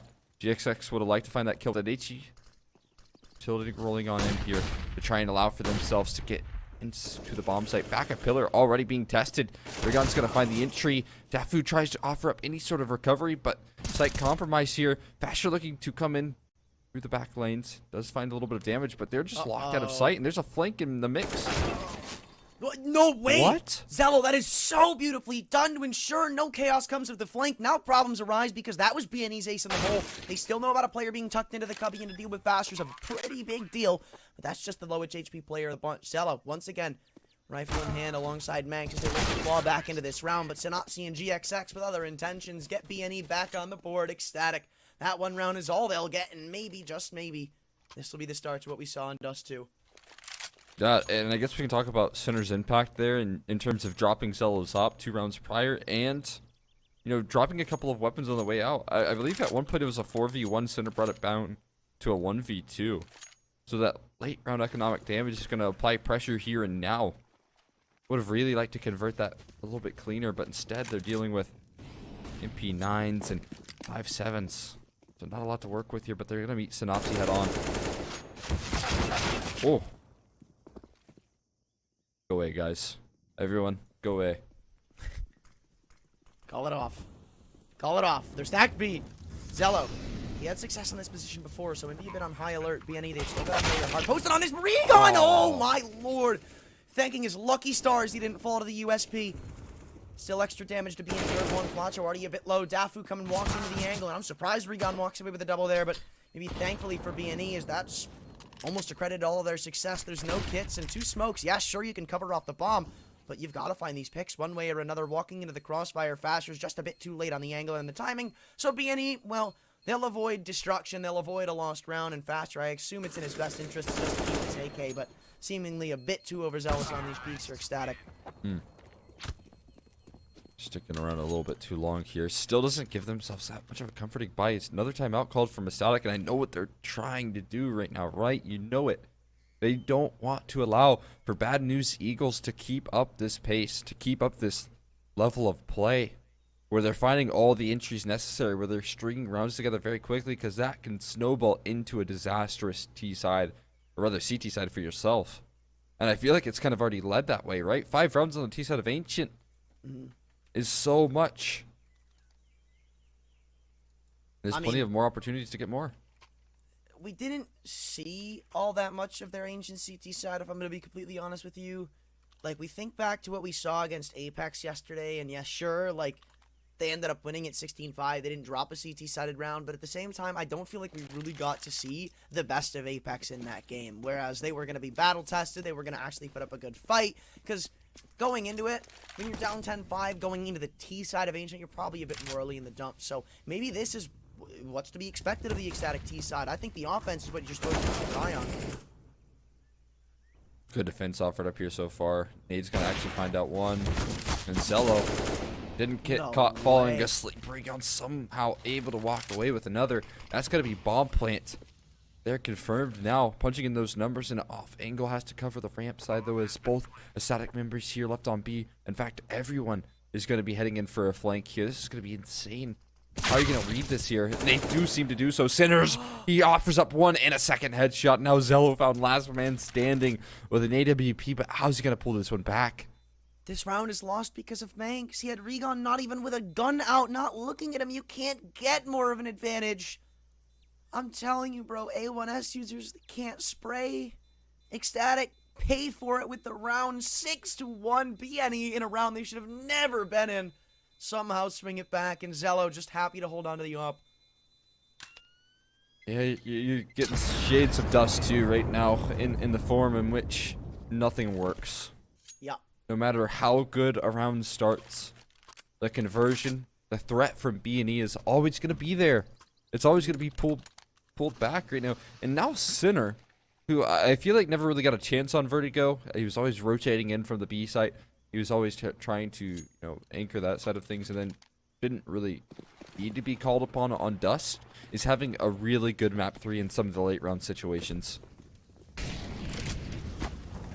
Yeah, this is so good from every individual on BNE right now to somehow not tremble and collapse after a performance like that on Vertigo. Has definitely spotted him. I think he has. Yeah, the extension comes through, but Synopsy very wise to not commit to that peak, and also uncharacteristic. But it's a full A site charge that zello does not want to have anything of. 2 kills instantly rain out on the off as he looks for even more. Molotov burns at his tippy toes, but he's still got a smoke to extinguish. They continue their onslaught forward, but it's not going to victor or help them any sort of way. zello somehow responds for the 4th. Watch the ace, and he's feeling it. Off, lights up the server. Ecstatic. That's a game changer. If that can't turn you around right there, zello, then I don't know what can for ecstatic. That is an incredible round from him. Single-handedly defending that A bomb site with ease. The shots were absolutely insane. Getting away with the ace. Incredible stuff, man. This guy did not shy away from a single fight in the flames. There was no sweat. Look at this last kill too, man. Oh my god. Get him out of here. A site is closed for business. Go back to the opposite end of the map, my friends, and see how you do there. We can go on to an eco here. So far, not so good. It's spammed up through the wall. Flatro, one of your aces, is now down to 10 HP. Nate might finish the job. No. But Synopsy's trying to felt the impact of it as they come swinging through the B ramp. The B steps. Doesn't seem like the task gets any easier. Continuing to walk into the 8K. No way we get back for back aces. Master's got it. Ecstatic with a 3rd. And they do feel the momentum. They do feel the pace change because they've changed it up themselves. 2 in a row again, man. You still have that energy rising in the ecstatic camp. Back-to-back aces, and it's from Fasher and zello of all people. Those are the exact players you need to step up in a decider. Incredible stuff from them. And he goes around the world here, bro. If I'm not mistaken, he started over towards Kyiv, but no, ends it off with the B ramp push, and this is why the CTs are so favored on this map. It's easy peasy to pull off stuff like that. And once again, they try to run it back. Once again, a fast play, but still, the crossfire established. They haven't yet gotten to test this quick B defense, and so far, not so good. 3 rounds in a row with 0 kills for BNE. Maybe just trying to get these ones over with so they can get multiple rifle rounds in a row. I like the play, but now we get to see how it unwinds. Yeah, and again, when we're talking about BNE, they got very good CT sides. 6 does feel like it's more than enough for a sort of comfort. But with all that being said, again, when we talk about how momentum-based this game has been, it's been a bit of a shutout here from ecstatic in terms of stopping BNE. And I feel like that's the first time all series that we've seen a team be able to slow things down of their opposition. So it's welcomed. It's needed to find a couple of clean, tidy rounds in a row. Yeah, this could be the resurgence we need to see from ecstatic. And again, with the T side they mounted yesterday, if they're able to maintain that standard and close out this defense with something like a 9-6, 8-7, I honestly wouldn't say their chances are off the table. Because right now, it looks like they're ready to light up the server. Manx, he's even starting to hit some more shots than in previous engagements. So I'm going to get a bit worried for BNE. Shut up. Oh, dodged out, but it doesn't matter if it's Fasher on the other end. He's going to throw another one to continue to keep them at bay here. It's information confirmed. As they just try and force their hand in towards B, there's still a lot of presence here ready to deal with it. 3 on 5. We've seen him pull these back before, but as you said, there's an extra treated player on the rotation. Synopsy leading the charge on half health, with the bomb still yet to be planted, and no utility to add onto the tally mark. Center. This kill means absolutely anything. Even a 1-for-1 would not be beneficial. Barrel spotted, and even an off angle taken by Manx. So well done, and even so well shut down. Center next on the chopping block. It's GXX. Gets the world with the off, and he's even fired off a shot. This one's done, and 4 rounds in a row where ecstatic give absolutely nothing. No kills in any of them. Man. Swing is in right there. The turnaround. SKADE, they do want to mount something on their CT side. They do want to give themselves a little bit to work with here. And again, their T side yesterday were pretty solid as well. I don't know if we were dealing with the full force Apeks. They did seem to be a little bit lacking, but SKADE, they got a 5-10 yesterday on that T side. So they definitely have a good game plan. They have Bird from Sky that they can rely on to try and find those entries, and Fasher's doing a great job at stepping up to the plate here in the decider, trying to move things forward into a semi-finals at the Pinnacle Cup. Yeah, this game is far from over, especially with an SKADE that's looking this red hot right now. All pistols line up behind this donut smoke with a flash thrown in. Manx just looks to get out of dodge and call for Zello's assistance from Temple. He comes, but even tagged up, gonna force some restrictions. GXX, that's a restriction and a half. The 1D forces some respect out of the SKADE players, but not enough still, or maybe it is. 2 kills instantly fly through, and already more successful than the previous 4 engagement, but there's obviously still a chance. Center swings around, Bird from Sky. We just spoke of him, and apparently we're going to be speaking of him again, as he's the hero for SKADE in this round. There's no smoke, though. There's a flank. Synopsy going to catch one off guard, almost certainly. Fasher is going to be blindsided here, and a quick double dink right there from the P250 is going to finish the job. A 1v2 now from Bird from Sky, and we need to talk about him here and now. He needs to come up with a clutch, but he thinks there's someone in Donut. Not the case. Flanking in from Temple here. He has to call it off, and B&E, they win it in classic B&E fashion on a pistol buy with Tech 9s and Deagles. I mean, it was kind of bound that BNE were going to find at least one more round on this T side, because while I'll say there's some times where you look at BNE and they might not have the most calculated of play styles, maybe the most well thought out when you compare them to other EU teams, I will say one kind of play style they have is the fact that it doesn't really seem like momentum going against them gets to them. Like, I guess we did see it on Vertigo, but more so in situations like this where they can't really maintain the pace, where they can't keep up. They're usually able to throw a rinky-dink round out of the hat, and that gets them right back up and running. So I think that's why we see so much success from BNE. Yeah, it's such a nice thing to have at your disposal, right? Winning an eco half-buy kind of situation is such a way to resurge in a half and really solidify yourself in the driver's seat. That's what BNE have just done there. Volleyed at Bay, though, no. they cannot get past this line. They're stuck in. Bird from Sky steps up for a 2K right there. Sitter finally puts it into things, but on such low HP, maybe Bird from Sky wants an ace of his own here. 3K in the round. He's going to find another. GXX is going to test the waters now. Can he find any sort of trade? He's got the AK and 1 bullet and a dream. They'll find 3 aces and a half for the next of a SKADE. He'll find it. Oh my god. 3. Wow. Wow, wow, wow. Apparently there's not enough individuals players stepping up, so Bird from Sky's next on that checklist. And now everybody's been firing this series. Now we got a little bit of presence from every single player of SKADE. Maybe Dafu lagging behind here, but that doesn't matter. You got a whole team dropping aces around you. Who the hell cares? You don't need to do anything, man. There's been 3 rounds in which your teammates have completely held down their side of the map. Bird from Sky now going to join the forces here as he looks to follow it up. A little bit of aggression towards the catwalk here. He's ready to take some fights towards Jaguar, but nothing quite found out just yet. He's gonna hold ground there. Setup comes through, but it's only a single kill and a trade actually all throughout the map. Again, this is what they do better than any other team, it feels like. Winning impossible ecos with just pistols and light buys.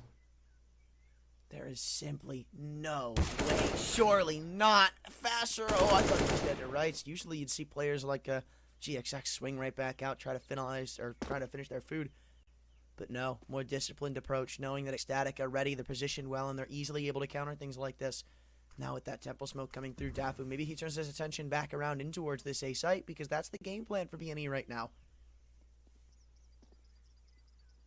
The A bomb site here for the most part, at least in terms of getting a comfortable plant in here. Dafu talked about him being the only one to step up. He's not going to start now, man. Juan Vlaucher puts an end to that idea.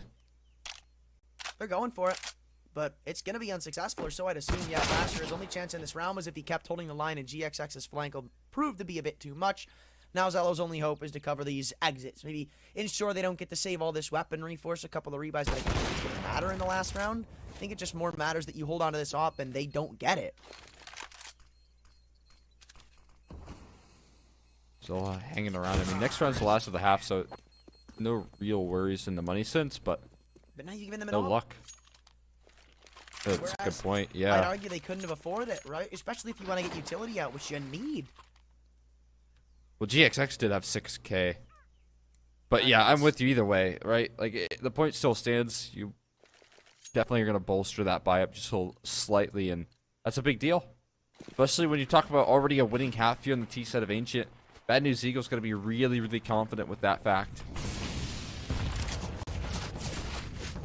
Didn't find anything extra. Finally, they met nobody home. B&E, see, absolutely nobody's here. So Thatcher now wants some re-aggression to come through over at the B ramp. We've seen him double up before, and he'll do it again right before our very eyes. Dafu ensures 3 responded picks by ecstatic, and all of a sudden this falls to a 2-on-4. I tell you, it's the T side you gotta worry about, and they've certainly given themselves a chance to prove that, but still B&E will be knocking on the door of a converted Ancient here if they can pick this round up. These Eagles, oh my god, there you go. Dafu, the last one to step up. They tried to make their way through Kyiv and get met with a brick wall. A 7-8 scoreline though, man, that's not too welcoming if you're ecstatic. I feel like you gotta get a little bit more going on that CT side if you wanted to feel confident. So a winning half here for Bad News Eagles. They are gonna be able to work with a whole lot here.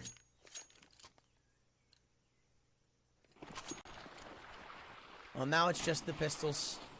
It's back to the ground floor to see what ecstatic can't get done. Remember, they come into this map having 3-to-1 pistol round conversion rates in this series. Now 3-2.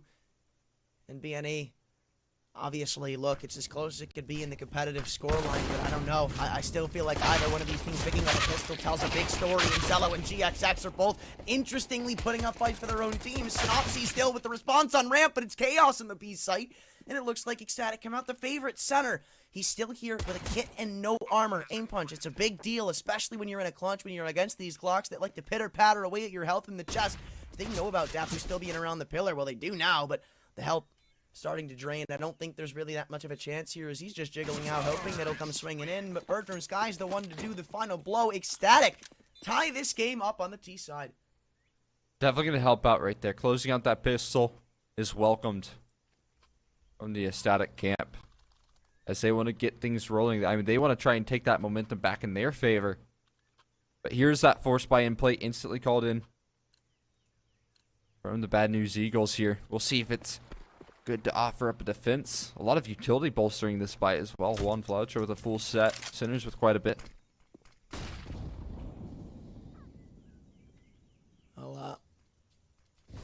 They're going to play this one patient. We saw this T side really work getting defense on Vertigo, so I'm not surprised to see them continue this pace up here. This is a force buy from B&E, so losing this round has catastrophic intentions. Ecstatic, if you pick up this one here, you move to double digits, at least assuming you don't drop around to USPs. And then B&E, yeah, sure, they'll get a response, but it won't be that great. It'll be missing an op, it'll be missing utility. And we've seen those rounds countless times before. They haven't gone the way of B&E. Great flash setup there. Faster going to drop to it.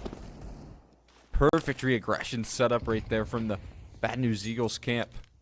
A little bit of a flubbed nade right there, though, towards that B ramp. Could create some issues in the defense. But at least you have yourself some sort of recovery in this round. Coverage from Synopsy towards middle.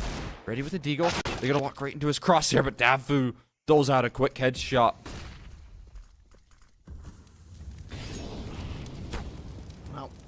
Ecstatic, I guess they're going to be wiping the spread off of their brows to know that they're probably not going to face the likes of a force buy loss in this one. How many rounds have they lost in situations like this? That's my biggest question. I feel like they've gotten at least 4 or 5 gone against them. Not sure, to be honest with you, but I don't mind this save. Should be pretty good to bring at least a little bit of extra opportunities in the future. Nonetheless, ecstatic gonna start increasing that round count here, getting closer and closer. That 16 mark by taking this lead, but again, it's T side of Ancient, man. It's hard to hold your composure for very long.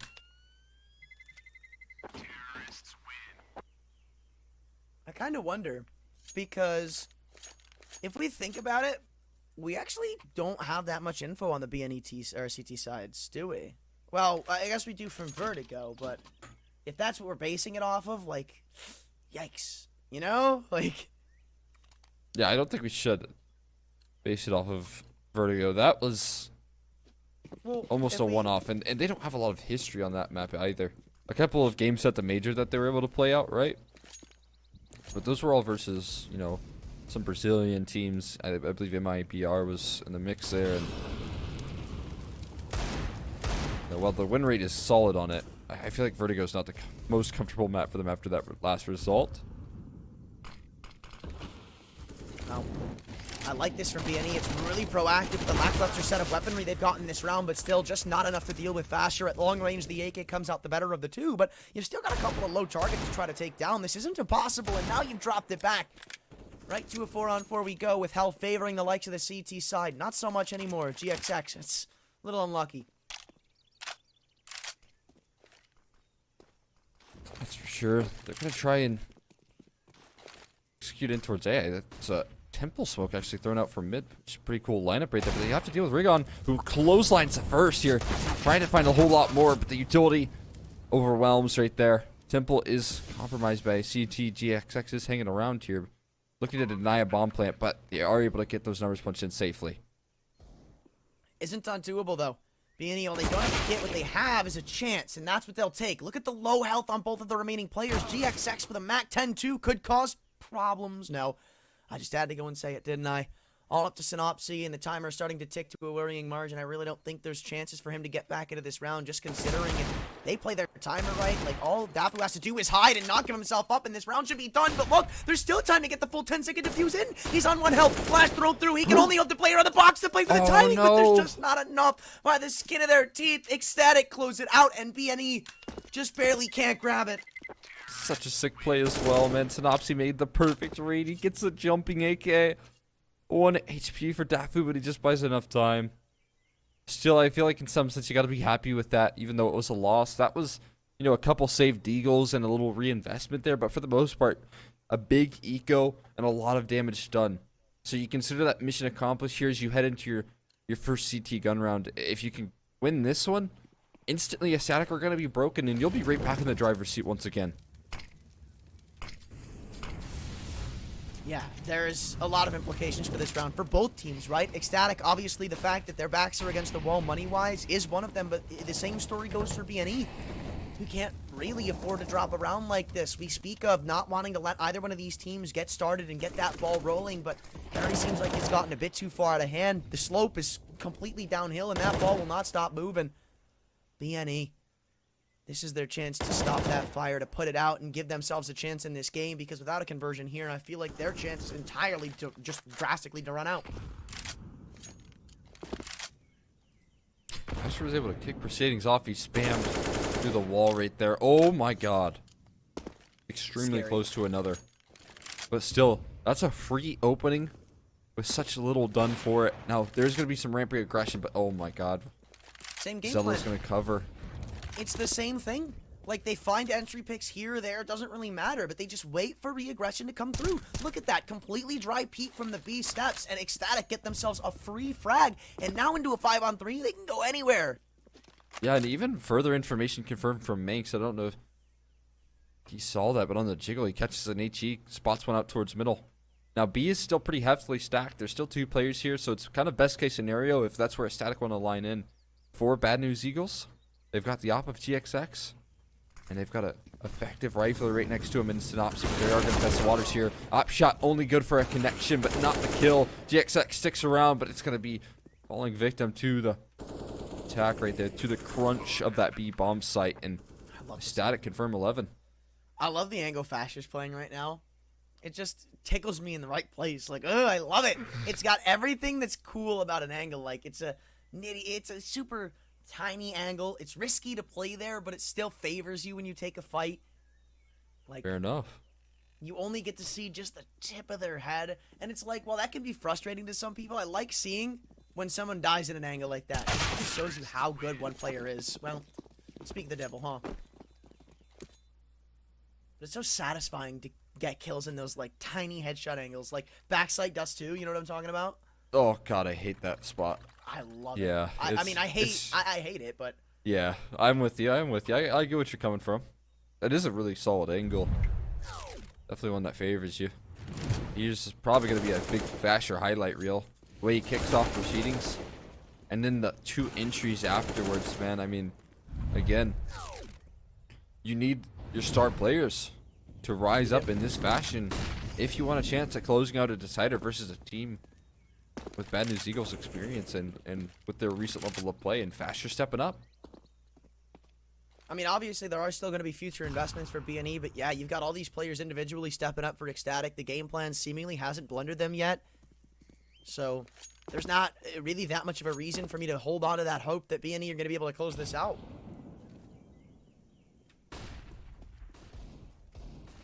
Go for it again here. They're testing the waters towards this ramp, as they've done so many rounds before.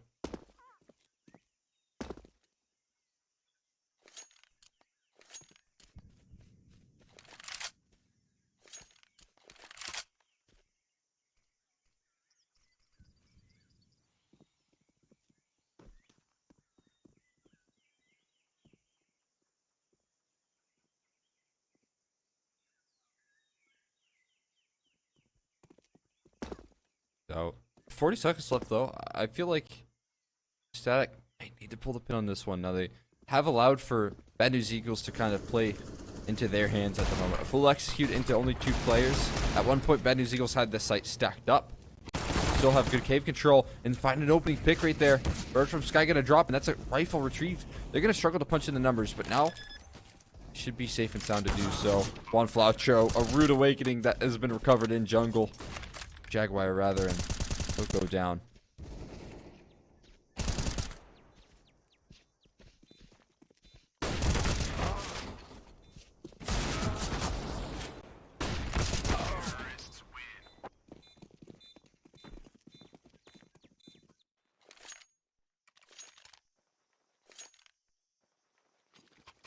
Pinnacle odds starting to favor Static for the first time in this entire series. They're able to turn it around, flip the script. As they get closer and closer to 16 here. Bad News Eagles, they need to get a CT round on the board, man. So far, yet to convert.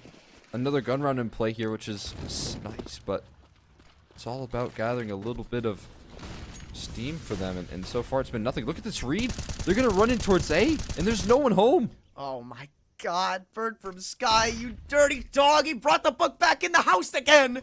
Oh, man. That window's broken, but the breeze blowing in feels so good for ecstatic right now because they're about to be in a 5-on-5 post plant.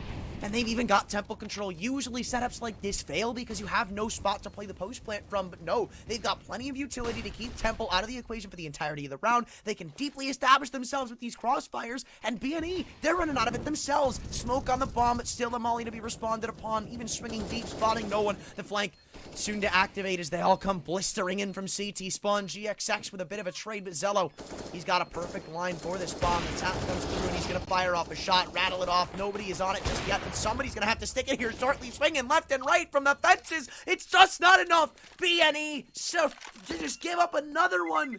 There's no depth to the CT side. They're getting read like a book, man. Like you said, Bird from Sky. I mean, what a call to make right there. You're talking the 21st round. You know you don't want to give up the grasp of the momentum over to Bad News Eagles. So what's the call? Rush A. It's almost something that no teams are willing to do with this high pressure. Bird from Sky calls it to perfection right there. Calls a bluff of Bad News Eagles, and well, he's rewarded heftily. No, look at this buy. This buy is a bit iffy, but GXX going for a quick play over into the B steps. Nobody yet to be posted off for it, but he's jumped. He's flubbed the movement.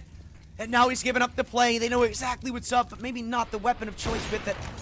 Oh, but that's a big opening pick, and he can walk away if he wants, but that's not in BNE fashion now, is it? They want more, and it's on the tip of their tongue. Splash comes in. Zello with only a tag. Train tip for Tat here. Right now, it's up to Zello to keep them at bay. The molly doesn't do it. He's actually going to pull off a fast flank. He's already behind them. And this is going to be so complicated here. Juan Floucher picks himself up an AK here. Zello going to turn, but not in time. Doesn't fully clear it. He's able to get away. He's got for two. 2 headshots from Juan Floucher. Now he looks to find even more. Fasher and makes both turn things back in their favor here, but only for short times. GXX offers up a trade here. Now it's all in the back of Fasher, but Rickon puts an end to things. And Bad News Eagles, they stay afloat again. Why is it every time? It's every single time BNE need a round to go their way. It's the eco victory. But this is going to be one of their last chances to get rounds in succession. So they need this to work out. BNE have to convert off of that. And here's another lucky part. The buy, while it's still got some cash flowing behind it, if it were to get shut down, if BNE were to deny them a bomb plant, were to instantly close out this round, then there's something to work with. This CT side can claw right back into this game. Yeah, I mean, it's really easy to get back into the action here now that they finally found a round on the board. And in the fashion in which they do best with a solo op and the rest of them on Beagles. It's very much welcoming for the B&E camp. I'm trying to keep them at bay here for this ramp aggression, but that does it for long. Spotted out. They're going to try and take some taps. Bird from Sky dancing to try and avoid the spam. He's still alive, and he's still taking minimal damage. He's up onto 31. And he's just drawing in so much attention here. Look at all the utility they use Oh, just to try to hold on to this. And Fasher's got the perfect time. Reload caught. He double entries into the B site, but still, they put a sock in it. They don't make a noise. They cut it all and force B&E to make a response, in which Regon's AWP may be the only chance to do so. I guess the GXX one could also suit, and it does. But knowing that there's still an off here, does this lead them in? It does. Bomb spotted over towards A, and they've given up 1-for-1s. Now he can even opt to continuously drop in the utility. They're going to try to beat it. No, just recovering the bomb and diving back into the tunnels. This double entry might go silent. There's a flank as well. Synopsis cut off the rotation there. There's no access back in towards B without a fight. Makes is going to try and put it up here, and he does win it. He closes it out. B's still compromising. Fasher and makes this dynamic duo to try and keep them afloat. But again, they're looking to cut off rotations here. A cutoff from Catwalk coming through from Rigon. He'll have a scope line. Yeah, Rigon can win or lose them this round, but look at the smoke throw here. This is so smart. Peppering a shot in, and now they know. The Gambit given up. The bomb goes down, and ECSTATIC turn this round from what was, I mean, destined to be theirs. It's a bit of a rocky road towards the middle, but now it seems like it's destined to be theirs again. Rigon's given up the flank and given up the opportunity for a pick. Where do they isolate this fight? Where are the post-plant angles going to take place? Because there's still utility to fly in, but I don't know, man. GXX, he might not have that much of a crawling impact. Faster takes him down, and it's all up to Rigon on this flank. Sets himself up, but the A4 only good for the one. Faster on the pinch, steals it right back for ECSTATIC. Fasher again, man. This guy is trying to pull them across the finish line single-handedly. 28 kills, 15 deaths. This guy is lighting up the server. And a 4K in the previous. Such a crucial round. It's like you said. If that one was a freebie, if that one was easy for Bad News Eagles, you would have really started to sweat right there for a comeback. But no, not allowed. Well, at least they've got a bye here. I mean, you gotta be a little optimistic if you're BNE and if you're a BNE fan right now, because you can take, you can only take the little things that go your way. The small W's is what you need. And you got to use that little bit of a happiness factor to work with you in a situation like this where you desperately need this clawback to go your way. I mean, look, I think BNE have been using a lot of utility for little to no reason, and it's screwing them over in the long term. You could see in most of these retakes, they don't have much left when it comes to mollies and nades, so it makes it so much more difficult to actually get in. No doubt. And they are really struggling in the late round. Fasher, man, this B ramp has been his domain every step of the way. Making a lot of noise on the jump peaks here. So it's kind of confirmed here from Sinner. But they know that Fasher likes to go for that. They know his ideas, his game plans. So he continues to just try and bait in, draw attention, spot out information. He does bait out a smoke, but it is well timed. He only got 45 seconds left to really pull the pin on and execute. And again, static. I think they're going to try their luck towards A. I mean, it's been, I'd say, for the most part, working. Like, you had that one round where it got shut down, but it still didn't spitball out of control. And you can see right now, there's only going to be one on the initial defense. That's GXX. And if they're able to crunch in Donut, there's their post-plant avenue secured. Dabu, not good for the kill, and neither is Zello, but Bird from Sky. Now things could have gone a bit more south, and they still might. GXX with this off needs to be traded, but he is farming right now, and Fasher just too far away from the scene of the crime to contend. He'll be flanked right center. Well, he's got the info for the pick. He doesn't have the round. BNE up to double digits, and that's their first rifle conversion of the CT side. Welcomed at a critical point in time to break the money of ECSTATIC and keep them off of series point. You couldn't ask for a better time to finally close out on a gun round, on a rifle round. GXX put up an excellent defense towards A as well. Like you said, he was completely alone. Riga on the same case. Finds a multi-kill into Donut. Probably a little bit of an overperformance from him if you consider how sharp Zello has been on the trades. Yeah, I mean, I was surprised that he was taken down as easily as he was. I definitely thought he was going to put up a bit more of a fight, but angle advantage for GXX, and he's just got such good reaction time. When he's feeling it, you can tell, man, and that's one of those rounds where it was very obvious that he was ready to farm. Farm he did. A force buy in the mix here for a SKADE to try and maybe go back to what has been working. The bread and butter, this B ramp. Especially with Bastion and AK. Yeah, Jeez, this is a big continue it. force buy for SKADE, but I don't really think they need it. I mean, it seems desperate at a time where you didn't need desperation, and now if they lose a round like this, they're going to be heavily punished with the first pick already going the way of the opposition. Things look to go downhill. GXX, first responder on the op, but these rotations are very, very quick and already pulled through. You know about two players' presence. The Molotov stopped Dafu from fighting around the pillar, and all of a sudden, Zello's in an unwinnable 1-on-3. BNE, a very clean retake, grants them their 7th and their first string of success in a row. Oh, man. Again, like you said, that desperation force buy doesn't net them a bomb plant and a couple of kills, but they're locked in at 14, man.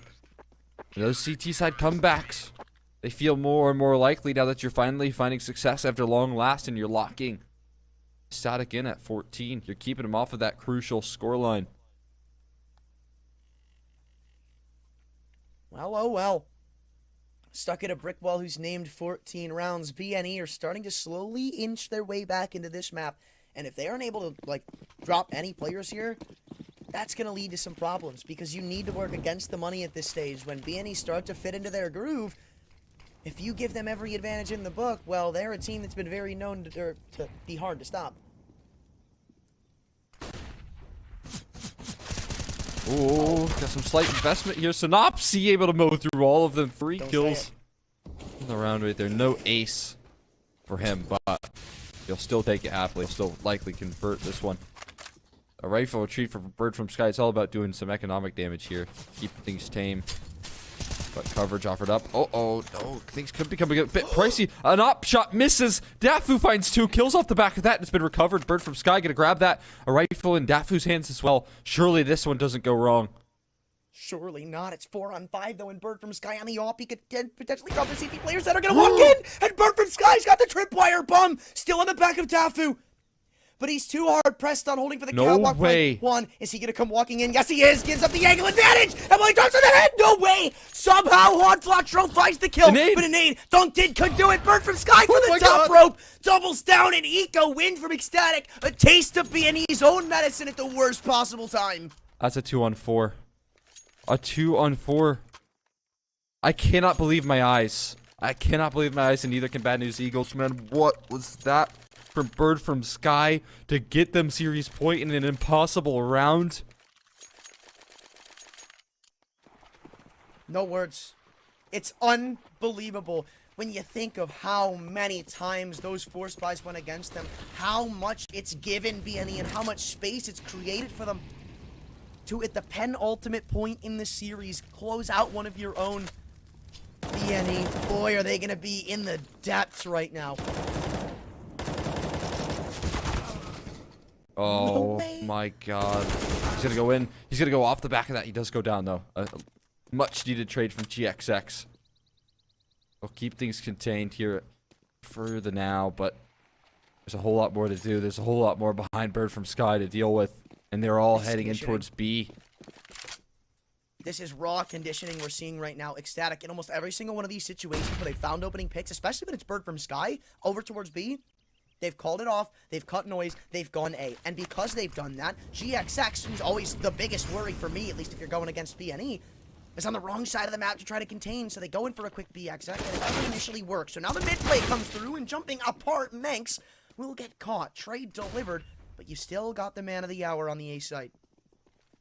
Manx was just a sacrifice here. Fasher gonna be the same. They need to find the trade. Dafood can't find it. Zello gonna come in, but it's a lockdown defense from GXX. To wipe their memory fresh from that last round and bring it into the future. 3 now to close the distance here for Bad News Eagles. Oh, man. boy, oh boy. Again, we find them at a situation where it's either force buy or save. Either way, it's not great. Should be 13 on the board for BNE, but I've seen this now converted by ecstatic too many times to be comfy.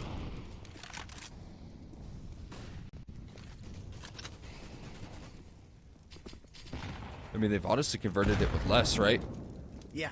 So, I mean, as long as you don't make those same mistakes, though, B&E, you're going to be okay. It's just so scary to know that they were able to pull that out of absolutely nowhere. Well, still, baiting out all this utility from BNE. It's working out wonders. Like, take a glance at what they've got left. 2 smokes, 1 flash, 1 nade. There's only been 30 seconds used in the round. A lot of utility dropped out here early. Gonna try and retake towards mid control here, as they so often do, but a rampant aggression gotta come on forward here. This is a risky call late in the stage. Good smoke to follow that up, though. I like the ideas from Bad News Eagles. They're met by a molly, so they're kept at bay, but they're dealing with Fasher. I don't know if you want to really test the waters this way. Look at this mid play. GXX. He's rotated back in on the op, but I think they've heard the footsteps and now the scope. They've got to play this out. Mang pushing him down, and he's missed a very crucial shot. They're going to try to go pathing into the A site. Trades still found, and it's a 1-for-1. With only 1 defender left, it's Regon. They still seem wary of somebody's presence here, but I think he's just pulling it. Look at all the rotations he's been able to pull to the A site. Dafu being so slow and methodical about clearing his angles. If he could find this kill, no, he won't. So they start to path their way back in through Donut, and BNE think they've been fooled. So the 2 transition back to B with Regon slowly to spot a player over in Donut. No, but Zello's got the angle. He spotted the gun barrel, and now they just decide to make the footsteps known. Oh Zello my God. putting pedal to the metal. He even gets dinked up, but the bomb goes down. Another 2-on-2. This one for the game. 2 flashes, 2 hits, but 1 comes back. Juan Flatro. Been such a win condition for them this series. He's got to pull up now when they need him the most. Zello, this flash is going to give away his position, but that's if he opts to throw it. And it's planted for Donut. Faster, the perfect post-plant spot to hold for this. And now tunes his attention back to find an over-aggressive CT. Spots the last 2, and he's just going to call for Zello's assistance. Wait for the tap to be put in again. You're not going to be looking at tunnels. His attention distracted. His vision is completely thrown off, and this game's done. He's got to try to fight that, but he's wasted too much time. BNE have tossed it away. Ecstatic. Steal it from the midst of defeat. And what a victory right there. What a victory. What a semifinals performance coming through from ecstatic. Fasher, in great fashion, gonna close out map number 3 as the hero, and it smiles all around. ecstatic couldn't be any happier with that victory. That's so perfectly played from them, man. I just love the symbolism in it, right? The fact that it's down, what, 14-11. It looked like BNE were going to start to pull off the comeback. It looked like they'd got something to show us, and then they get ecoed themselves. It's utterly poetic. And the fact that ecstatic closed that out, I told you, they look scary. This is that ecstatic that I am worried about.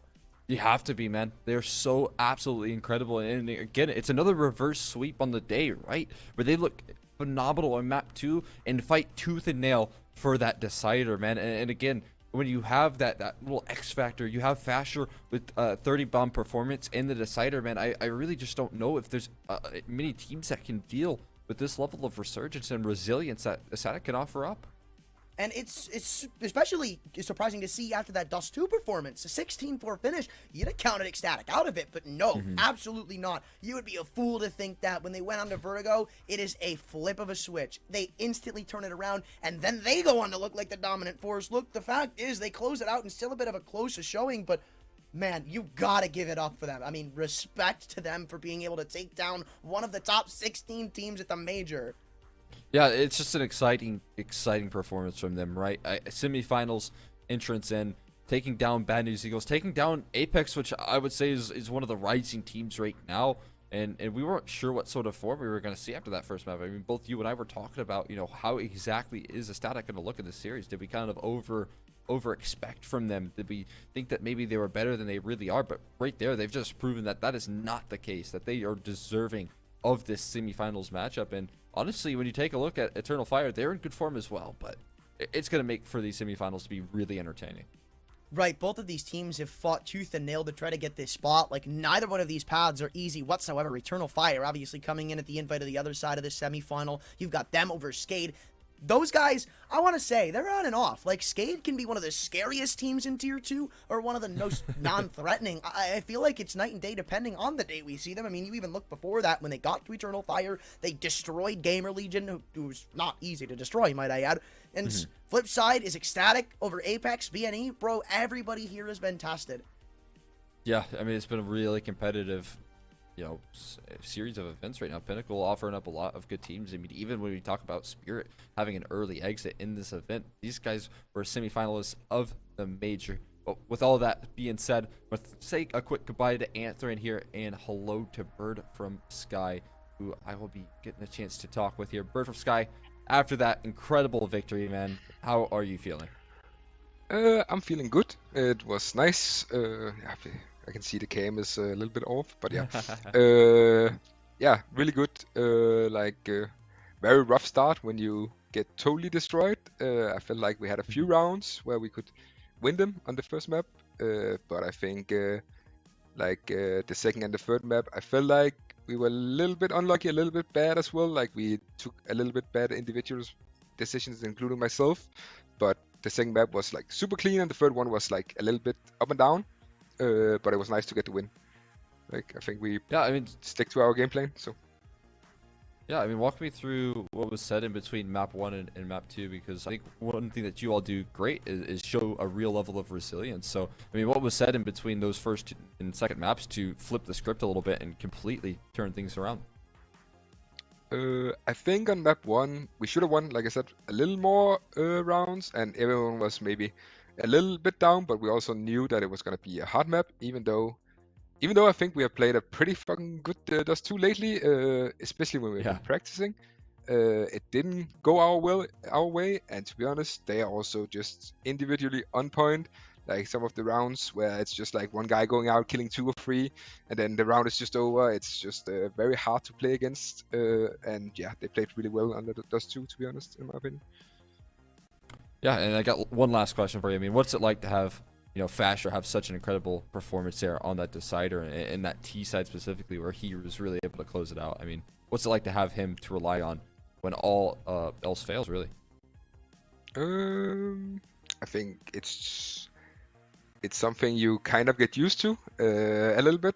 It's nice. It's what you want, but we do also everything in our power to keep making him perform, which is also why now we got the win yesterday, where I also said, it's kind of rough if he's not as much on the point on the first couple of maps like he wasn't yesterday, but then he stepped up in the end, and then you can just make feel the difference. It's the same here. Yeah. Like second and third map, he's just stepping up insanely, and it's just easy, I feel like.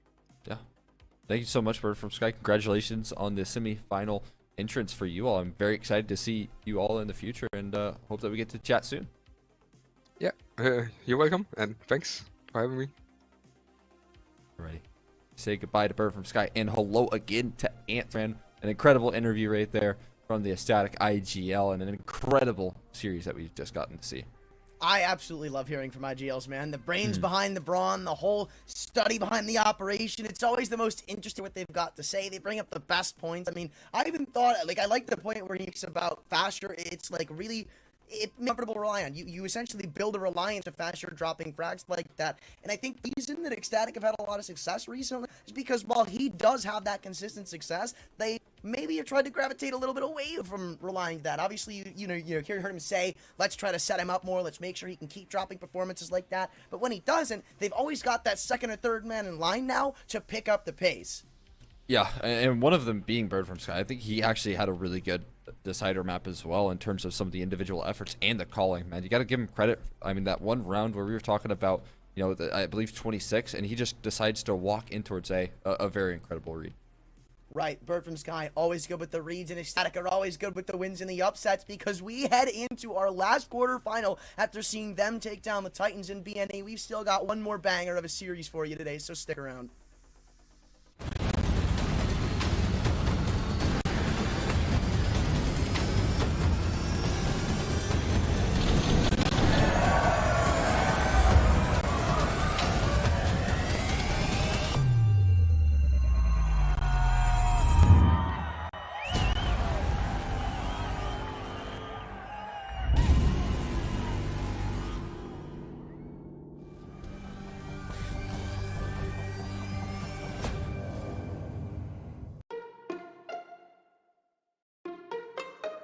Paying online with AstroPay is really simple.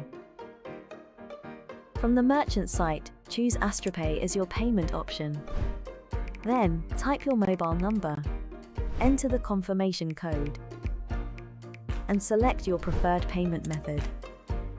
If you choose to pay with AstroPay Wallet, good for you, select it and you are ready. If you choose another payment option, follow the steps on screen. Your online payment is completed.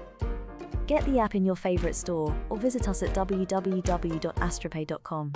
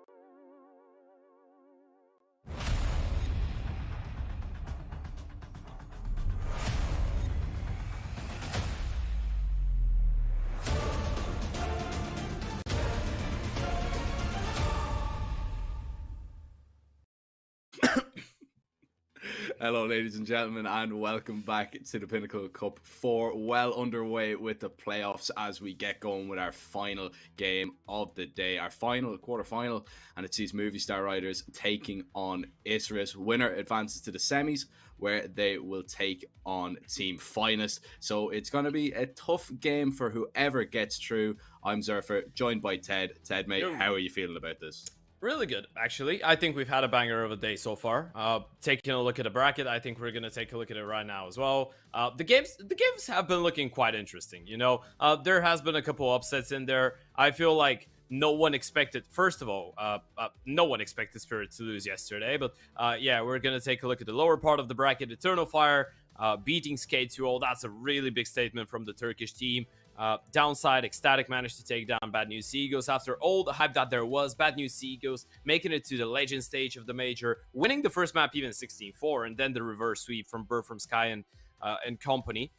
It was a pretty sick game. I even managed to catch the last two maps, and then in the upper bracket we have the Finest versus the winner of this game, and that's going to be a tough one. You know, I feel like people now are just starting to call Finest the online gods on Twitter. Especially after beating Spirit and TYLOO 2-0, I feel like they deserve it. Yeah, I mean, there's some really impressive results, especially, I mean, Spirit is one thing, but they absolutely ripped apart TYLOO as well. Like, it wasn't even close. What do you mean Spirit is one thing? They got top 4 on a major. I know, bro. What do you mean it's the one thing? They beat the 4th best team right now in the world.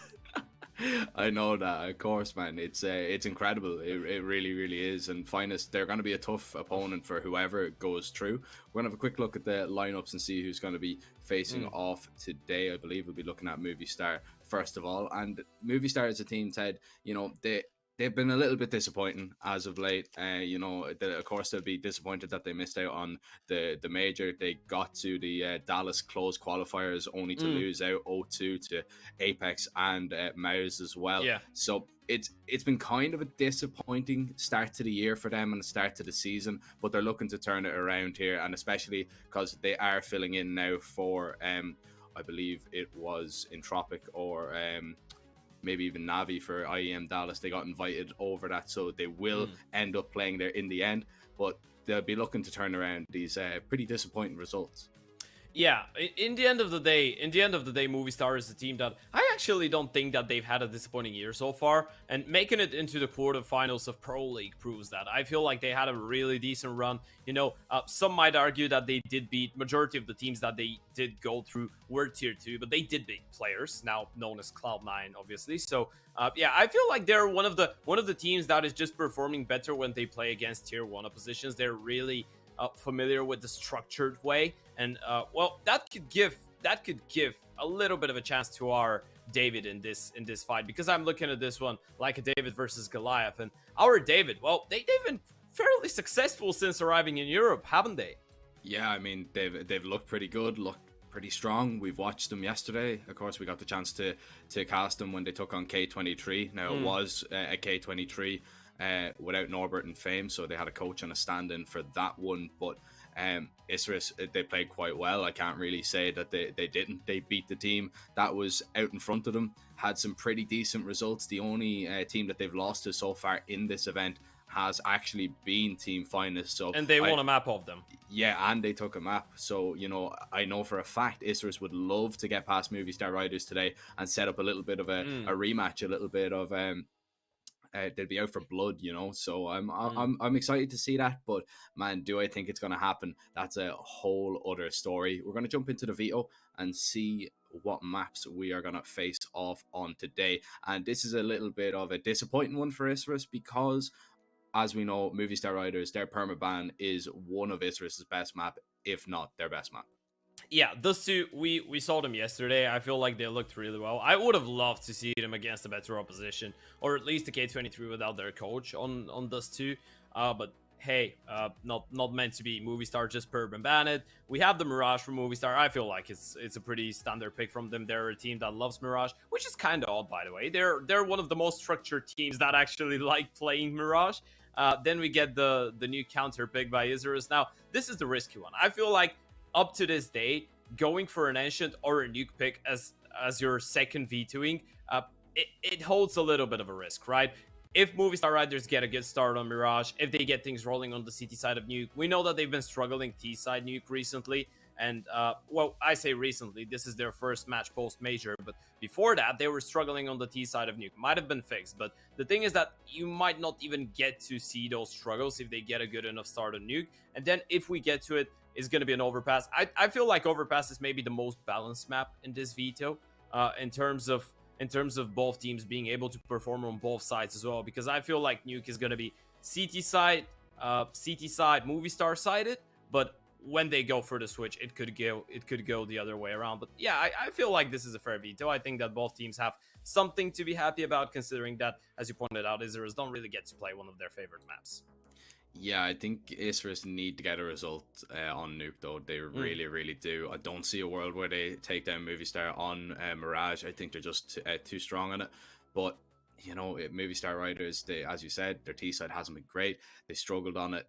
They won't really have any of those issues to begin with, but Isurus' T sides have actually looked quite well. I believe in their last 4 games, they got at least in 2 of them 6 or more rounds. So, you know, that's pretty impressive in itself. If you're getting those 6 rounds on that T side, then swap over. Your CT side is, as we know with Isurus, it is actually quite strong and quite solid.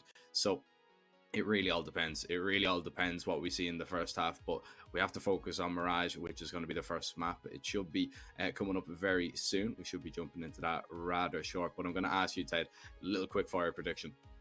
I think 2-0 Movistar, surely. I mean, if you are, and that doesn't mean I don't like Isurus. I like them as a team, especially after what we heard yesterday from Deco. They've been putting in a lot of hours. Of course, for those of you that didn't know, I think they arrived in Europe maybe 2 months ago, and they've been sticking to it ever since. They've had a lot of boot camps. They arrived exclusively for the Pinnacle, by the way. They weren't playing in any other tournaments. They did arrive here to play in this tournament. They started from the best of ones, managed to get through to the main Swiss, 3-1ing their way through, beating teams like SKADE as well, losing only to Finest.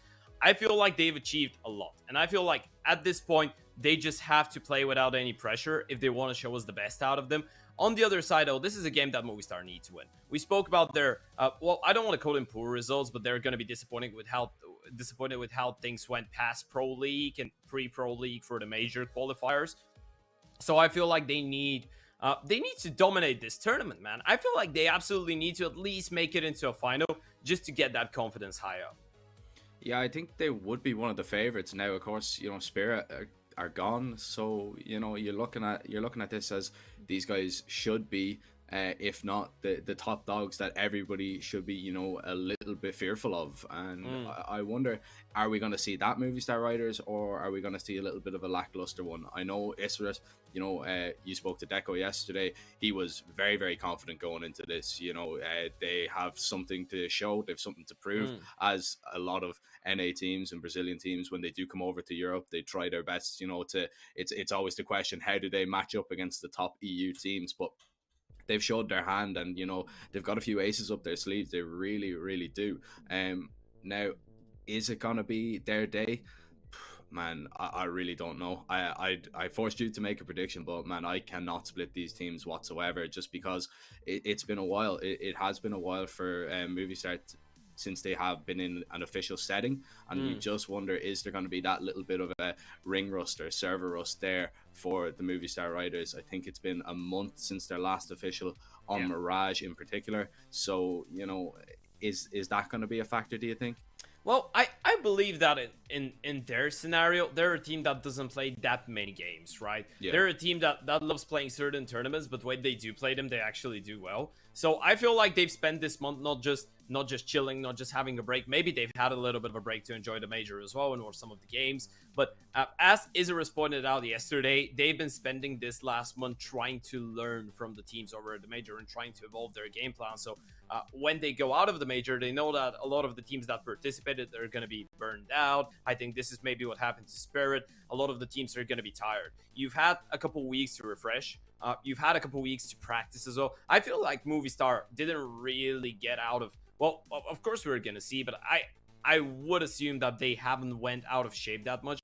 I feel like they're the kind of team that would practice all the time and just go into the final part of the first half of the season, you know, before the summer break with refreshed ideas, wanting to have a good end to that first half of the season. And I feel like we're gonna see the best out of a person like Sampeus. Like this guy, he is absolutely insane. I love watching him both online and on LAN. I was actually really impressed that he did so well.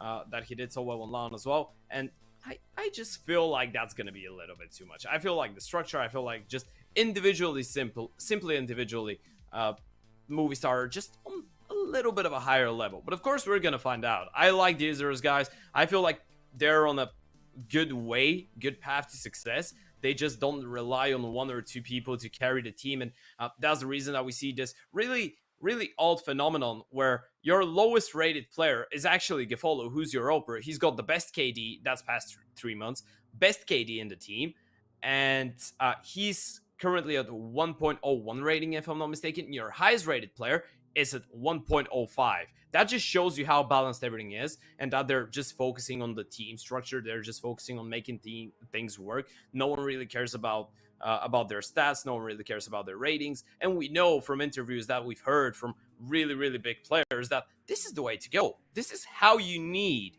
to be thinking if you want to make it into the tier 2 top levels and potentially into the tier 1 further.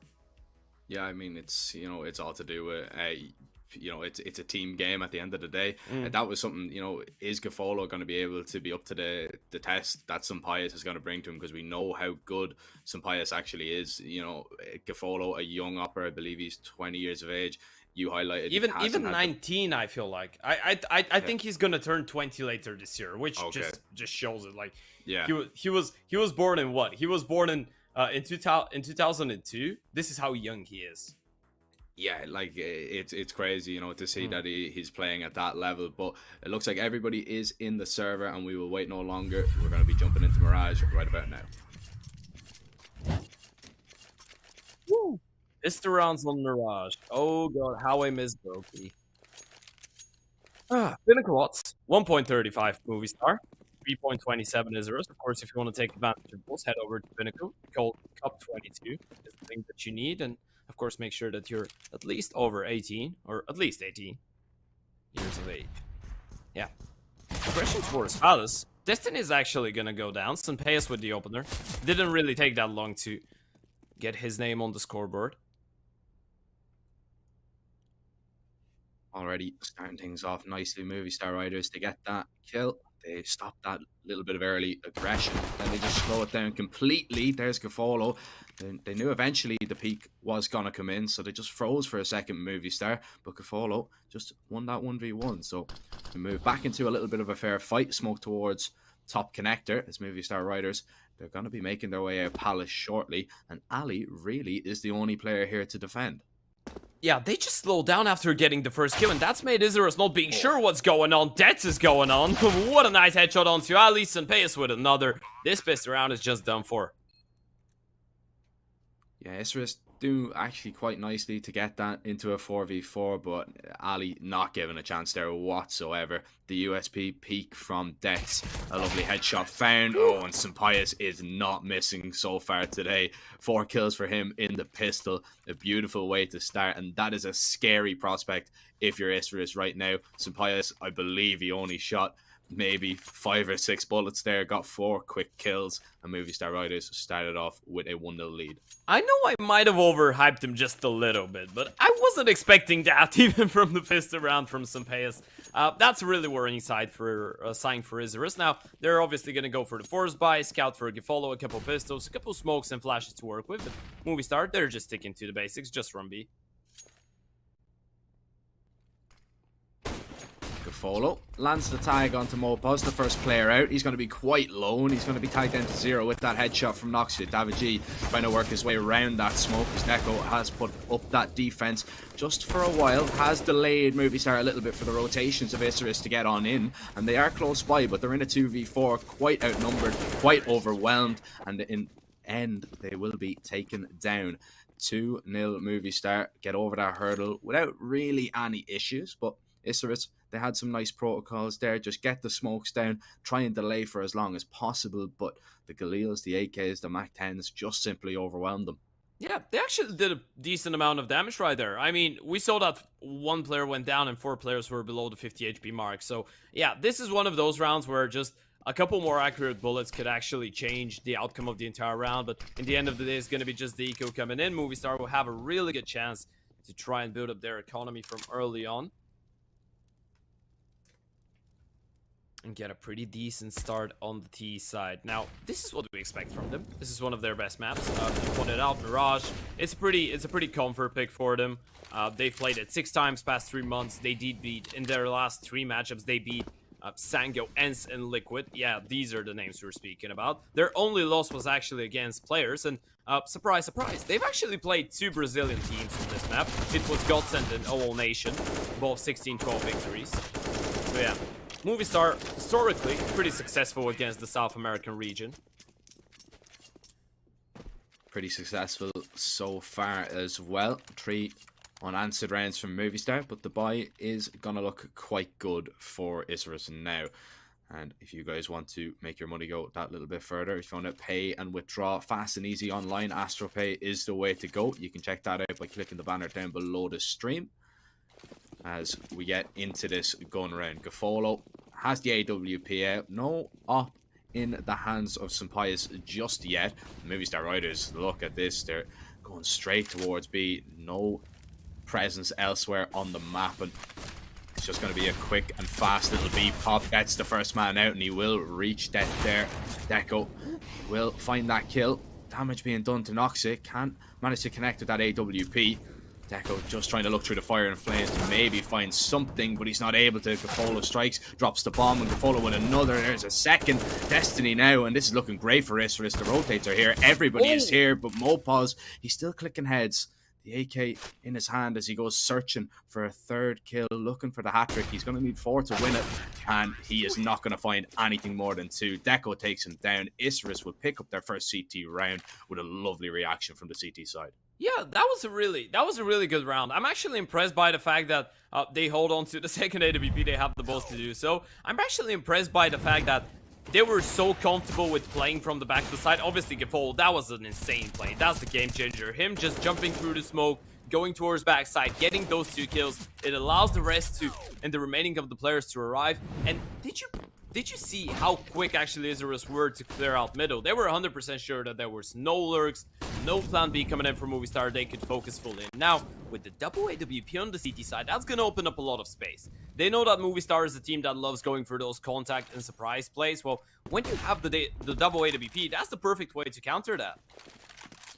Going for that WAWP very early on as well is a ballsy enough call. But, I mean, it worked out last time, so we'll see if it's going to work out here again. Sampayas is going to be the man scouring for an entry for his Movistar team. A lot of mid-presence being shown here from the T side. Destiny might be caught out towards the window, but Davigi, he cannot connect those bullets and transform them into a kill. A minute left on the clock as all 10 players still alive in the server. The Movistar Riders, they begin to make their way just towards that B bomb site once again, but it's an aggressive stance towards the apartments here from Deco that might just undo this. Yeah, another B play. Once again, Deco is going to get tested up close against the smoke. He's going to fall back with the fade, and there's an AWP on the other side. They've heard the ult. That could be a perfect bait here for Deco. Oh, but Mopaz underneath the smoke takes down the op without any real issue. Deco, he manages to drop the bomb. He has that info, but he needs to try and get out of there alive, and Sampayas drops him. The kills only go the way of Movistar Riders after Deco picks up just one. Gafolo has the AWP towards A, misses that shot. It costs him his life, and Movistar Riders get back to winning ways thanks to the IGL really leading the charge. Alex with 3 in that one, currently 5-1, and it's currently 4-1 Movistar. That was such an insane round. By the way, from Alex, I want to bring that one up. Did you see his lurk? Like, we were focused on what was happening on the B bomb side. He kills the top connector player and the first rotation from jungle. So Alex in that scenario makes it like, unless Deco kills 3 or 4 people, the round is just going to go in favor of Movistar Riders. And I feel like it should be a little bit scary if you're Isurus that Movistar just continue going for that B bomb side, and they feel no regret whatsoever. No shame as well. They just lost around there. They're like, you know what? We're gonna run it again. Movistar Riders, they seem to have figured out B is a little bit of a weak link, so if it's not broke, don't fix it right now. Deco manages to pick up 1 kill with the 5-7. The spray is wild through the smoke, and it's very awkward, but nobody really comes out worse for wear. Sampaius locking off the rotates now towards the apartments as the AKs are just going to try and clean up the pistols where they can. Nice headshot there from Ali, but eventually loses his life. The IGL knocks it, is left in a 1 versus 3, and Sampaius will connect a shot onto him. 12-1 right now for the Movistar Opper. He is dominating this server right now. We're only 6 rounds in, but he is looking rather well in the server. If you guys want to look well in the server, head over to cs.money.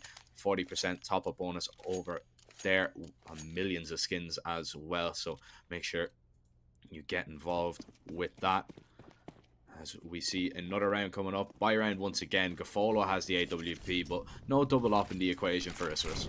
Yeah, not enough cash. You went for the double up so early on, now it's gonna be a tough one. And oh, that's a monster HE to kick things off in round number 7. Destiny and Gafolo tagged down, and Gafolo, he's decided that he wants to go aggressive, but look at Sampaius. He's ready for it. That's going to be the big problem. It feels like when you're CT side open against Sampaius, he's always aware when you're going to go for an aggressive play. Movistar are just really good at reading the game. And did you see how they made B look like a liability, and now they just hold on. Now they know that Isurus needs to go for information because they're afraid not to get compromised and not to get caught off guard again towards the B bomb side. So they want to compensate middle, they want to compensate the A bomb side, and Movistar, they're just going to start punishing that.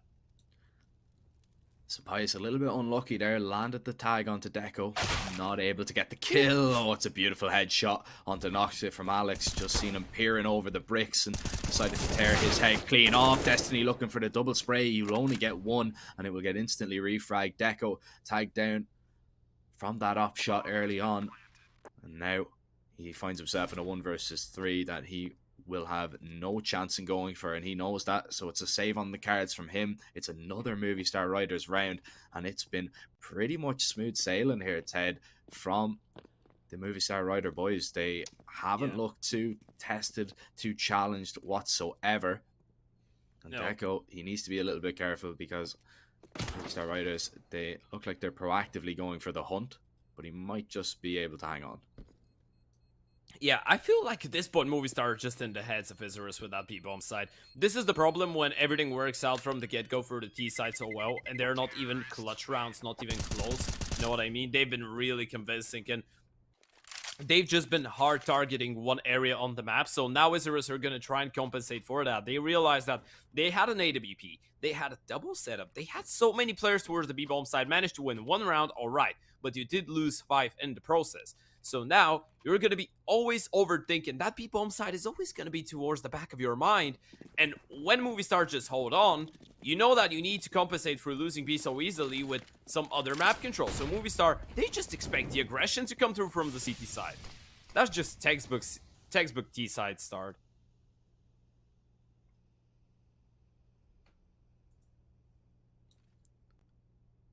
Movistar, they just have a great read on everything that's happening, and they've just looked in control in nearly every single instance, bar 1, which granted Isurus that round.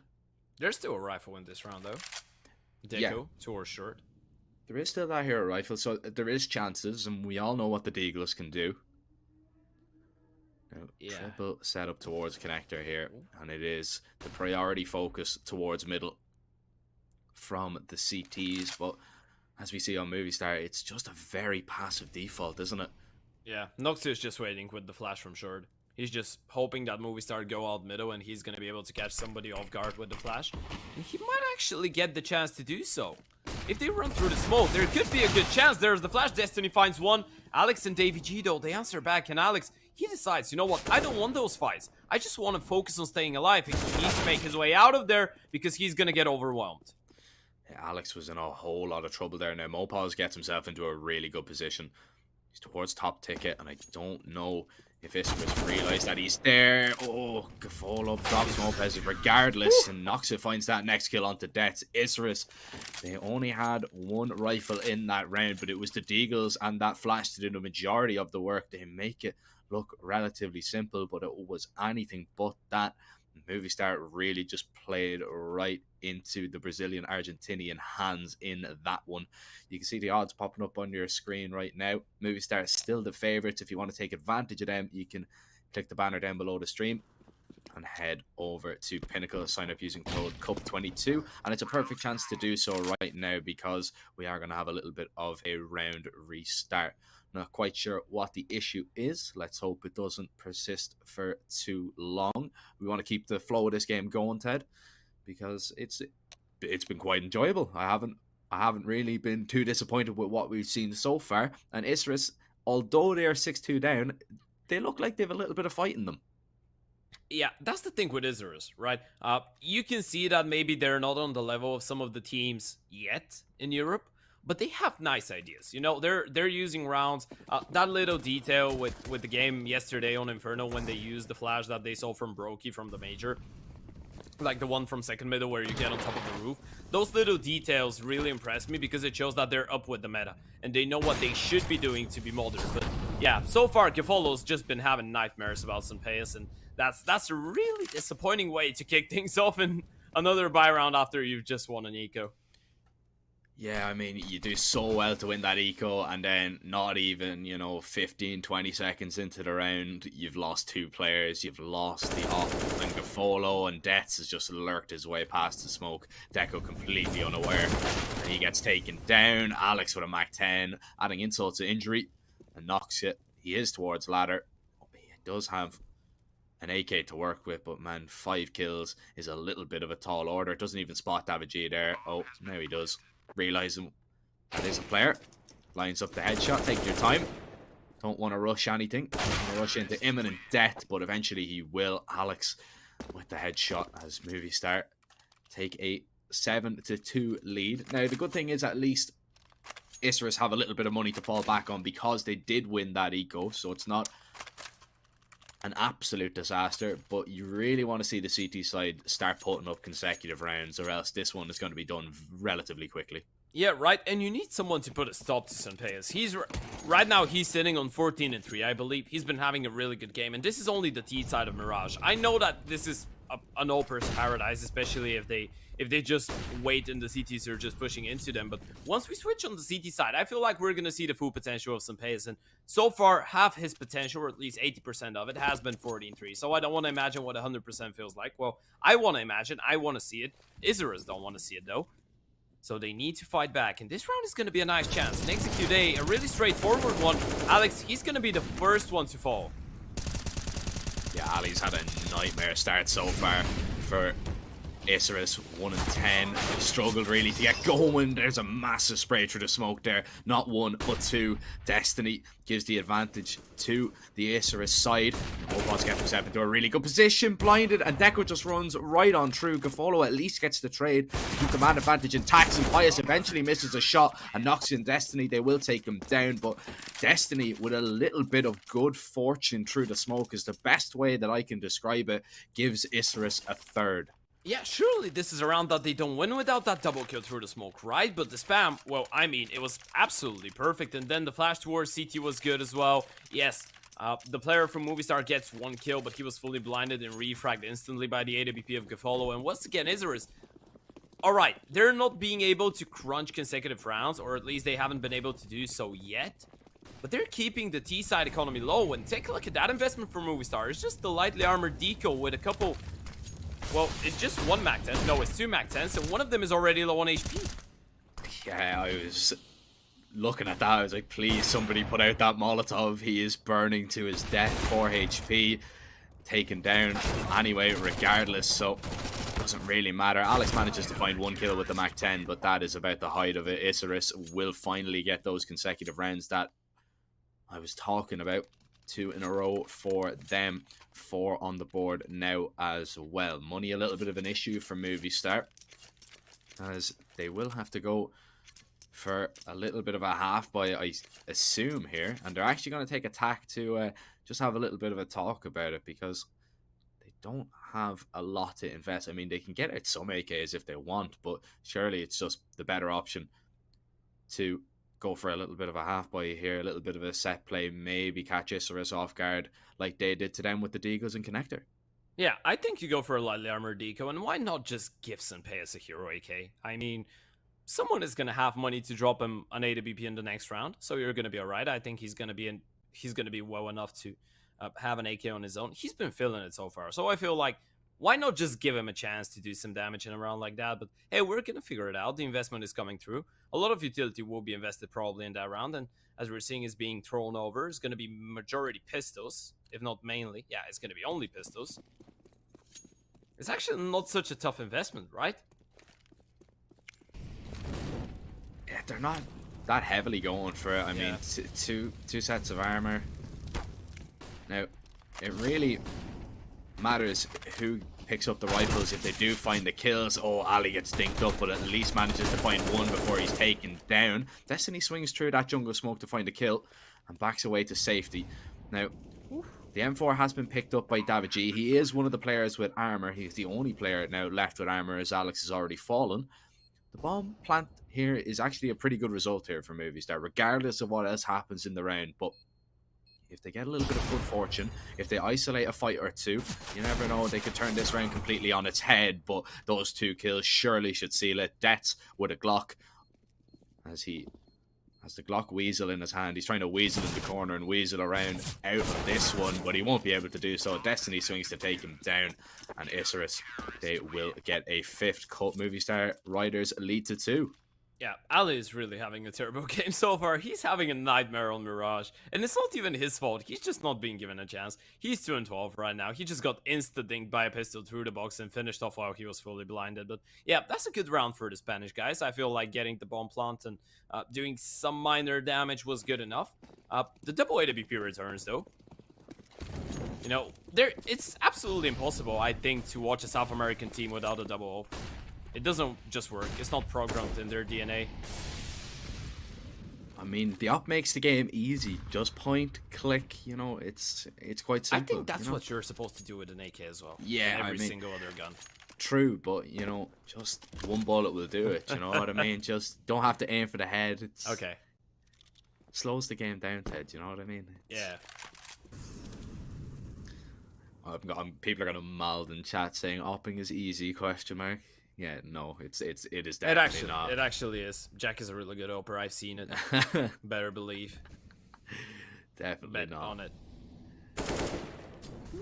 Definitely not. Now, Ali, we have been a little bit critical of him. It hasn't been completely his fault, as you said, Ted, because nearly every time we have seen him die, he's been instantly headshot and not given a chance. This would be a good round to maybe change that, as Movistar Riders do have their sights set on this A-bomb site. 45 seconds, that smoke down towards top connector is going to delay for just a little bit, and Ali won't be caught out by Deaths trying to lurk on through. Destiny needs to be aware that that's a possibility towards connector as well. 30 seconds, 3 players here for Isurus. They're set up nicely. Yeah, that's set up perfectly. Destiny should have at least one. David actually gets a refrag out of this, and he knows that there was one player that was aggressive towards ramp or palace, so they might actually forget and overlook the angle of the Ope. David G finds a kill onto Ali. They've compromised Noxie's position, but he's not missing anytime soon. The double Ope working wonders so far. But Alex, he's finally gonna get the refrag. It's a 2 versus 2, Jack. Oh, you need to get the bomb down though. No time now for the plant. Deco just needs to survive. Isurus have played that quite well. And Alex, he will hang on to that AWP. Doesn't want to risk the swing out, because no money if he goes down after time. 7-6. What a comeback this has been from the South American side. 4 in a row. When I called for them to pick up a few consecutive rounds, they haven't dropped any since. So very nicely done from them. And Isurus, they're going to go ahead and call it timeout. Even though they are winning, they are just going to use those tacks. They're not for decoration, Ted. You can use them, and it is advised. Yeah, that not you only do for so. the commercials. Exactly. But really good recovery from Isurus, because it was looking like it was going to be a very quick Mirage, to be honest. That was my feeling after the first 8 or 9 rounds. We could see, you know, they were quite dominant, especially towards that B bomb site, but Isurus, now they've kind of figured it out, and they've got a little bit of confidence in them now. Yeah, I feel like now GamerLegion is feeling a little bit better. Destiny, obviously, those are the two members that you expect the most of. Deku as well with the rifle. You've started just building up a couple rounds now. It's far from being a successful CT side as much as 7 rounds on the D side for Movistar, I think, is still going to be alright. They're not going to be happy with not getting more, but 7 on paper is absolutely enough on this map. So, did you know that actually Mirage is the third most CT-sided map so far this year? I remember you bringing that stat up to me there a while ago, and to be honest, I'm still shocked about it. Every time you do remind me of it, I'm like, Movistar like that stat. It's crazy. Yeah, they do indeed. Well, they're gonna have to hope that their CT side is quite good, because Isurus, although they're on the favorite side according to statistics, they are hitting the majority of their shots, and this man GamerLegion. That's a godly timing. Oh man, what is this? Oh, they have no clue. He can just go and clear it out. I wonder, does he realize that he's got the timing of his life? I think he does. Yeah, I think he knows. I don't think it matters regardless, though, because I think they're going to be holding for it. They should know that they could be boosted towards window, though. No, they shouldn't be. I mean, now he's holding CT as well. They think they have the right timing. And Mopos, he's just waiting. He's going to wait for his teammates. That's actually really smart. He doesn't want to believe that he's just going to walk out and no one's going to be holding him. So he's going to wait for his team to make first contact. And then he's going to start cutting off rotates and playing from behind. That's a really smart move from Movistar.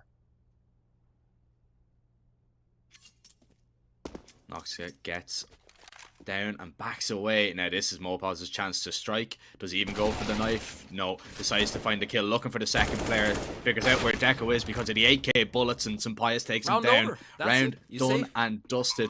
A beautiful godlike timing that we got to see from the best POV. Or Cavolo, I mean, what are you meant to say about that? You know, he'll watch it back and he'll realize how unfortunate that he actually was. If he was just a little bit quicker stepping to the right, he might have seen him and been able to stop that round in its tracks. But it's Movistar Riders really just securing the half win. Yeah, that was a godlike timing. I feel like that's just 1 in a million, but yeah, in the end of the day, you just went around because of it. That was a really good play from Movistar. I like the patience as well, right? Because Mobos, he doesn't just go tunnel vision for the kill. He's just not like, okay, guys, I'm into kitchen, I'm gonna try. I feel like they're not gonna be holding for me. He doesn't want to bet it. He knows that he has a round in his hands if he plays it right. Because, yes, they might know on the timing he could be behind, but they couldn't know for sure unless they've spotted him, which they didn't. So he knows that if he waits for long enough, there's a good chance that they make a move. There's a good chance that the play from his teammates make him uncomfortable on the bomb side, and they're going to forget about him. And this is exactly what happened. 8 rounds, D-side, Movistar, looking for 9. Now, even if they don't get 9, I think that this is a success. It is and it isn't, because they had such a lead. You know, they were playing quite well. It was 7-2 for Isurus to kind of turn it around now, 8-6. I think they're going to be a little bit disappointed they've let it slip, but I mean, beggars can't really be choosers in this situation. And you'd rather be 9-6 up than 9-6 down, of course. But again, Movistar Riders, they're going to go into this little bit of a slow default, wait for maybe some CT aggression. Now, it's not really come in too much.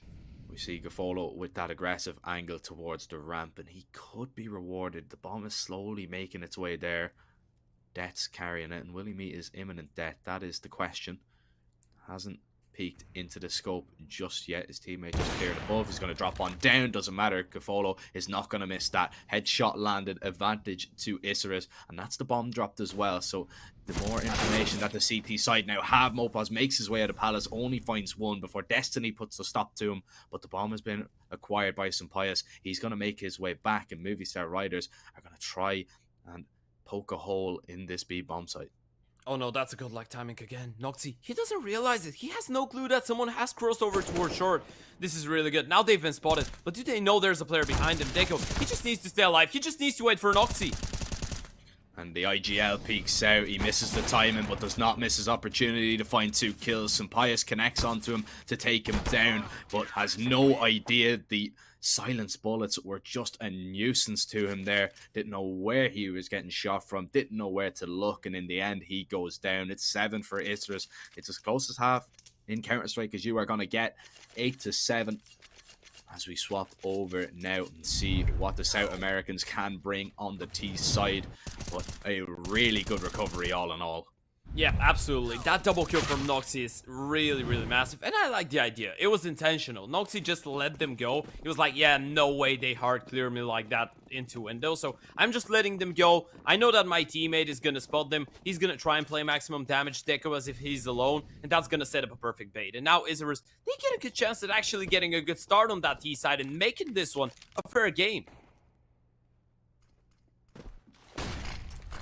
G gets that smoke down and gets out of there because the B play is imminent. Ali making his way in, going on the hard entry with the Glock to try and find some kills. Won't be able to find anything, only a P2K bullet in the brain. G tapping away as the kills only go in favor of Movistar Riders. Destiny eventually pulls one back, but he is alone as his IGL is nowhere to be seen across the other side of the map, and eventually Destiny will meet his maker. G puts another bullet into his skull, knocks it. Now he has been spotted. Deaths. He's covering the flanks, and Pius holding as well. The USP is doing the damage as knocks it. He tries to isolate the fights, tries to isolate the 1v1s, but it's looking dire. It's looking like he won't find anything, and he will not. Movistar Riders take both pistols on Mirage, and they open up a 2-round lead. What a godlike play from Davy G, and what a godlike pistol round from Movistar. I mean, now you've won the second pistol round, you're getting a really big advantage, and that's the reason we see Isurus go for that tactical timeout. Now they want to figure out whether they want to go for an investment here or take one up the chin, let them get another one, and potentially try and figure your way out of a 7-10 deficit. Now, 7-10 doesn't really sound that scary, right? But it will become scary if you win the first buy round. And you know you're going to be betting a lot on that first round with the guns. So you need to make a decision. Do you just go for the eco, go for the early AKs, or you force in hopes that you don't really let Movistar get away? Because if there is one thing that Isurus have been really good at so far in the game, it has been not letting Movistar actually build up that big of a lead. And, well, now it could actually spiral out of control, and they're going for the force buy. They don't want to let Movistar run away with this one. They're going to go for the force buy and see if they can cause problems. It's a fast play out. Palace, the molly gets down, and Alex is going to shut it down. The MP9 in the faces, and he is only collecting faces. Dex finds another headshot and knocks it once again alone. Round completely shut down.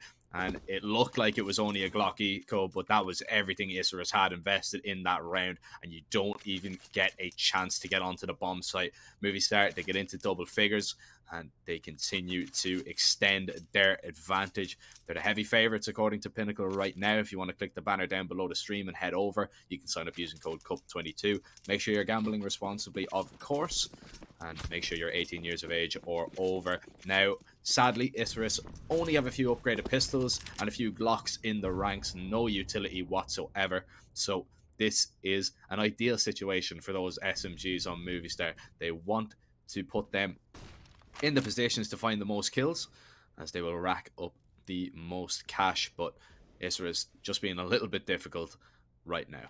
Yeah, I love the fact that Movistar are still going aggressive, but not too much. They know that they don't really only want to farm the cash. They want to hold on to the SMGs for the next round as well. They want to have that bonus round enabled, right? You want to be able to play at least one gun round with the MP9s and the FAMAS in play after farming the cash to be able to go a little bit more aggressive. And hey, GamerLegion is actually going to find one kill, but Sunpeus gives it back to him. 11 on the board for Movistar. And this is this really important buy round that we spoke about. You need to convert this one. You're going to have the AWP in the hands of GamerLegion.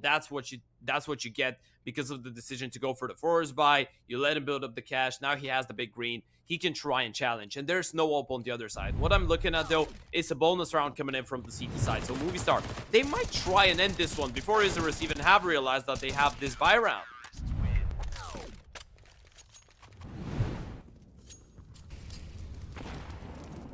This man has been a nightmare right now for Isurus. A fragging IGL is exactly what modern Counter-Strike needs, and it's really what a lot of teams are crying out for, and Alex is exactly that. 17-8 right now, putting on a real show himself and Sunpeus.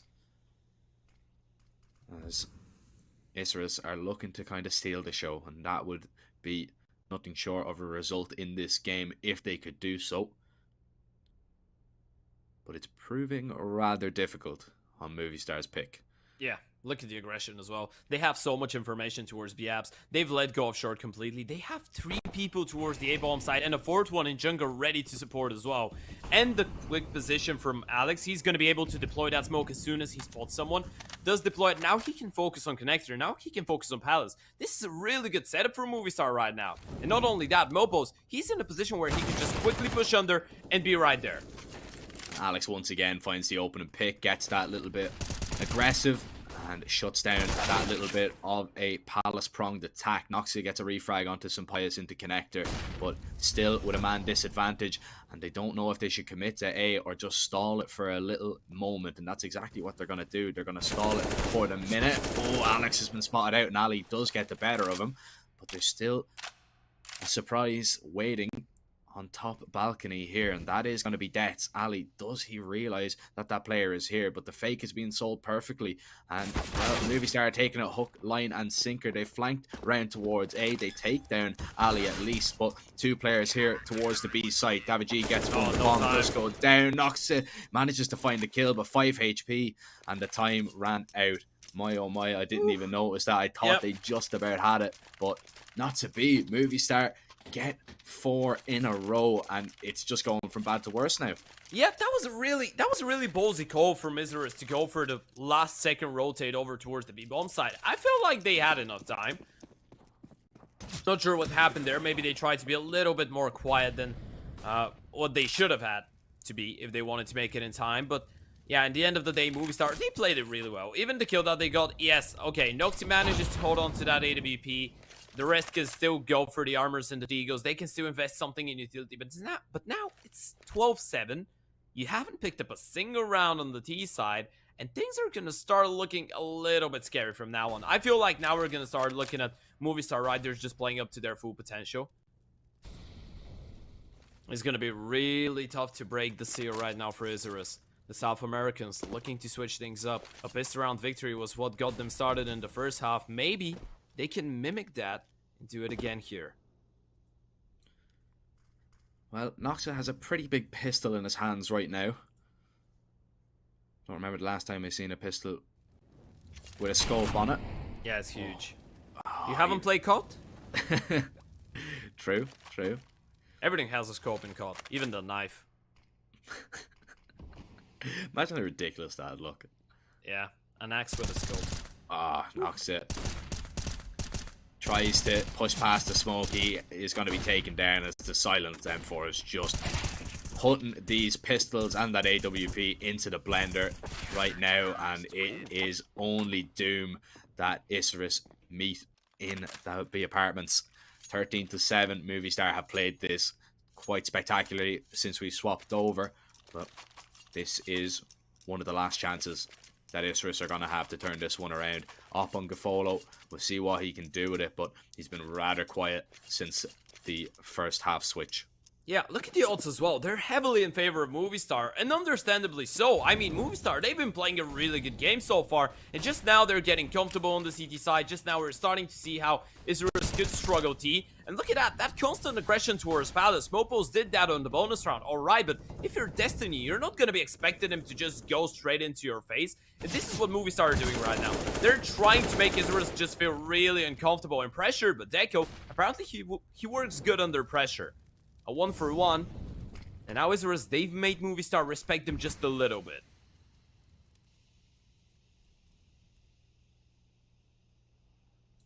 Yeah, that's what really has been lacking here is Movistar Riders. They just keep showing disrespect to Isurus, and you kind of have to take it. You kind of have to demand respect, especially when you're playing against a team in the top 20. Yeah, he spotted 2 now. That's a lot of info. They've failed to do so far, and all this information. What can Sampayas do with it? Misses a shot, and it's quite a wide angle that he took there. Deco takes him down. Alex now swings out a ladder, looking to try and find a kill. Does not see anybody on the B site, but the bomb is going down. Now, can Isurus hold on to this post plant? Good position from Alex. Deco is going to spot him out, looking, needs to find this kill. Alex eventually just tries to get away. His teammates actually are not going to go for this. They're going to back away, and they are going to save. And it's an interesting call from Movistar there. Don't want to play, or rather, leave it up to chance. They decide to save what they have. They have a good bit of utility on Alex and a good few rifles in the mix, but there's a little bit of respect that we are seeing right now out from the Movistar side. Yeah, I think that's not even respect. I think that's diligence. This is just Movistar showing us we want to win that first map in our quarterfinal. We realize how many top dogs got just lost in the moment. They underestimated their opponents. I feel like they watched the Bad News Eagles game earlier today as well when they beat ECSTATIC 16-2, was it, on the first map, and then ended up losing. So right now, if you're Movistar, you just want to focus. You want to take this one as seriously as possible. Of course, another thing that you need to take as seriously as possible is that really sexy offer from CS Money. You can get a 40% top-up bonus for nice skins. And who doesn't love nice skins? I mean, those win you games. And if they don't, at least you get nice skins. Failed window smoke. Yeah, at least when you lose, you have swag. Very true, very true. Double up out here for Movistar. David G is going to be wielding one. Needs to make sure that he doesn't overstep into the scope of the follow. Holding the reverse pixel angle here. Nade on top of Noxia, tags him down to 12 HP. Will not get the frag. Thankfully for Isurus. Deco. Going to try and cross back, and Alex isn't going to be holding this. And Pius goes for the peek instead. And the Opper finds that kill. The second Op works wonders as David G connects onto Ali. And they look to maybe go and find the trade here. Missed shot, and David G falls. Now, Isurus, they will recover that bomb. It was in an awkward position. They managed to take it and get on back. But look at Mopos continuing to push here. Yeah, that's not gonna seal any fakes whatsoever. Mopos has all the information in the world. This is perfect. 50 seconds on the clock, right? Isurus, they can potentially go back towards the B-bomb side, but I don't think they will. Right now, they just need to slow it down. And they need to make a decision, and look at the aggression. Mopos, he's gonna go for everything, but Destiny, this is all timing. He's not gonna realize it. That's insane. He's gonna drop the bomb.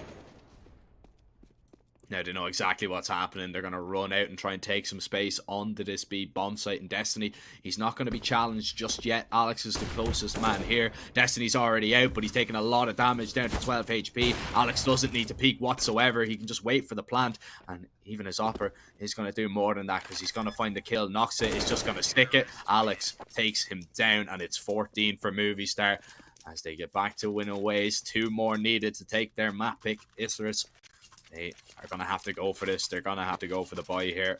See if they can get it done now, or else this map should be done and dusted.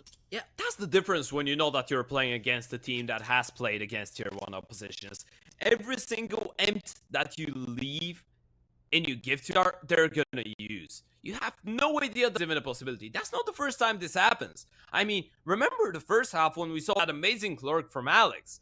When he got past the AWP towards Kitchen. This is the second time something like that happens. Movistar are just so good at knowing when they need to aggress. I mean, all those peaks into Palace as well, they've been really getting up their nerves. And it was Alex again. Now, for the first time, we're seeing someone else than Alex do that kind of a crazy information play, but it works out perfectly. And even though he goes down, he just goes down that deeply into TV that they have enough time to rotate towards the B-bomb side, make sure the bomb plant isn't even going to come through. And now you look at the economy of Isurus, you're like, all right, they can still go for another one, right? Well, Ali is going to have a Digo. There's a Famous in Deco, and you have no money if you lose this round whatsoever. That's Movistar just playing for their map pick and, well, playing to make a statement right now.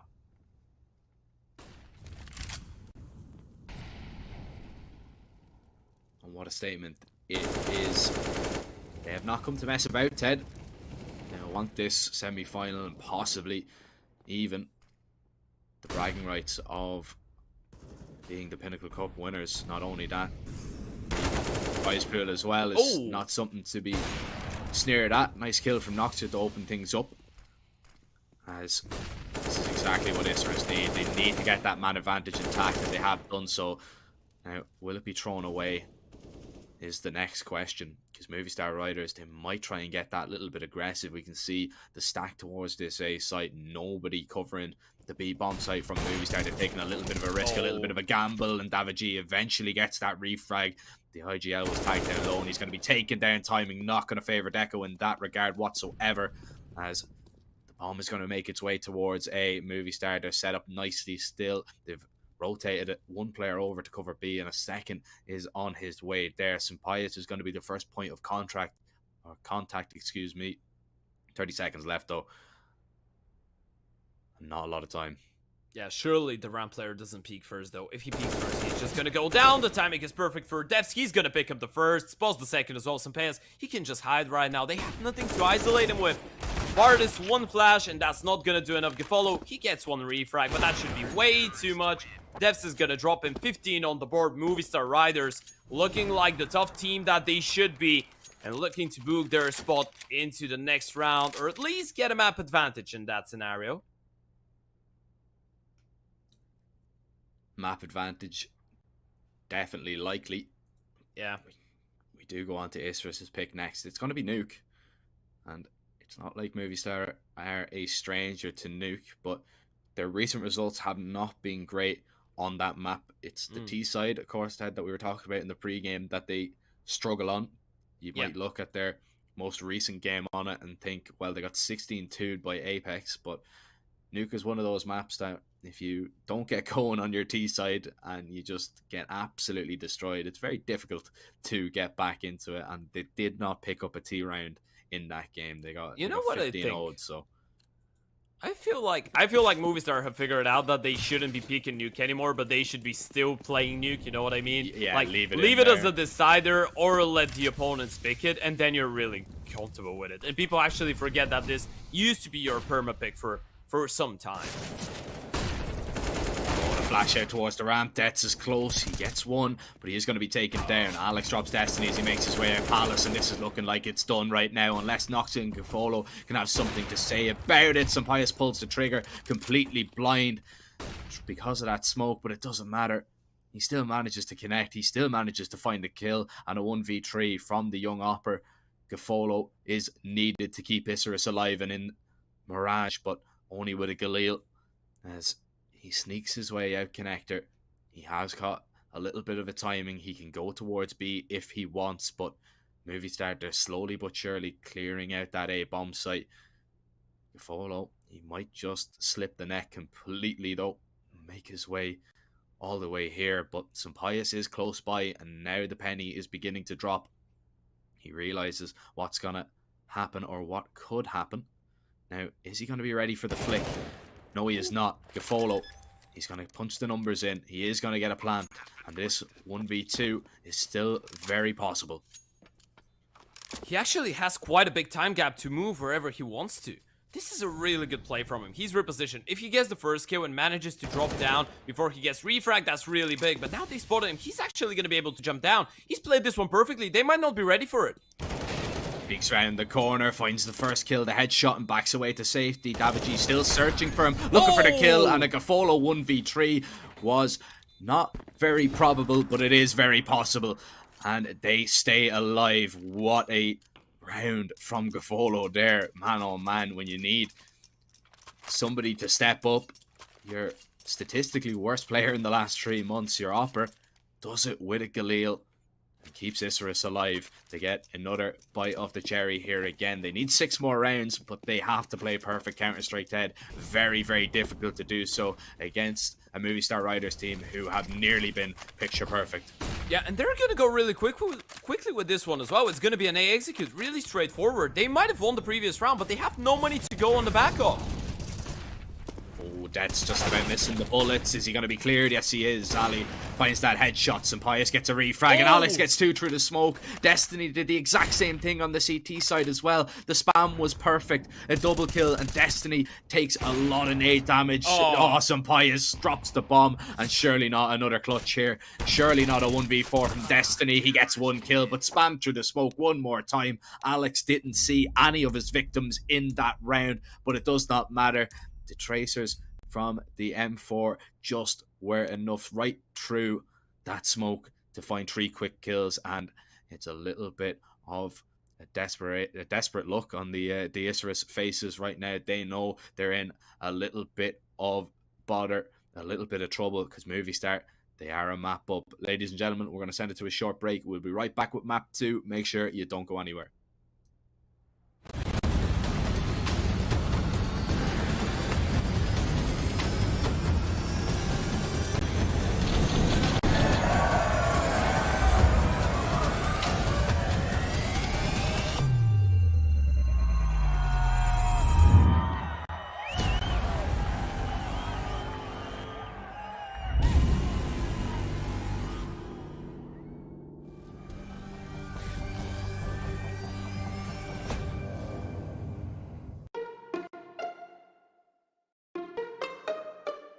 Withdrawing with AstroPay is really simple. Go to your favorite site and choose AstroPay as withdrawal method. Then type the amount that you want to withdraw, type your mobile number, and click on the Confirm button. Now, enter your wallet with your usual credentials and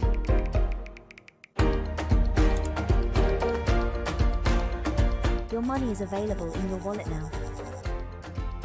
Decide if you want to extract money or buy on your favorite sites. Get the app in your favorite store or visit us at www.astropay.com.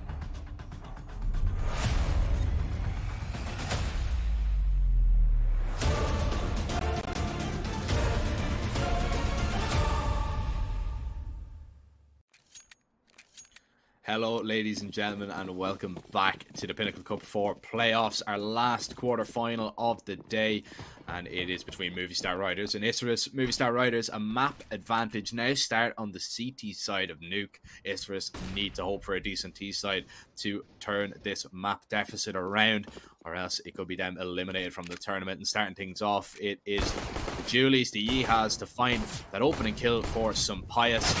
Echo causing Alex a few problems, but nothing that he can't deal with in the end. Destiny, the last player standing, picks up the bomb, has Julies to work with now himself, but with 4 players to find Ted, a very difficult task. That was a quick one. Minute 15, we already have a 1 versus 4 for Destiny. And yeah, he's got the E-house. He actually has a clear path towards that A-bomb side, if I'm not mistaken. I think he can go up the vent, and there's not going to be anyone to welcome him, but he's going to walk in the hands of some Payas and going to go down. 1-0 Movistar. That's the start that you're hoping for. Obviously, Isurus didn't have that much success on Mirage. Well, they didn't have success on the T side. The CT side looked quite stellar. Or, well, not stellar, but it looked all right. It looked really competitive. But now on Nuke, you need to turn things around. I know it's it's arguably a better map for them. Obviously, it's their map pick as well. They've played it against some pretty alright teams, truth be told. Nuke is a 50-50 map. They lost it to Wisla Krakow, managed to beat both Masonic and FTW, and Kova, by the way. Pretty decent teams there. It's a fast player towards A, as Mopaz and Dets. They will stop that hut pop relatively quickly. The bomb is dropped towards that A site. And the Tech-9s now look to do a little bit of damage to the CT economy. Mopaz probably the intended target, as he's tagged down to 4 HP. But it is going to be very difficult to get out here now with no utility. Bomb not recoverable whatsoever. And it is only a matter of time, you feel, before Isurus go down 2 rounds. Oh, a little bit awkward between Dets and Noxit. Dets eventually has to reload, but he has done a little bit of damage, received a little bit as well. And how do you even get out here? How do you even get out of the hut and door with everybody looking at it? It's impossible. I can tell you how you get out of the round. You just die. True. Oh, that was a nice one tap. Scream likes it. Although Alex should be able to avenge his fallen teammate.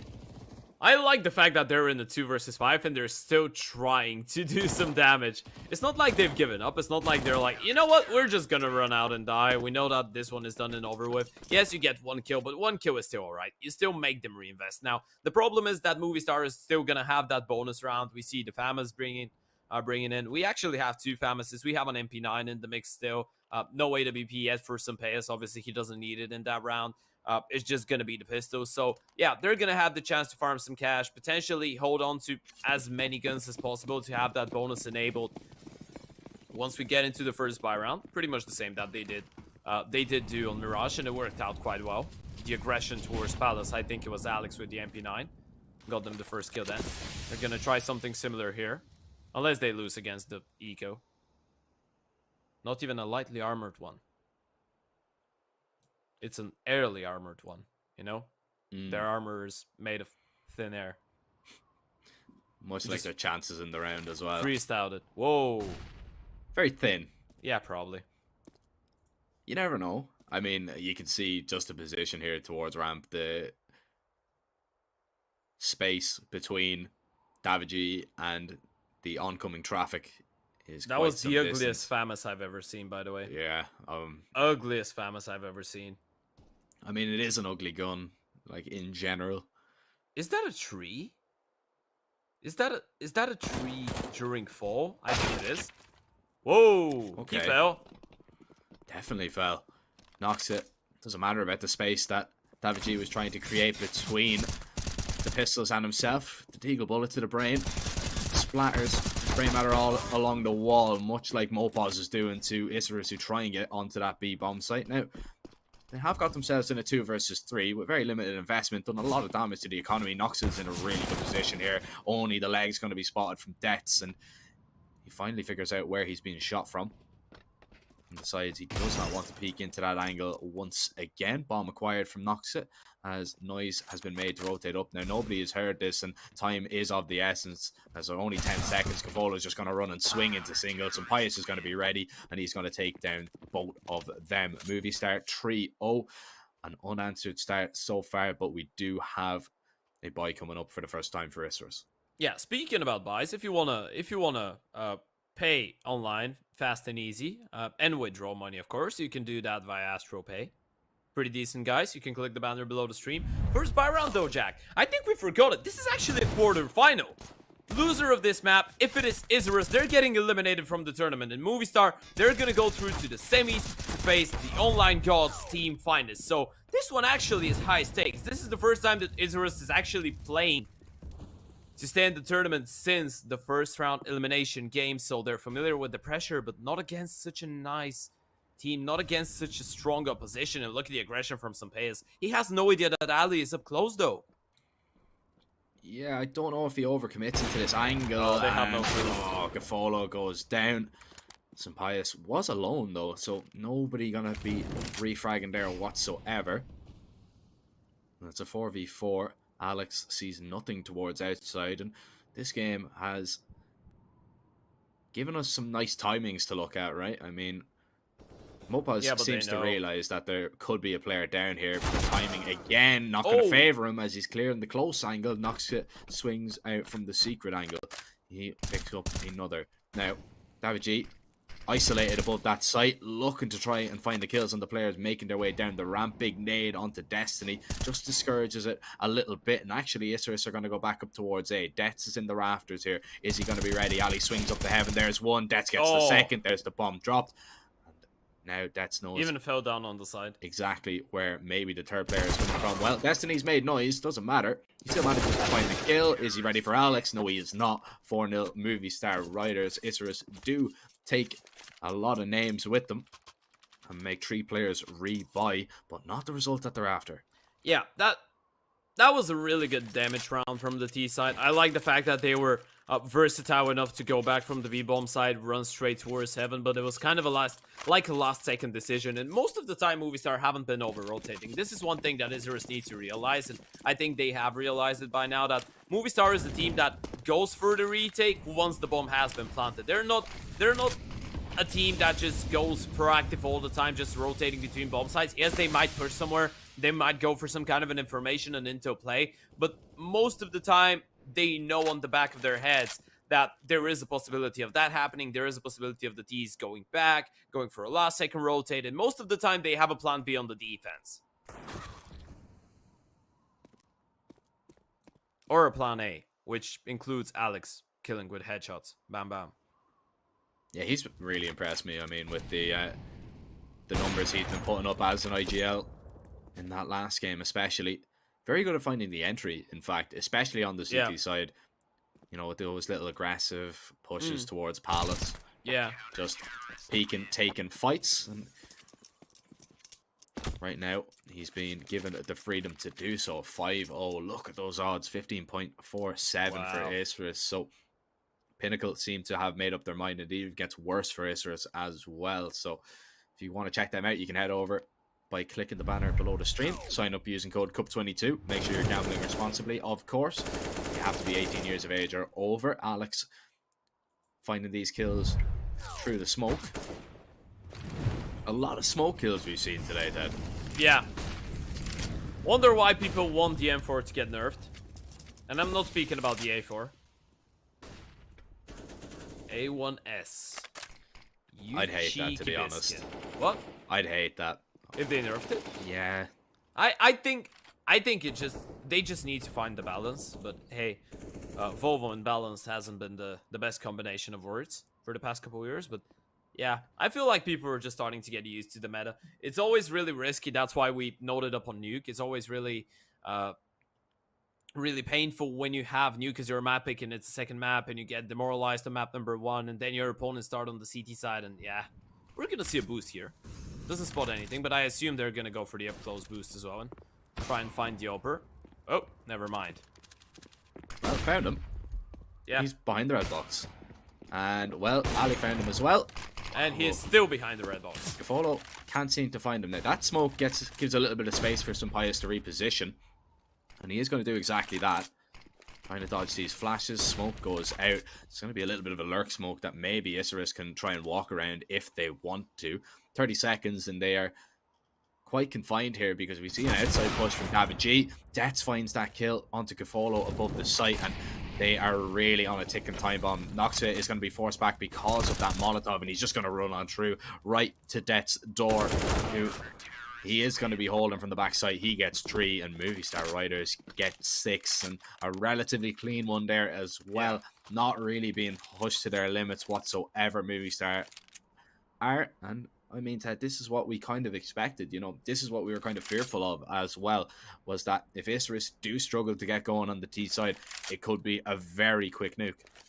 Yeah, it could. It's still too early, right? It's only been 6 rounds, but yeah, this is what you want from Movistar. You want from a contender for the title. You want from a team that was so disappointed in not making it into the major. A team that made it all the way into the quarterfinals of Pro League to be breezing away past teams like that. That's no disrespect to Isurus. Movistar is just a team that needs to win games like that comfortably in order for them to build up that confidence, in order for them to be like, okay, you know what? We had a couple of rough games before the major, but we're all right now. We've had the time to reflect on our mistakes. We've had the time to practice. And here we are, just winning clean round after clean round. Well, you know what they say, Ted. Practice makes perfect, and Movistar Riders so far have been perfect on Nuke. 7-0 right now, and Isurus call a tactical. Alex hasn't died yet, by the way. Yeah, 9-0. Is he doing a Zaiwu? Incredible.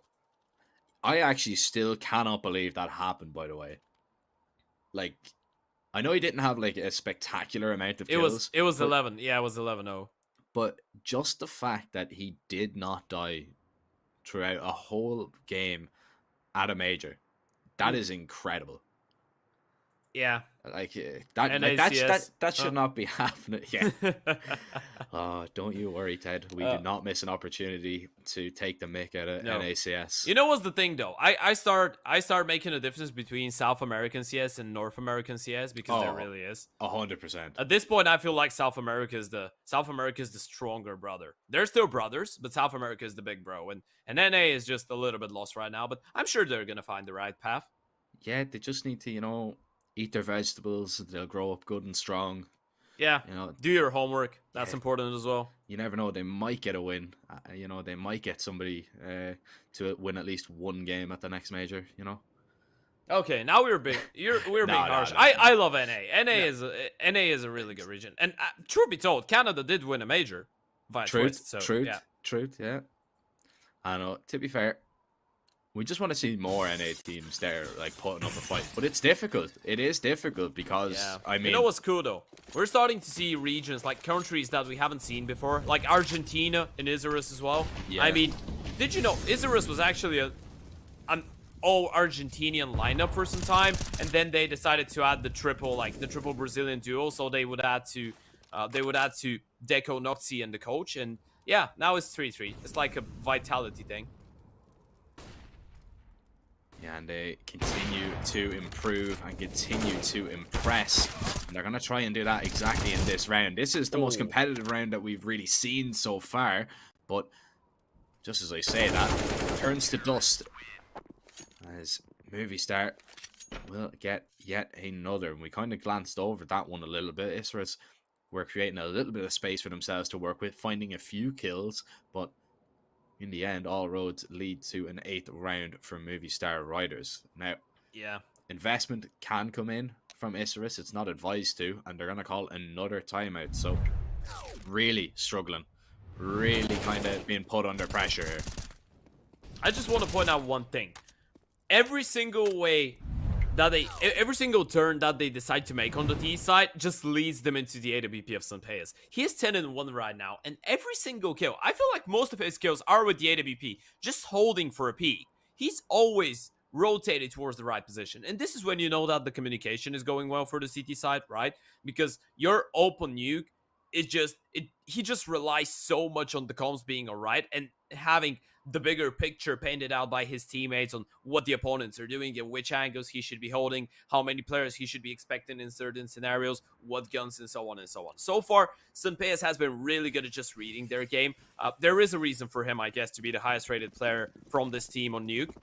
It's 1.26 he's currently on, I believe, in the last 3 months. And yeah, after the really good game that he had on Mirage as well, I think he ended on 26 and 11.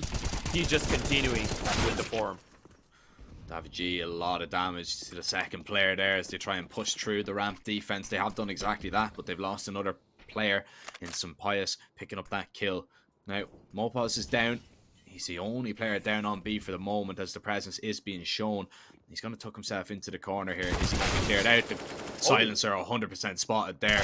Ali is going to be able to find that kill. Lots of damage done onto Alex as well. And Isurus might have a chance just to take away around here. Sunpayas and Dets both coming from the secret side for the retake. Ali towards double.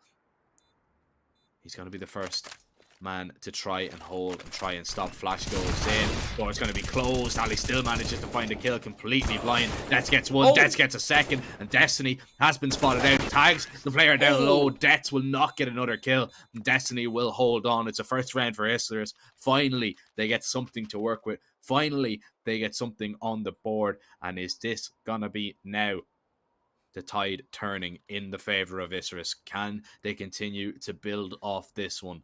I hope so. I hope we get a competitive Nuke. Yeah, I think that by the games that I've seen so far, judging from them, and after all the time that we've spent watching Isurus throughout this entire tournament, I think I've kind of developed some kind of a relationship with this team, emotional relationship. I just don't want to see them get absolutely destroyed before they get eliminated. I want to see them go down as heroes in a fight, a bloody fight.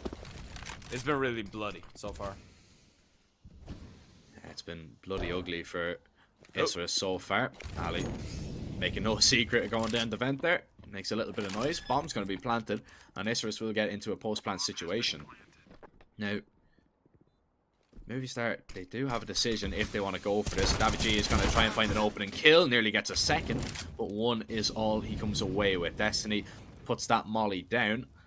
And now, is that going to seal the fate here at Movistar? Mopaz, I don't know if he's going to continue to go for this. Sunpayas and Dets are toying with the idea, but Destiny gets that first kill, looking for the second. He will get the double. Mopaz is tagged down to 6 HP. He has to get out of there and save. It's going to be another Isurus round. 2 consecutive ones on the board now for the South American side. And something tells me we mightn't be done with Nuke just yet, Ted. I think they found the working formula right now. Just trying to cross into secret, trying to bring the fight towards Movistar Riders on that lower bomb side. They're not even trying to go for anything towards lobby, towards ramp. They're just trying to focus on dropping down the vent, going down secret. And Movistar, they're going to go for a timeout, realizing that. Now, Isurus, they've pretty much done what Movistar did to them on Mirage, right? They made one play work twice in a row. And when you do something like that, and when you know that Movistar is on the other side, they're going to try to readjust. So the question is, where do Isurus go now? Because there is still a buy round. It's not like you've won yourself a bonus round yet. Well, you are going to do so if you win this one. But now there's going to be a readjustment coming in for Movistar. Now they will probably be ready for something like that. And is there going to be an adjustment from the T side? One thing I wanted to point out as well, GameLegion, so far he's been 1 in 10. Even though they win those 2 rounds, he needs to wake up just a little bit on the T side so that he can have a little bit of an easier time adjusting to the CT side dynamics. And, well, all of us know how important the CT side ADVP is on you, so yeah, they're going to need him. Yeah, they really are, and not the ideal start there. Takes away half of his health without doing any damage onto the CT side. Smoke goes down, and Alex starting down on that lower bomb site to try and counteract what the T's are really doing, as it has been heavy presence towards B in the last few rounds. Nade not going to do too much, as Alex now just plays for the info. Nice little jump spot. Difficult shot to hit if you're a T. And once that molly goes in, Alex should fall away. But he keeps the doors open, actually, which is an interesting play from him. Yep. Eventually decides to close them. I Probably the think right they idea. can go up the vent towards A right now. They're still trying to figure it out. Yeah, they can go anywhere here, but where is the right play? That's the question. Yeah, you're trying to figure out what adjustment Movistar have made so far. I like that slow play. This is the first time that we see Isurus actually play the timer so well. Problem is, you don't want to get caught in time. You don't want to miss out on looking at the time and don't have time for the bomb. And I feel like the bomb is just going towards A right now. This is fake. Yeah, well, they have one player above ground right now. That's going to be Mopaz. He picks up chaotic. one kill. Destiny is going to try and get down onto this lower bomb site if he can. Davig is spotted out, Ali, and he will be able to find that kill. It's going to be refragged now by Deco. 8 seconds to punch the numbers into the bomb. Plenty of time. So Isurus, they've played this one quite well. Mopaz, has he seen safe. enough? Yeah, I think so. I think it's safe. Yeah, Movistar have a really big problem with holding secrets right now.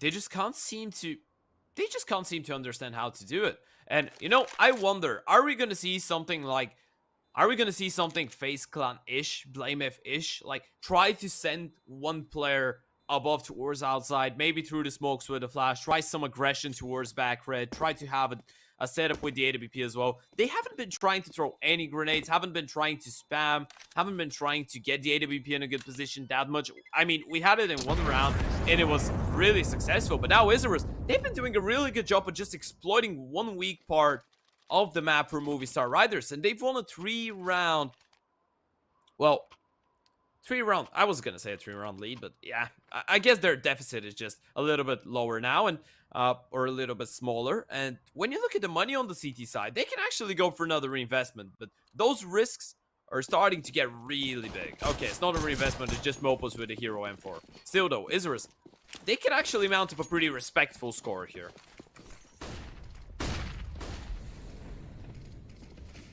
I'm interested to see where the ops go. So Down secret. we see Death's holding ramp. Sampaius is down secret with his, yeah. Now, the rifle is in heaven, if I'm not mistaken, on Mopaz. So that's where the M4 is. Now, Isurus, they have slowed this round down completely because they haven't tried to get anyone down secret early on. They have just waited and waited. But outside is definitely on their mind right now. And they're going to be creeping their way out slowly. But there's not a lot of players to gather information here for the CT side. No, this is how they've been playing it, but Sampaius, he's in a really good position. Manages to find the first. He's going to continue challenging. They're trying to jiggle him away. There's the flash. Sampaius misses the second one, needs to get out of there, and Deco is not going to let him do that. There's one of the ops down, one of the ops neutralized. Mopaz in the vent though, not going to be cleared out, and Davig finds a headshot with that Deagle. Knocks it, put under pressure here by Alex behind the red box, who swings wide, and the Deagle does enough. Mopaz the silencer sticking through the vent. Gafolo finds a kill for free. And he might find the bomb plant now as well. Both players making their way towards heaven. They're going to swing wide once that Molotov finishes, reaches its conclusion. Deaths and Alex are just going to swap on over. A little bit of a trade. Gafolo needs to get aggressive here, and he looks for the first kill. He has done so. Looks for Alex, and Gafolo, he is ice cold in these clutch situations. A 1v3 on Mirage, a 1v2 on Nuke gives Isurus a fourth. I think you know what's being shouted in the TeamSpeak of Isurus right now. There's a lot of Corralios being thrown left, right.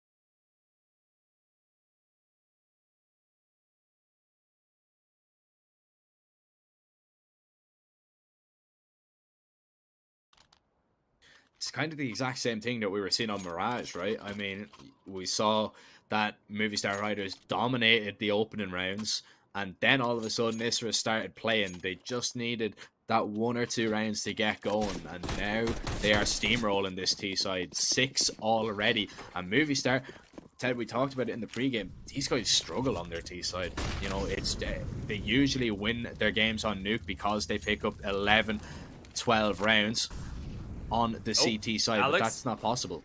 That's massive. They have no clue. Surely. No, what? Whoa, how has that happened, Alex? That's really harsh. Yeah, that's one of those moments you just want to forget about him. Yeah, monitor turned off. I see you. I hear you, my friend. Davy G. He's looking to be the real G in this one. Nope, Destiny is holding for it, and Devs, his position has been compromised. Yeah, he gets 2 kills, but it's not enough. It's 8-7. Half in favor of Movistar Riders, exactly what we seen on Mirage. But when Movistar swapped over onto the CT side, they were dominant. I don't think this is going to be the same old story whatsoever. Good place to start, though, is going to be that pistol, and we'll see what Movistar can bring to the table. Well, after losing 7 in a row, now they need to bring a round victory up to the table. This is all I'm gonna say. I don't see Movistar actually being that competitive on the T side unless they get onto a good start. But hey, let's not forget, they're really good at getting into the heads of their opponents as well. So maybe with the right start, they could have the potential. Just maybe. And also I think Sampayas is 6, so yeah, he's gonna pop off. I'm calling it.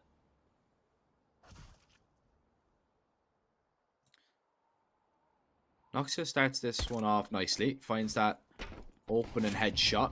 Alex is going to be taken down. GaFolo, he's trying to connect a few shots with his USP.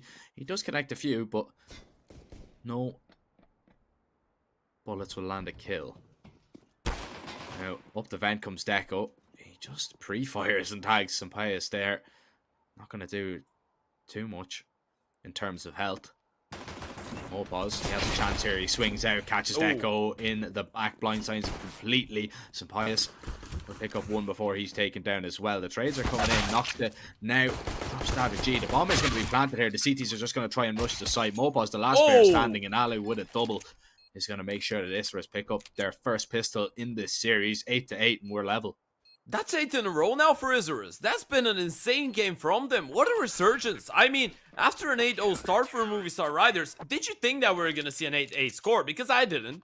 I was ready to write them off. Yeah, I didn't want to do that, but I was seeing Movistar Riders get a really clean victory here. But take a look at what's happened now. Yeah, you get the bomb plant. You're probably going to force into it, but this has been a really good recovery from the Brazilian side. Well, they can continue. A really solid investment, really hefty. Expecting the force buy, of course. You go for all the M4s. You go for all the marbles. And the MP9 in Destiny, but he's proven to be quite the terrorist with it. That being said, he's been terrorizing Movistar Riders so far. He really has. Oh, Mopaz lost in the sauce a little bit there. Destiny not able to punish him. So Mopaz gets away with that one. Knocks it. He's going to be able to drop David G. Refrag comes in. GaFolo looking for the player down the vent, but doesn't like what he finds. And it is going to leave Movistar in a pretty good position. Now, they are in a 2 versus 2. Deaths is low HP, but the same can be said for Destiny. Sampayas going to drop onto the site and going to try and get a bomb plant here. Nobody able to stop him just yet. Deaths towards the door. Smokes off main. Ali waiting for his timing to swing up the vent. But Destiny is going to try and get into heaven first of all. He's the low HP player, so it really has to be all on Ali. And if Sampayas is able to survive and pick up the kill, this one should be a Movistar round. Time is ticking. No kits in the equation for Isurus. Sampayas drops Destiny. Ali sneaks up the vent, goes to clear out the door, but there's nobody here. And time has been ticking on way too long. Dets hears him stepping. Dets finds that kill, and it's a good round for Movistar to steal away. Yeah, the CT vent position from Devs is really important there. Even if his teammate towards the back of the side falls, or he gets a 1-for-1, which if both CTs are coming in from heaven, unless they full flash him, he's probably going to get the first one, right? Even if he gets refragged from both players coming in from there, Devs has such a nice angle, such a nice advantageous angle as well. And Movistar, they managed to answer back. This is the first round they've won in the last 9, and instantly, Isurus, they call a tactical timeout. You want to talk things over, you know?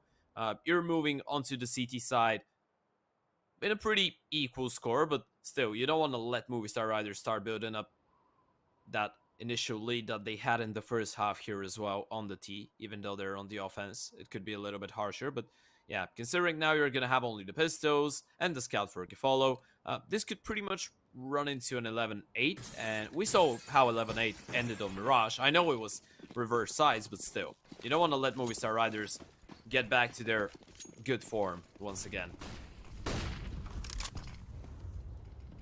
You want to take them down as you have them on the leash.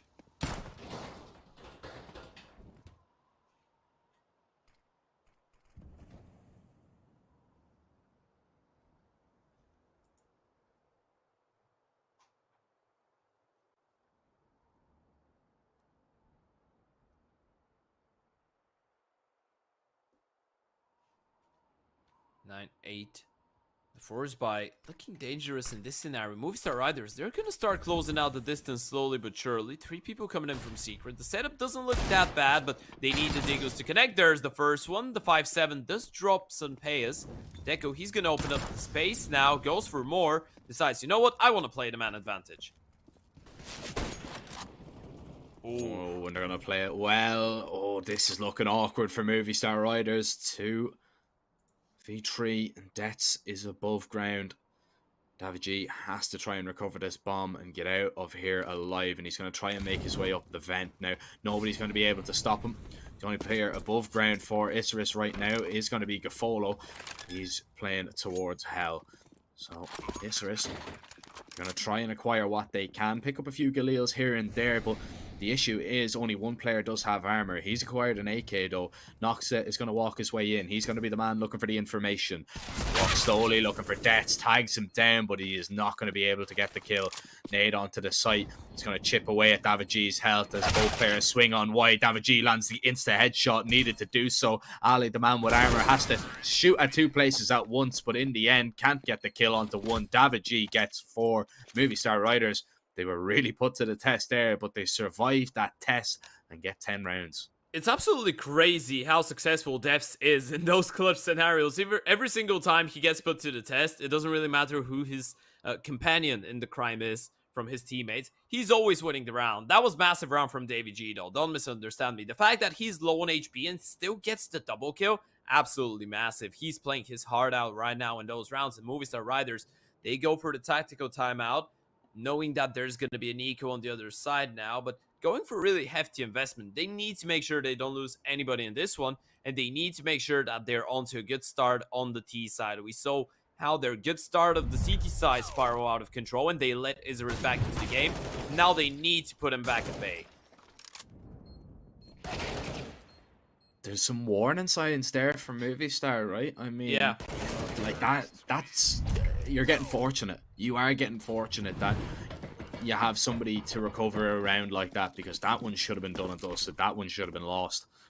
Now, this one should be pretty straightforward for Movistar Riders. Sampaio probably just going to be sent in to find little snippets of information, as Movistar Riders will put together where the stack is on this round. And if you can avoid the stack, by all means do so. That's exactly what they're going to try and do. Sampaio takes a lot of damage, but still manages to find a kill. There's an AK to be found for Isurus. Sampaio makes his way back, and he is farming the cash right now. 4 kills for him. Open coming. I mean, yeah, at least. And the rest. Yeah. By the way, guys, if you're interested in watching CS LAN anytime soon, take a look at that.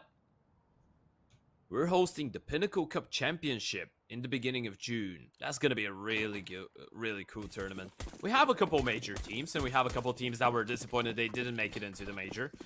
Teams like Fnatic, Evo Genius. It's going to be quite fun. Imperial are playing as well. Oh. David G just watches his teammates sink there. Not a lot you can do about that one. And oh man, Sampaius is in trouble here as well. Oh, the silencer has been spotted, and this vent drop has gone all wrong. The bomb's been dropped towards outside, and what a statement this round is here from Isurus. David G, he finds 1 kill, 15 HP though, is not a lot to work with when you consider he has to take down 4 full HP players. And the op is going to be his first test. He's not going to look the right way. And it's a 9th round now for Isurus. So Movistar Riders do so well. But once the guns are up, Isurus look quite strong. 11-9.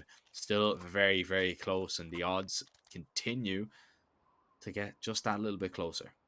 Yeah, absolutely. This was a much-needed round win for Isurus. They managed to kind of deny Movistar from going for that really wild and quick play. And now you've made them respect you, right? Now Movistar will have to go a little bit more, in a little bit more of a methodical manner. They will have to fight for what they want. And this is what you want on the CT side. You want your Ts to be respecting you.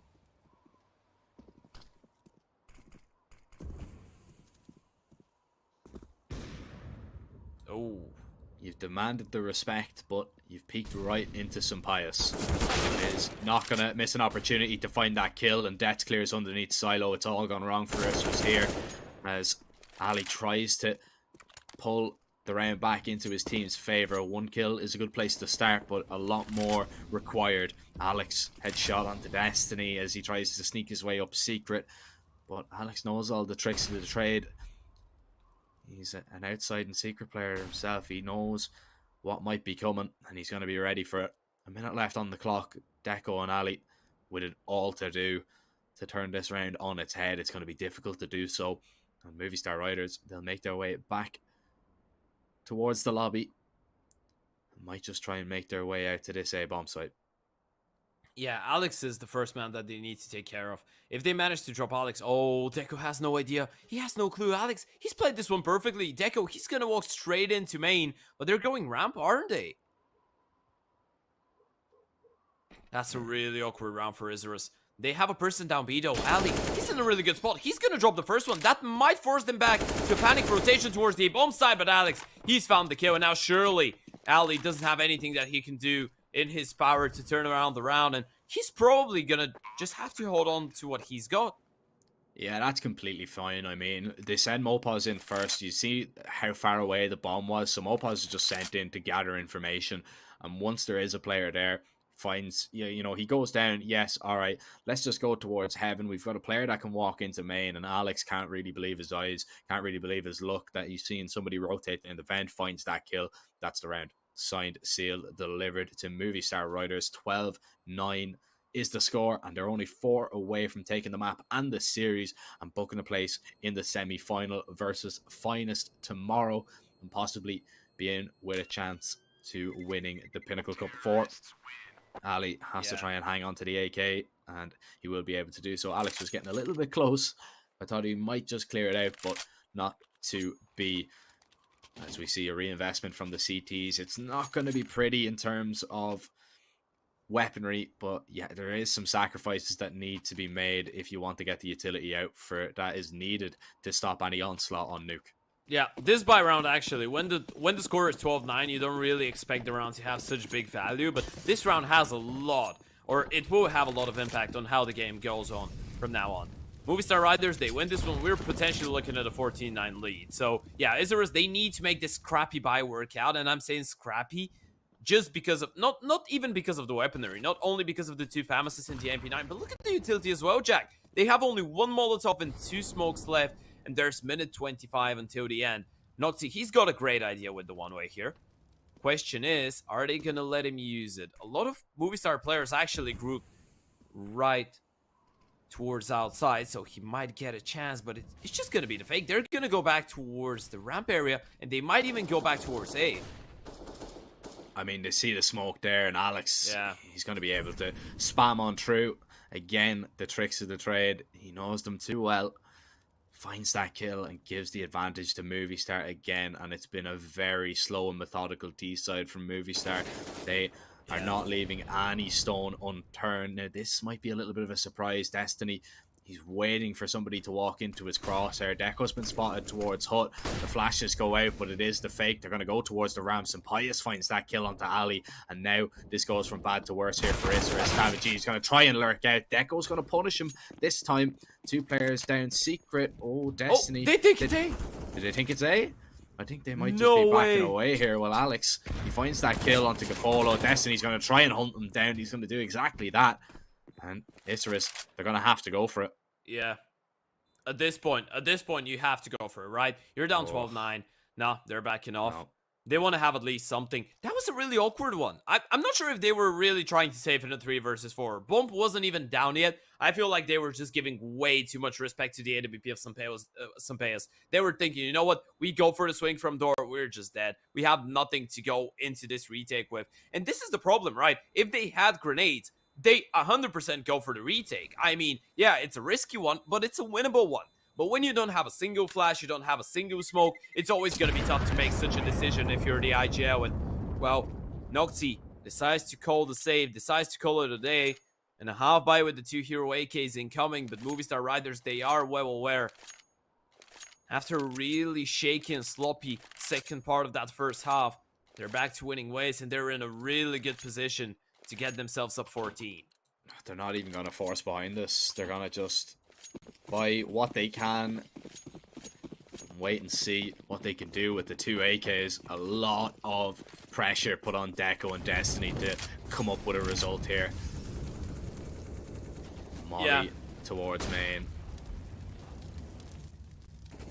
I think you just wait for the aggression right now if you're Movistar Riders. You just hold it on. You know that at one point, a lobby crunch or push towards ramp, something is going to happen. Isurus, though, they haven't moved that much, and both AKs are actually towards the A-bomb side. If Movistar decide to go back and go for an AXZ, that's actually going to give the rifles a chance here.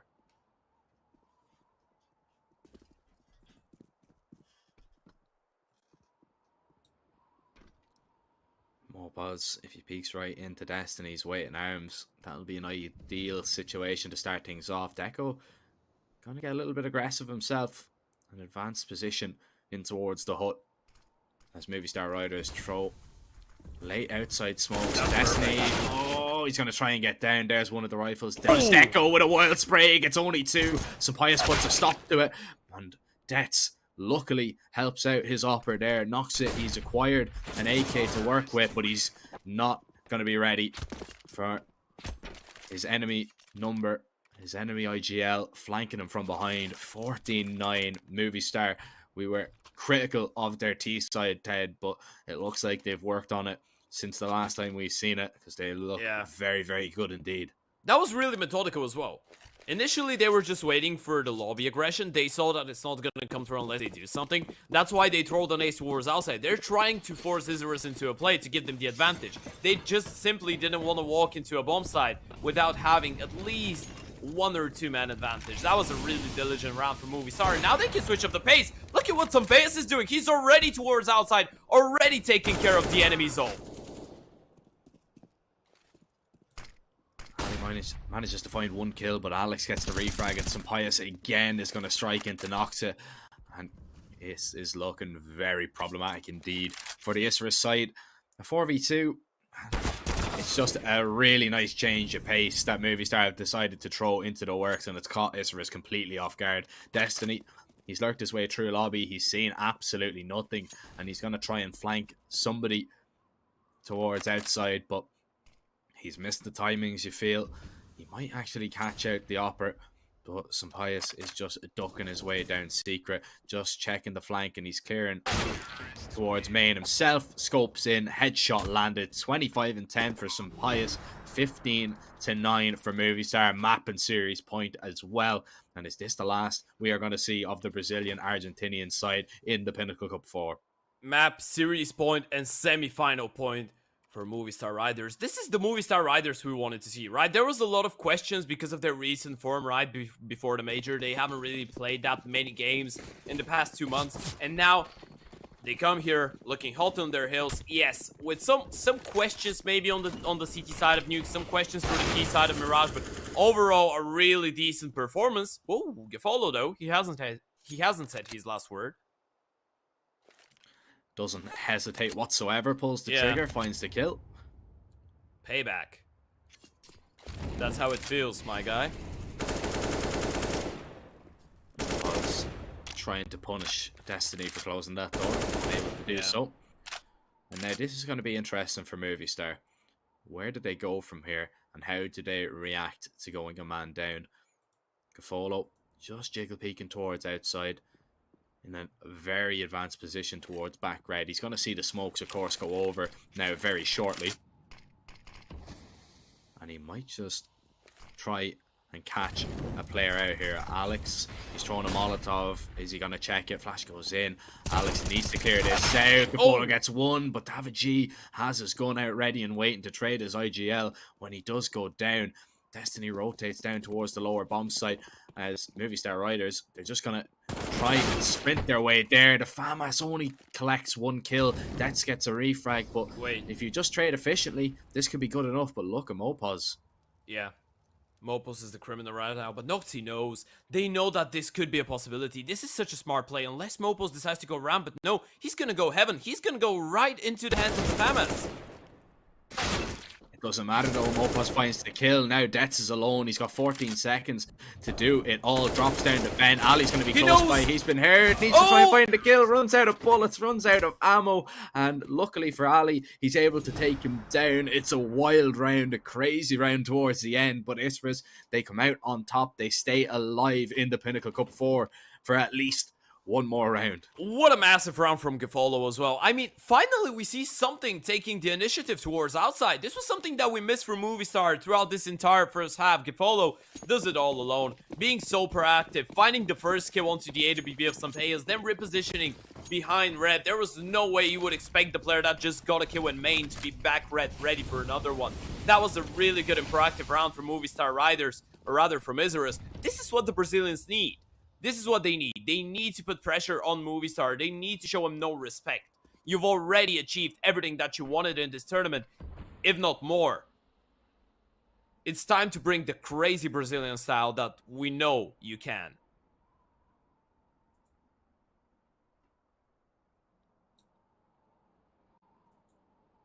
Movistar Riders get Alex down secret.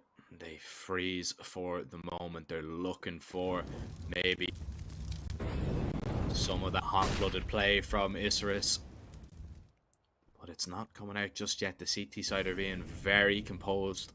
Everybody holding their line. Presence being heard and shown towards outside now from Movistar. And Dets, if he goes on a wrap here, I don't think he's going to be ready for this GameLegion position. He's going to have to clear it out. Is he going to walk his way in? He's not looking the right way. No idea. He fell asleep. Where GameLegion was. He was on his screen, but he just couldn't see him in the blind spot and gets completely blindsided. Destiny is going to find that kill on the David G, and Isurus holding the line and staying alive once again. It's a 5v2 now, unless Movistar Riders can really come up with everything and more. It is going to be at least another round, but with 20 seconds, the bomb down secret, surely Movistar just think about saving these rifles. That was such a patient play. I love the change of tempo here coming in from Isurus. Last time around, they were so aggressive. They didn't give Movistar Riders any freedom, any map control whatsoever, and now realizing that Movistar will probably try to adapt quickly to that. They will be like, okay, now they're just going for the handmakers. Now they're just throwing a Hail Mary play and hoping that it gets them to overtime. But no, this is not what Isurus are doing. This is a part of the game plan right now. This is a really, really good round to call to be defensive. Just wait, Movistar potentially just going to be playing a default, expecting your next move. And then when nothing happens, Movistar, they kind of have to go for those individual plays. They kind of have to peek into, and when you hit the shots, it's all nice and easy. 15-11, last buy that Movistar have in the bank. This game might not be over just yet, Jack. But let me remind you, it's just one round that the Spanish team needs. Just one.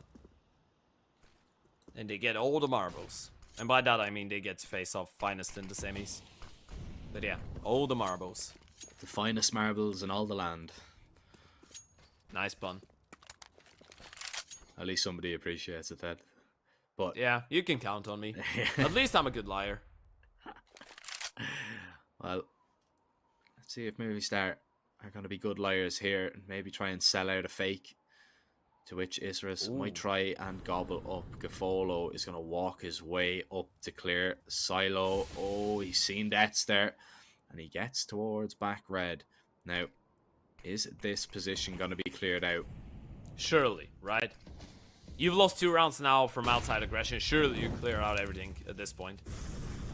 Molly goes towards Secret. Alex, you need to be ready. Oh. Oh, the timing goes wrong. Oh, I think they heard it. Yeah, he burns as well. Oh, they know he's here. Well, he's naded. He's down. Movistar Riders, a 2-man advantage, and they can go wherever they like. They'll try and make their way down towards Secret. As the rotates are coming in, Destiny tries to take a silencer off. Not in that position. Deco goes down. Ali picks up 1, but it is only 1. He's going to be dropped. And speaking about the only 1, it's Destiny. And is it Isurus' Destiny? No, it is not. It is Movistar Riders destined to face Finest in the semi-finals. Smiles on their faces as they realize they were put to the test a little bit. Isurus put up a fantastic fight, truth be told. Yeah. It's a great performance from the Brazilian-Argentinian side who came over to play in this event, have been boot camping here for a while and showed us some promising things. But when you're coming up against a team in the top 20, Ted, it's difficult to beat them.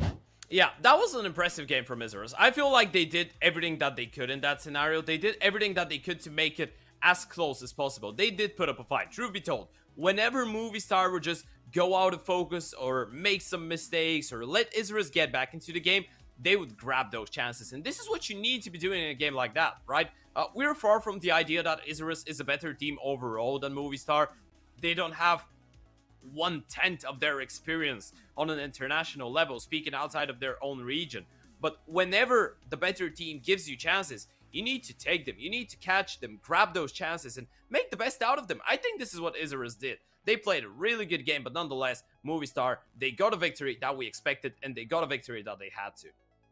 Yeah, it's just kind of a little bit disappointing as well for Isurus, because you just think if they started a little bit quicker, because there was really slow starts in there. You know, it was what, an 8-2 start, or sorry, it was 7-2 on the first map, 8-0. You know, on Nuke. Like, if they just start that a little bit quicker, it could have been a lot closer. It really could have. But man, Movistar take nothing away from them. I spoke about, would they have a little bit of ring rust on them? No. They do not. They look great going into IEM Dallas as well. So it's going to be a great warm-up for them. They're going to play a semi-final and possibly even a final tomorrow.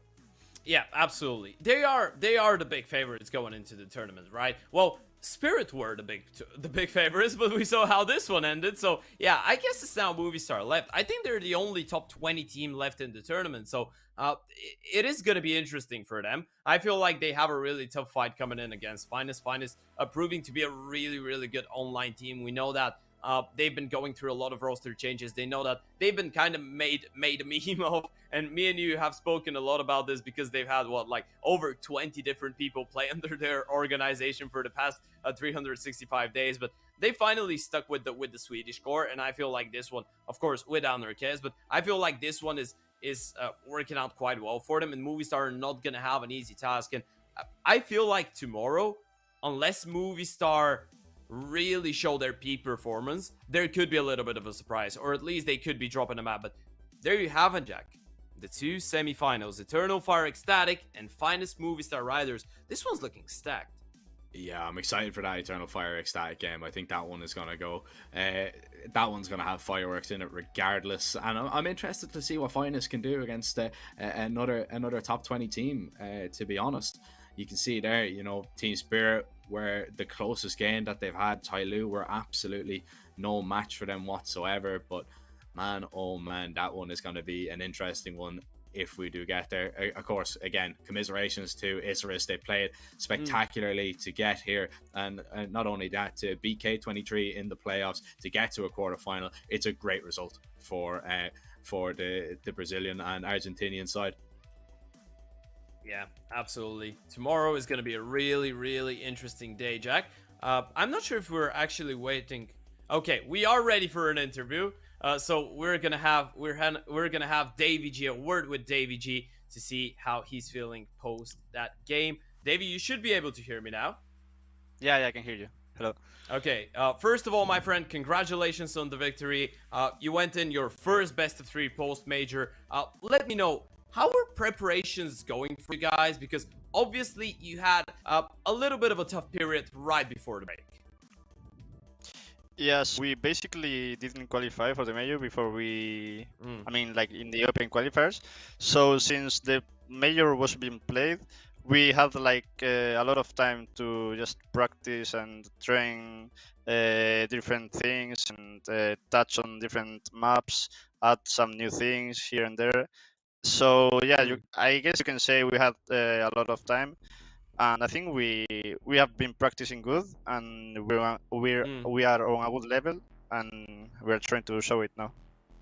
Okay, so talk me through a little bit through that game that we just watched. Now, I know you guys went into the game as favorites, and you probably felt like that, but Isurus, they actually put up and we actually saw some minor problems for you guys on the CT side of Nuke, on the T side of Mirage. What happened there? Especially after the first 8 rounds of Nuke, it felt like it was going to be a clean sweep, straightforward, but it didn't end up being as easy.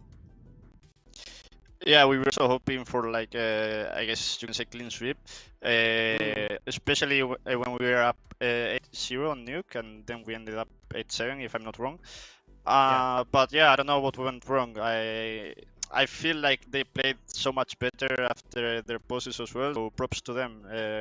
We'll have to rewatch the demo and watch what happened. Okay, yeah, reflecting on your mistakes, I guess this is the best way to go. And finally, I want to ask you, how are you feeling before tomorrow's game? Because you're going to be facing off Team Finest. Now, I know on paper you're the favorites going into this matchup as well, but they managed to take down Spirit just a couple of days ago, so they're looking quite dangerous. Yeah, you can never count anyone down, especially from like the tier 2, tier 3.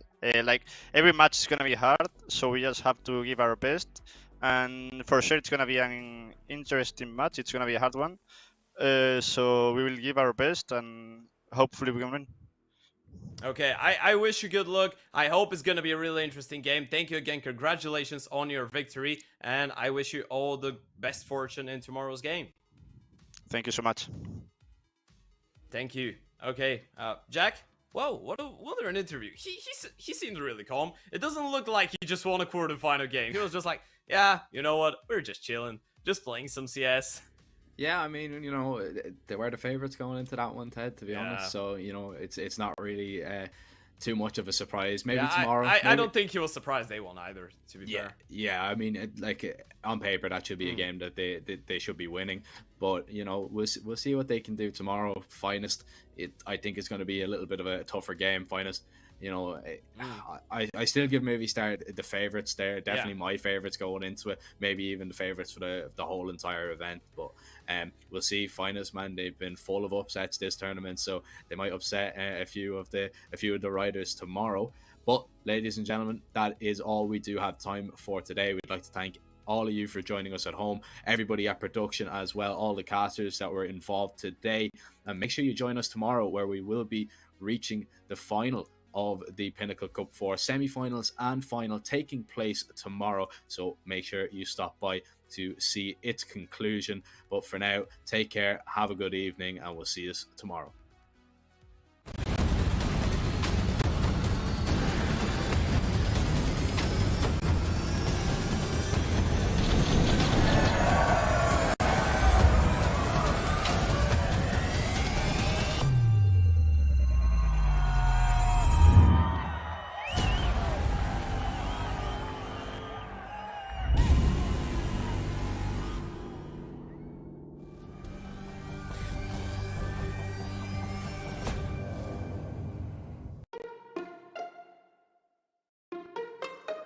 Paying online with AstroPay is really simple.